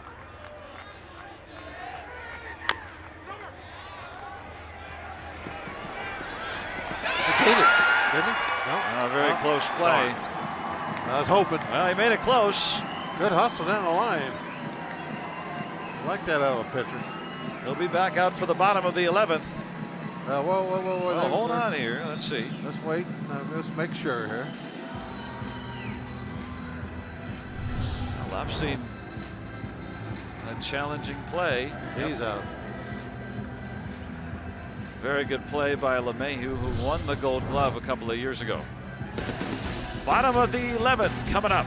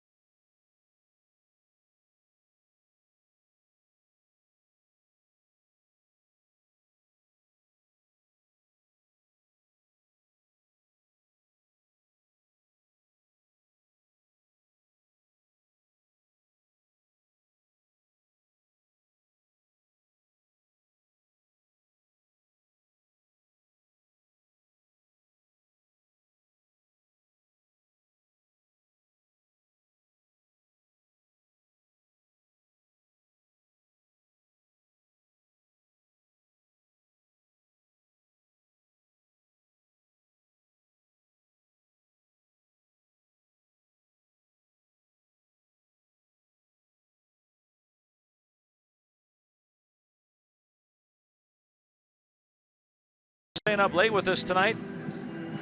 It has been a wild affair. The Rockies clawing back. And still tied at 8. Kyle Lobstein almost kept that inning going. Yeah, obviously he can run a little bit. And within just inches of beating that ball out. Bidding for his first major league hit.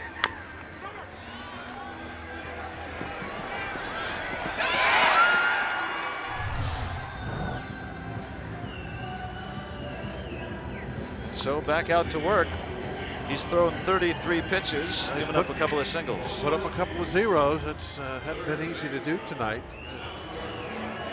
Congratulate him on a good job to this point coming out of that bullpen.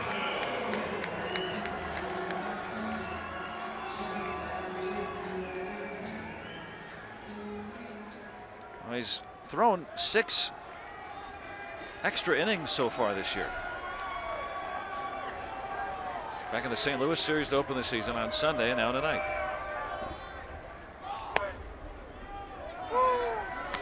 And so far, he's put up a goose egg in all those outings. Get a nice paycheck with all that overtime.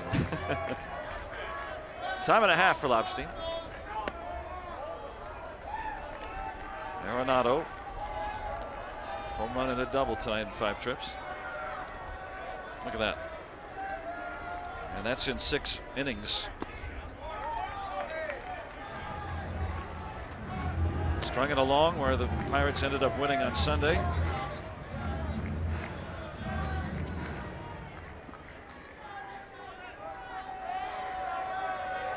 Pitch 2 scoreless back in the second game of the season. Arenado aboard to start the 11th.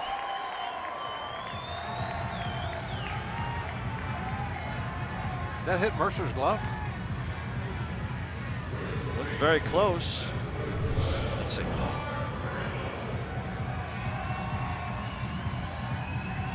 Yeah, just went off his glove.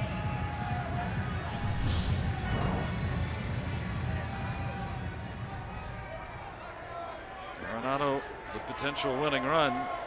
Nobody out. Mark Reynolds singled, doubled, and homered tonight.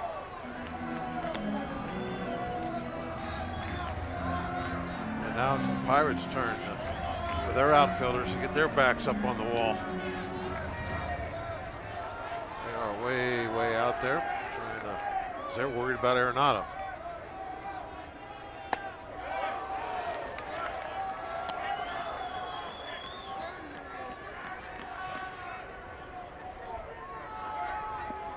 Wow, No doubles. Look at Polanco in right field.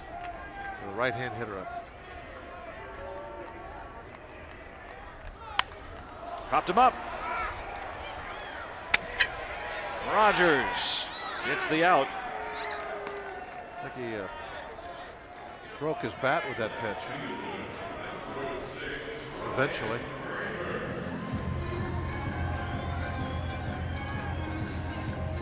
Lobstein is trying to get this to the 12th. Yeah, he broke it. That'll go in the gift shop. The delayed broken bat with that pitch. Rayburn triple, single, double tonight.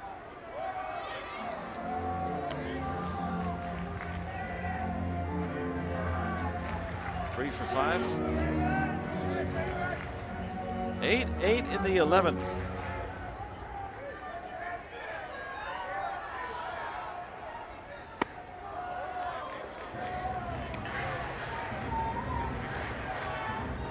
Lobstein has given up 3 singles. This is his now 3rd inning of work.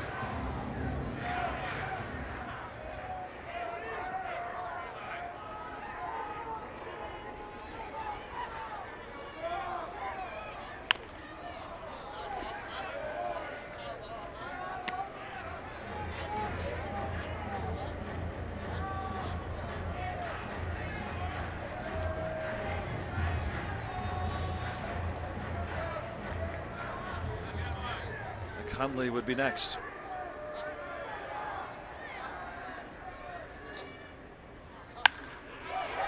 He might not get a chance. And they turn a big double play, erasing that leadoff single, and 3 scoreless innings from Kyle Lobstein.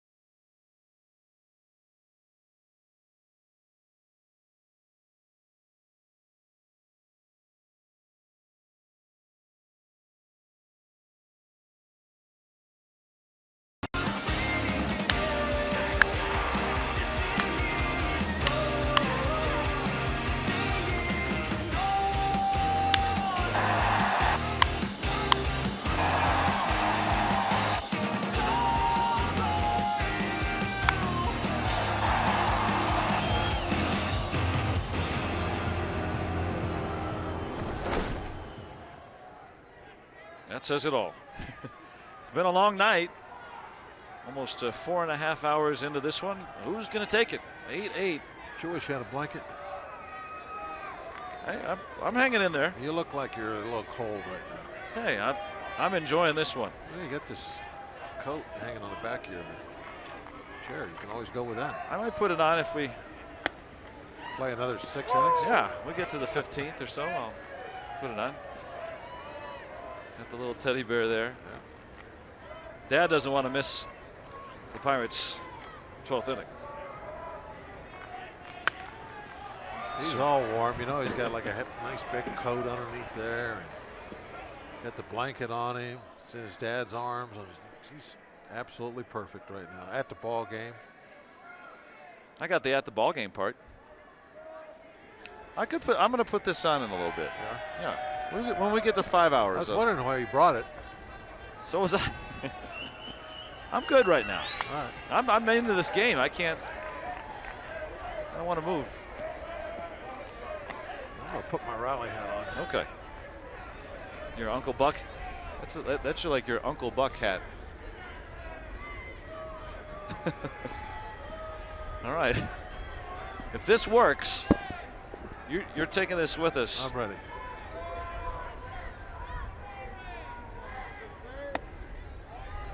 Cervelli, then Polanco and Joyce here in the 12th. Wow, that's nice and warm too. What did you say it was made out of?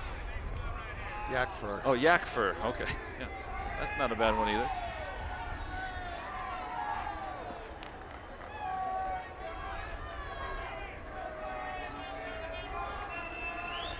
One, two. Now even.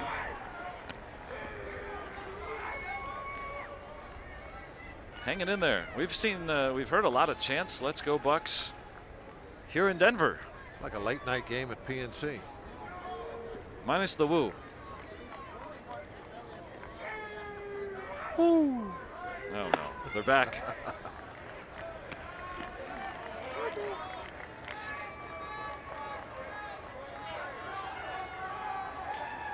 At some point, you got to just kind of rest the eyes. The date's over. Uh, 3-2. Cracked his bat. Tough play for Story. That looked easy.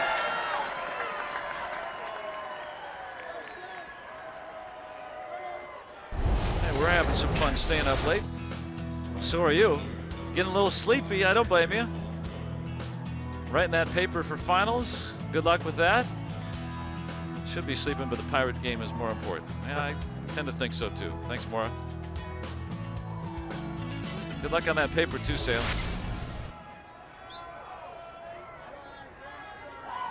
Pittsburghers making their way in. I think I heard a whoa. Well, don't bring it here. I think I heard it.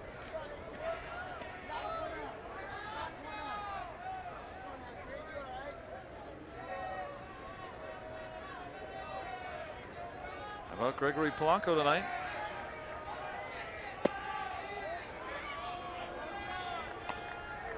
He drove in the 8th run with a home run back in the 7th.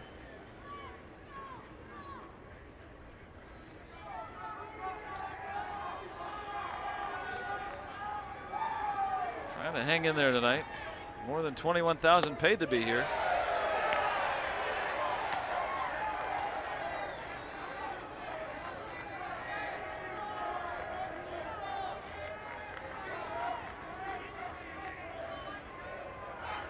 Lay off that low pitch. Don't listen to that guy. Oh, no. I've been bragging all night. What a good job been doing on balls and strikes, and then you call that one. Oh, umps get tired too.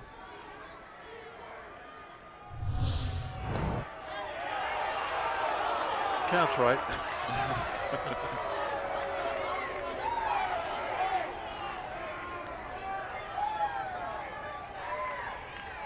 12th inning. And the 2-2.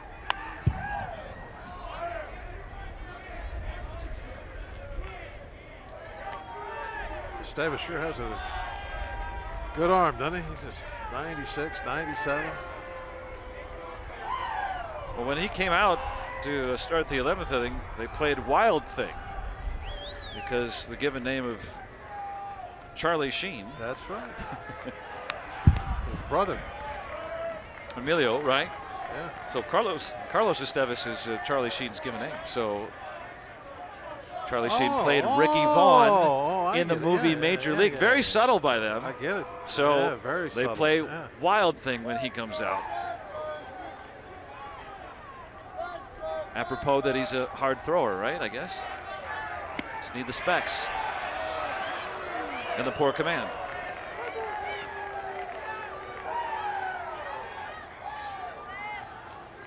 And your buddy calling the action. Yeah, Bob Uecker or Harry Doyle. Yeah, Harry Doyle.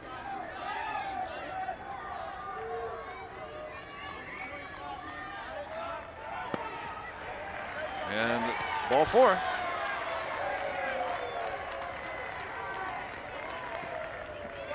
Last year, Estevez pitched in the California Penal League. No, that's from the movie. That's not true.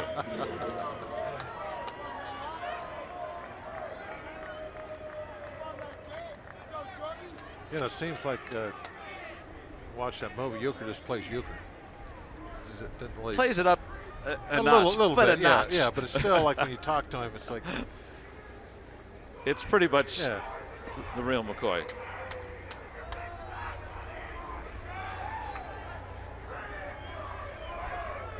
Polanco, the potential go-ahead run on it first. Mike Hundley wants to make sure Estevez gets it right.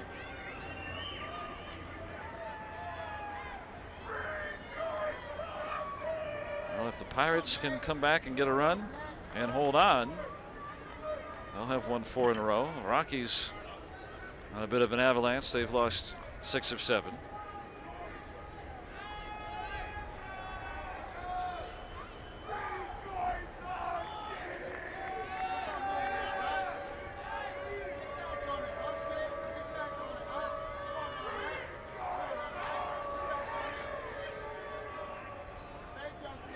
Estevez taking his time now with the runner on.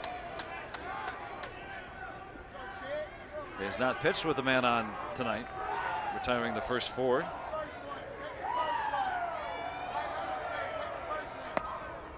And ball one to Matt Joyce, who ripped a double against the lefty back in the 10th inning.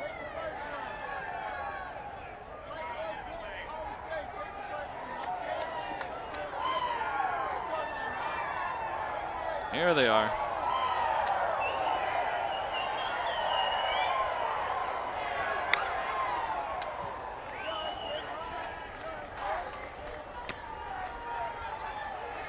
Polanco back to first, moving. Now, who do you think's doing the wooing? Do you think it's the Rocky fans or the? Apparently, Ric Flair is here tonight. I didn't expect that.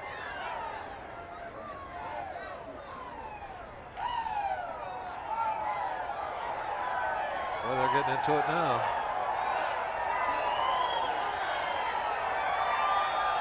One. And now 2 balls and a strike on Matt Joyce. And you notice Estevez really slowing down with the man on. It's the Pirate fans. They're trying to. They're getting in his head? Yeah, they're trying to get in his head. When he goes in, they start it, get loud when he goes in a stretch. There it comes.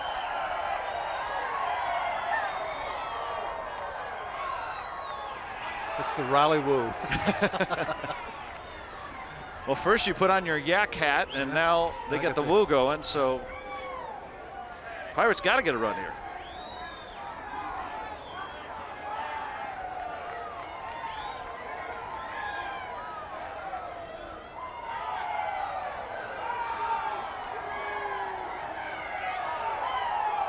Long wait. And a strike.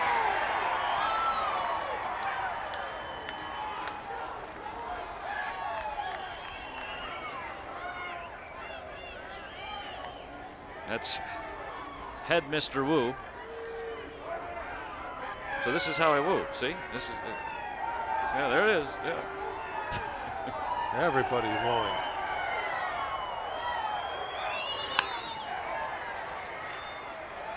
Parra. That's the second out.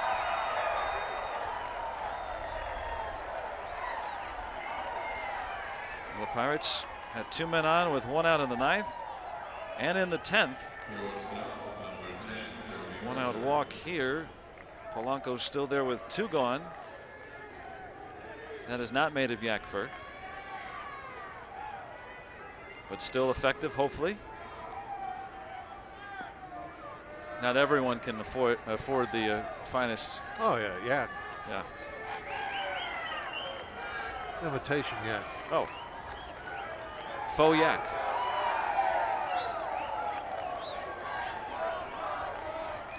Now Jordy Mercer still looking for his first hit tonight. He's driven in a run, robbed of a hit back in the 8th.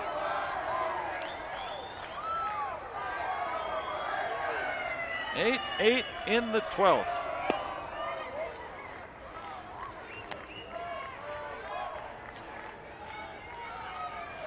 Polanco would take a shot at getting himself into second base. Let's go Bucks. We're number 1. Not past the bedtime, though. We need all the reinforcements. Wake them up.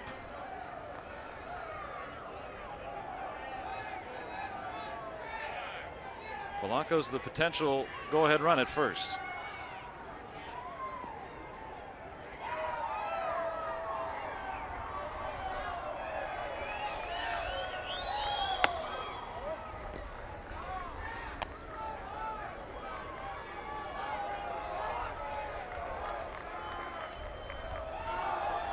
Still out. Till tomorrow morning. That ain't that far behind.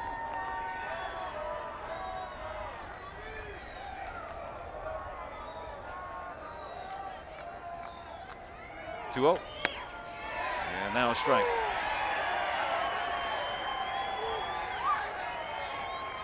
How's Dan the cameraman doing? He hasn't moved. Oh, okay, good. He's still alive. Cold and sleepy now.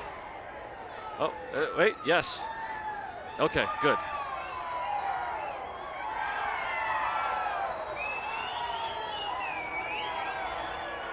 Two-one. This one hit to center. Parra It's over his head. can't get it. It's going to go off the wall. And Polanco's around third. He's coming home, and he's going to score. Jordy Mercer with a 2-out double. And the Bucks back on top. How about that bomb? Timely. Timely.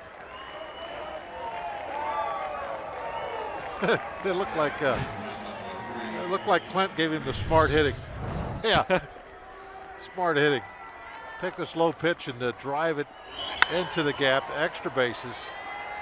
Give that man a piece of cake. That ball just kept carrying, and Jordy Mercer, what a time for his first hit tonight. Oh man, second RBI. Polanco's speed makes this a no-brainer. Once it gets up there against the fence, he's going to score easy. 2 outs, he didn't have to wait.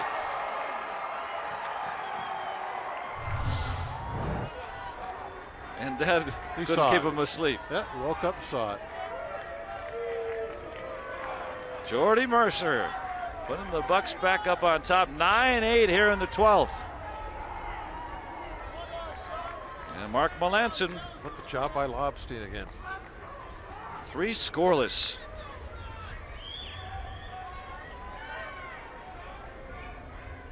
Now Sean Rodriguez, it doesn't have to stop here with 2 outs.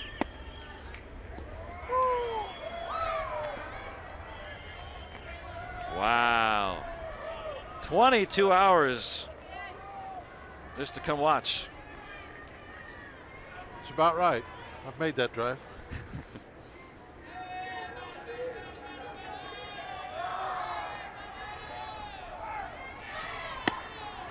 2 strikes. It's really an easy drive, just down 70. That's fair.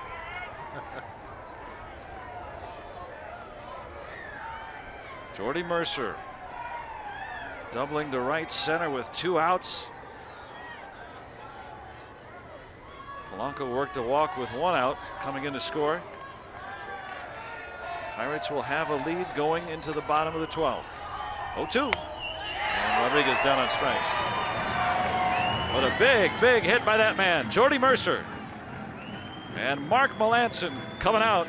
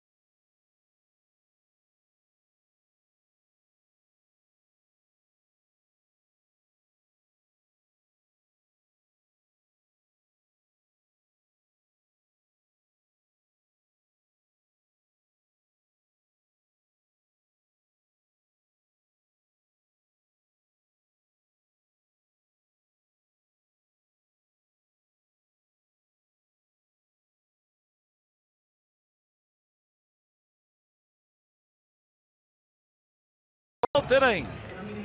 And Jordy Mercer coming through with a 2-out RBI double. The Pirates have a 9-8 lead here in Denver. Polanco coming around to score. He's homered tonight. Driven in a pair. And the faithful hanging around. That rally had worked. that rally hat worked. Power yak. Imitation yak fur. It's a yak attack. Not bad. It will be retired after tonight. Oh, well, it only has one win in it, huh? It only comes out when it's in the 30s.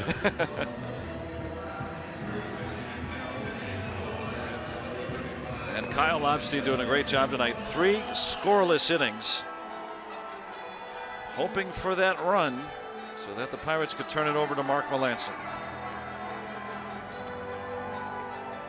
Mark had to wait a little extra to get a shot at a save tonight. But there it is. Not an easy save to get in this ballpark, trying to protect a 1-run lead. It'll be Nick Hundley to lead it off.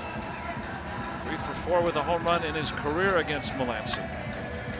Then LeMahieu, and if Walt Weiss so chooses, the last position player, Tony Wolters, a catcher who's hitless in his last 19 trips. With the pitcher spot due up third. A lot of Pirates fans sticking around here at Coors. 2 hits tonight for Hundley. 1 pitch, 1 out in the 12th. And for Melancon, who grew up nearby here in Golden, Colorado, being able to spend a couple of nights at his folks' house, seeing family and friends. What better way to sew that up by sewing this one up?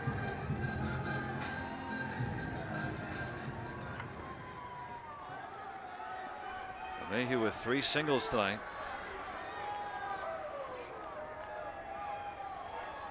9-8 in the 12th.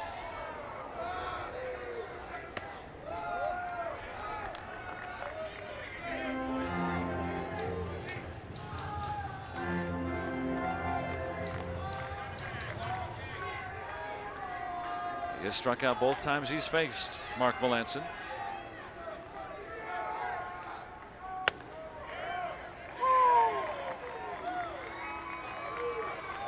Chris Stewart, the lone position player yet to be used. Catchers are always the very last guy.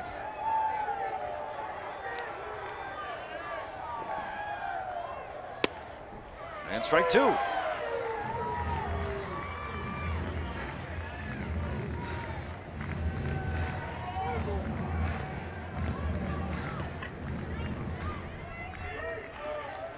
Tony Wolters has moved out on deck. Last position player for Walt Weiss. 2-2. I don't see Melancon throwing anything like that very often. Always so precise with his control. There's Wolters, hitless in his last 19, the rookie. He would follow LeMahieu.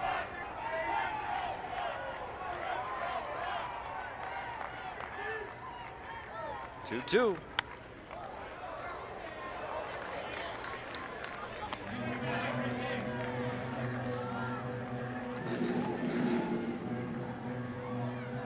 A lot more gold than purple remaining in the seats.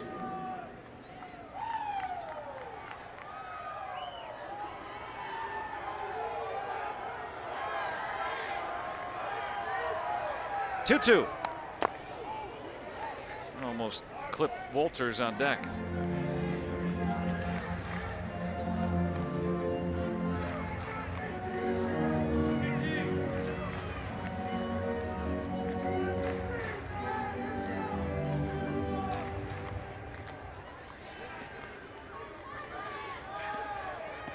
Open for the win. Jordy Mercer, big 2-out RBI double in the top half of this 12th inning. Another 2-2. And another foul from LeMahieu.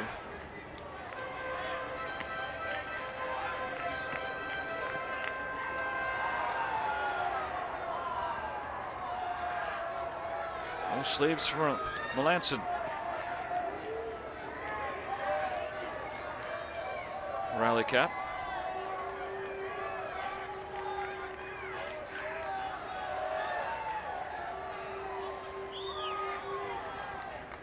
Another 2-2. This one twisting out of play. And we'll see a 9th pitch of this at-bat upcoming. Well, Melancon keeps trying to throw those cutters on the inside.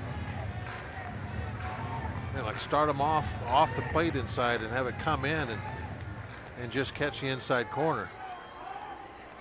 Or most of the time, when you throw that cutter, and in the past when he's thrown it, he'll do the opposite. He'll start it away and try to get out on the end of the bat. Hey, they're going inside with it again. Here it is. Again, fouling it off. He's fouled off 5 in a row.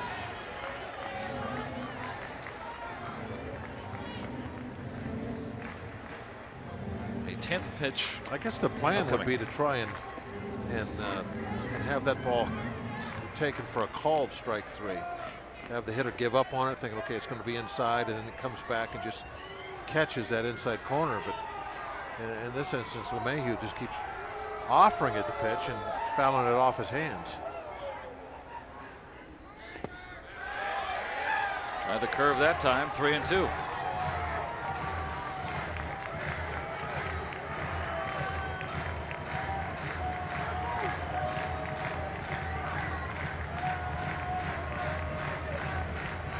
Pirates trying to win their 4th in a row.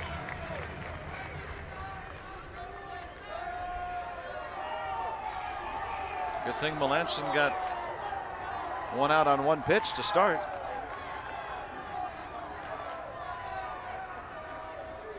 This will be number 11 to LeMahieu. Here it is. And he walked him. And the tying run is aboard in the 12th. Tried to throw that cutter inside.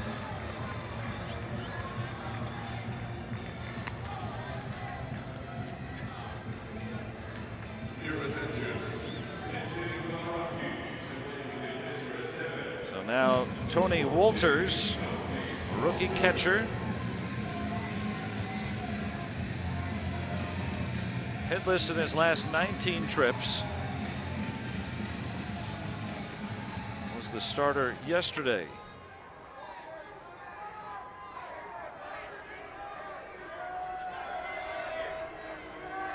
LeMahieu a tick above average, base runner at first. 1 out in the 12th, Bucks up a run, 9-8. Melancon delivers.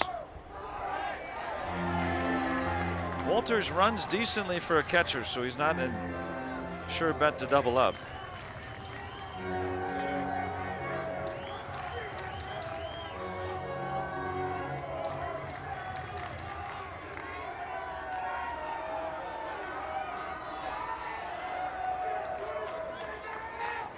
Here's the 1-0. LeMahieu running. And safe. Looked like Cervelli double clutched on it.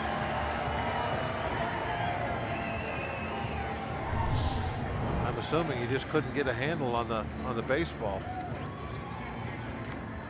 Yeah, Mercer was there in time to cover. Yep. A cold night here. Took a little extra stutter step. And that may have been the difference. Now the tying run in scoring position with 1 out.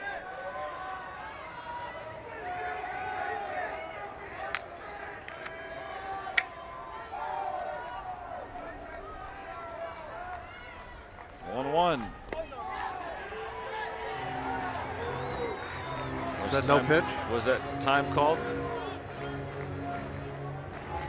Ramon De Jesus went up with a hand to call time. I don't know if that was before the pitch or not. Let's see.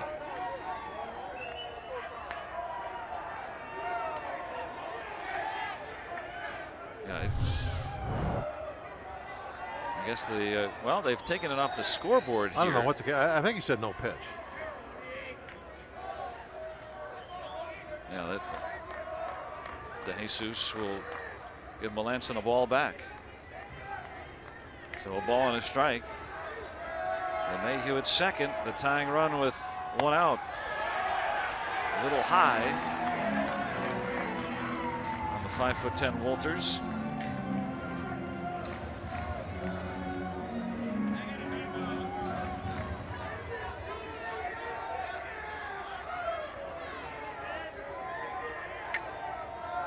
field a little shallow.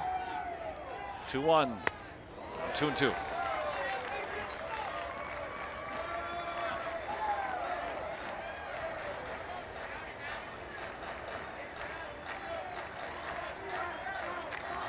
Gerardo Parra would be next. He's the reason we're in extra innings. With a game-tying home run in the 8th. Bucks up a run in the 12th. 2-2. 3-2 on Tony Wolters.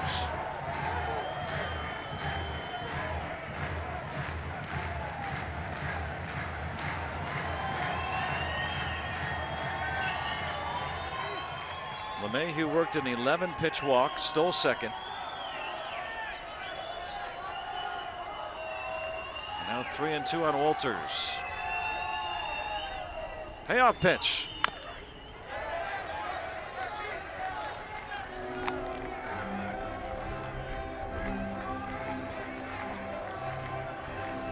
Say Wolters there asked if that pitch was a ball. I'm sure he got an answer. No, that was a strike.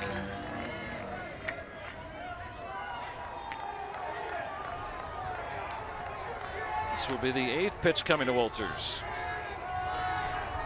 Another 3-2. And he walked him. And now the winning run is on base.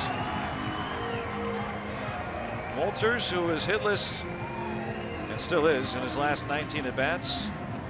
You know, it looked like on that last pitch, Melancon tried to throw that cut ball back to the third base side of home plate again, where he had been trying to throw it with LeMahieu up there, or not trying to throw it, but that's where he was putting them all. Missed badly with it. Parra 1 for 7 in his career against Melancon. Homered to tie the game in the 8th. Tying run at second with LeMahieu in 1 out. Wolters the winning run at first. Parra runs pretty well. Very tough to double up. Chopper to second and getting the sure out. That's a smart play by Rodriguez.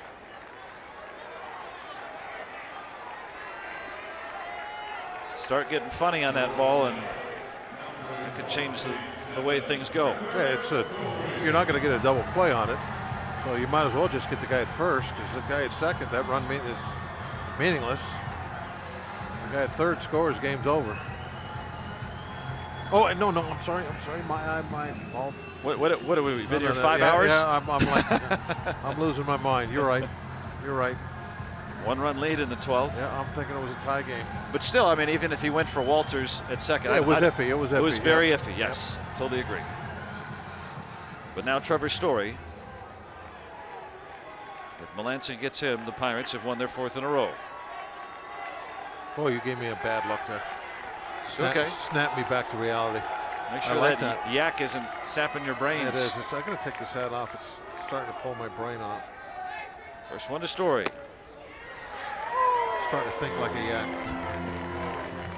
Story has hit 9 home runs. He's also struck out 33 times. That leads the National League. He's fanned twice tonight. 1 for 5. Potential tying run, and LeMahieu at third. Wolters runs decently. Is at second. That's the potential winning run.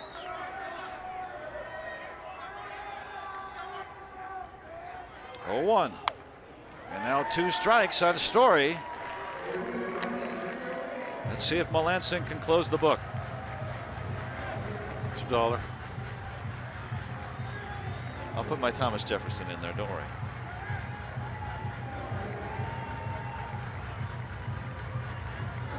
(9-8) Pirates here in the 12th. LeMahieu 90 feet away. Wolters at second. Ahead, 2 strikes on Story. Here's the pitch. He struck him out.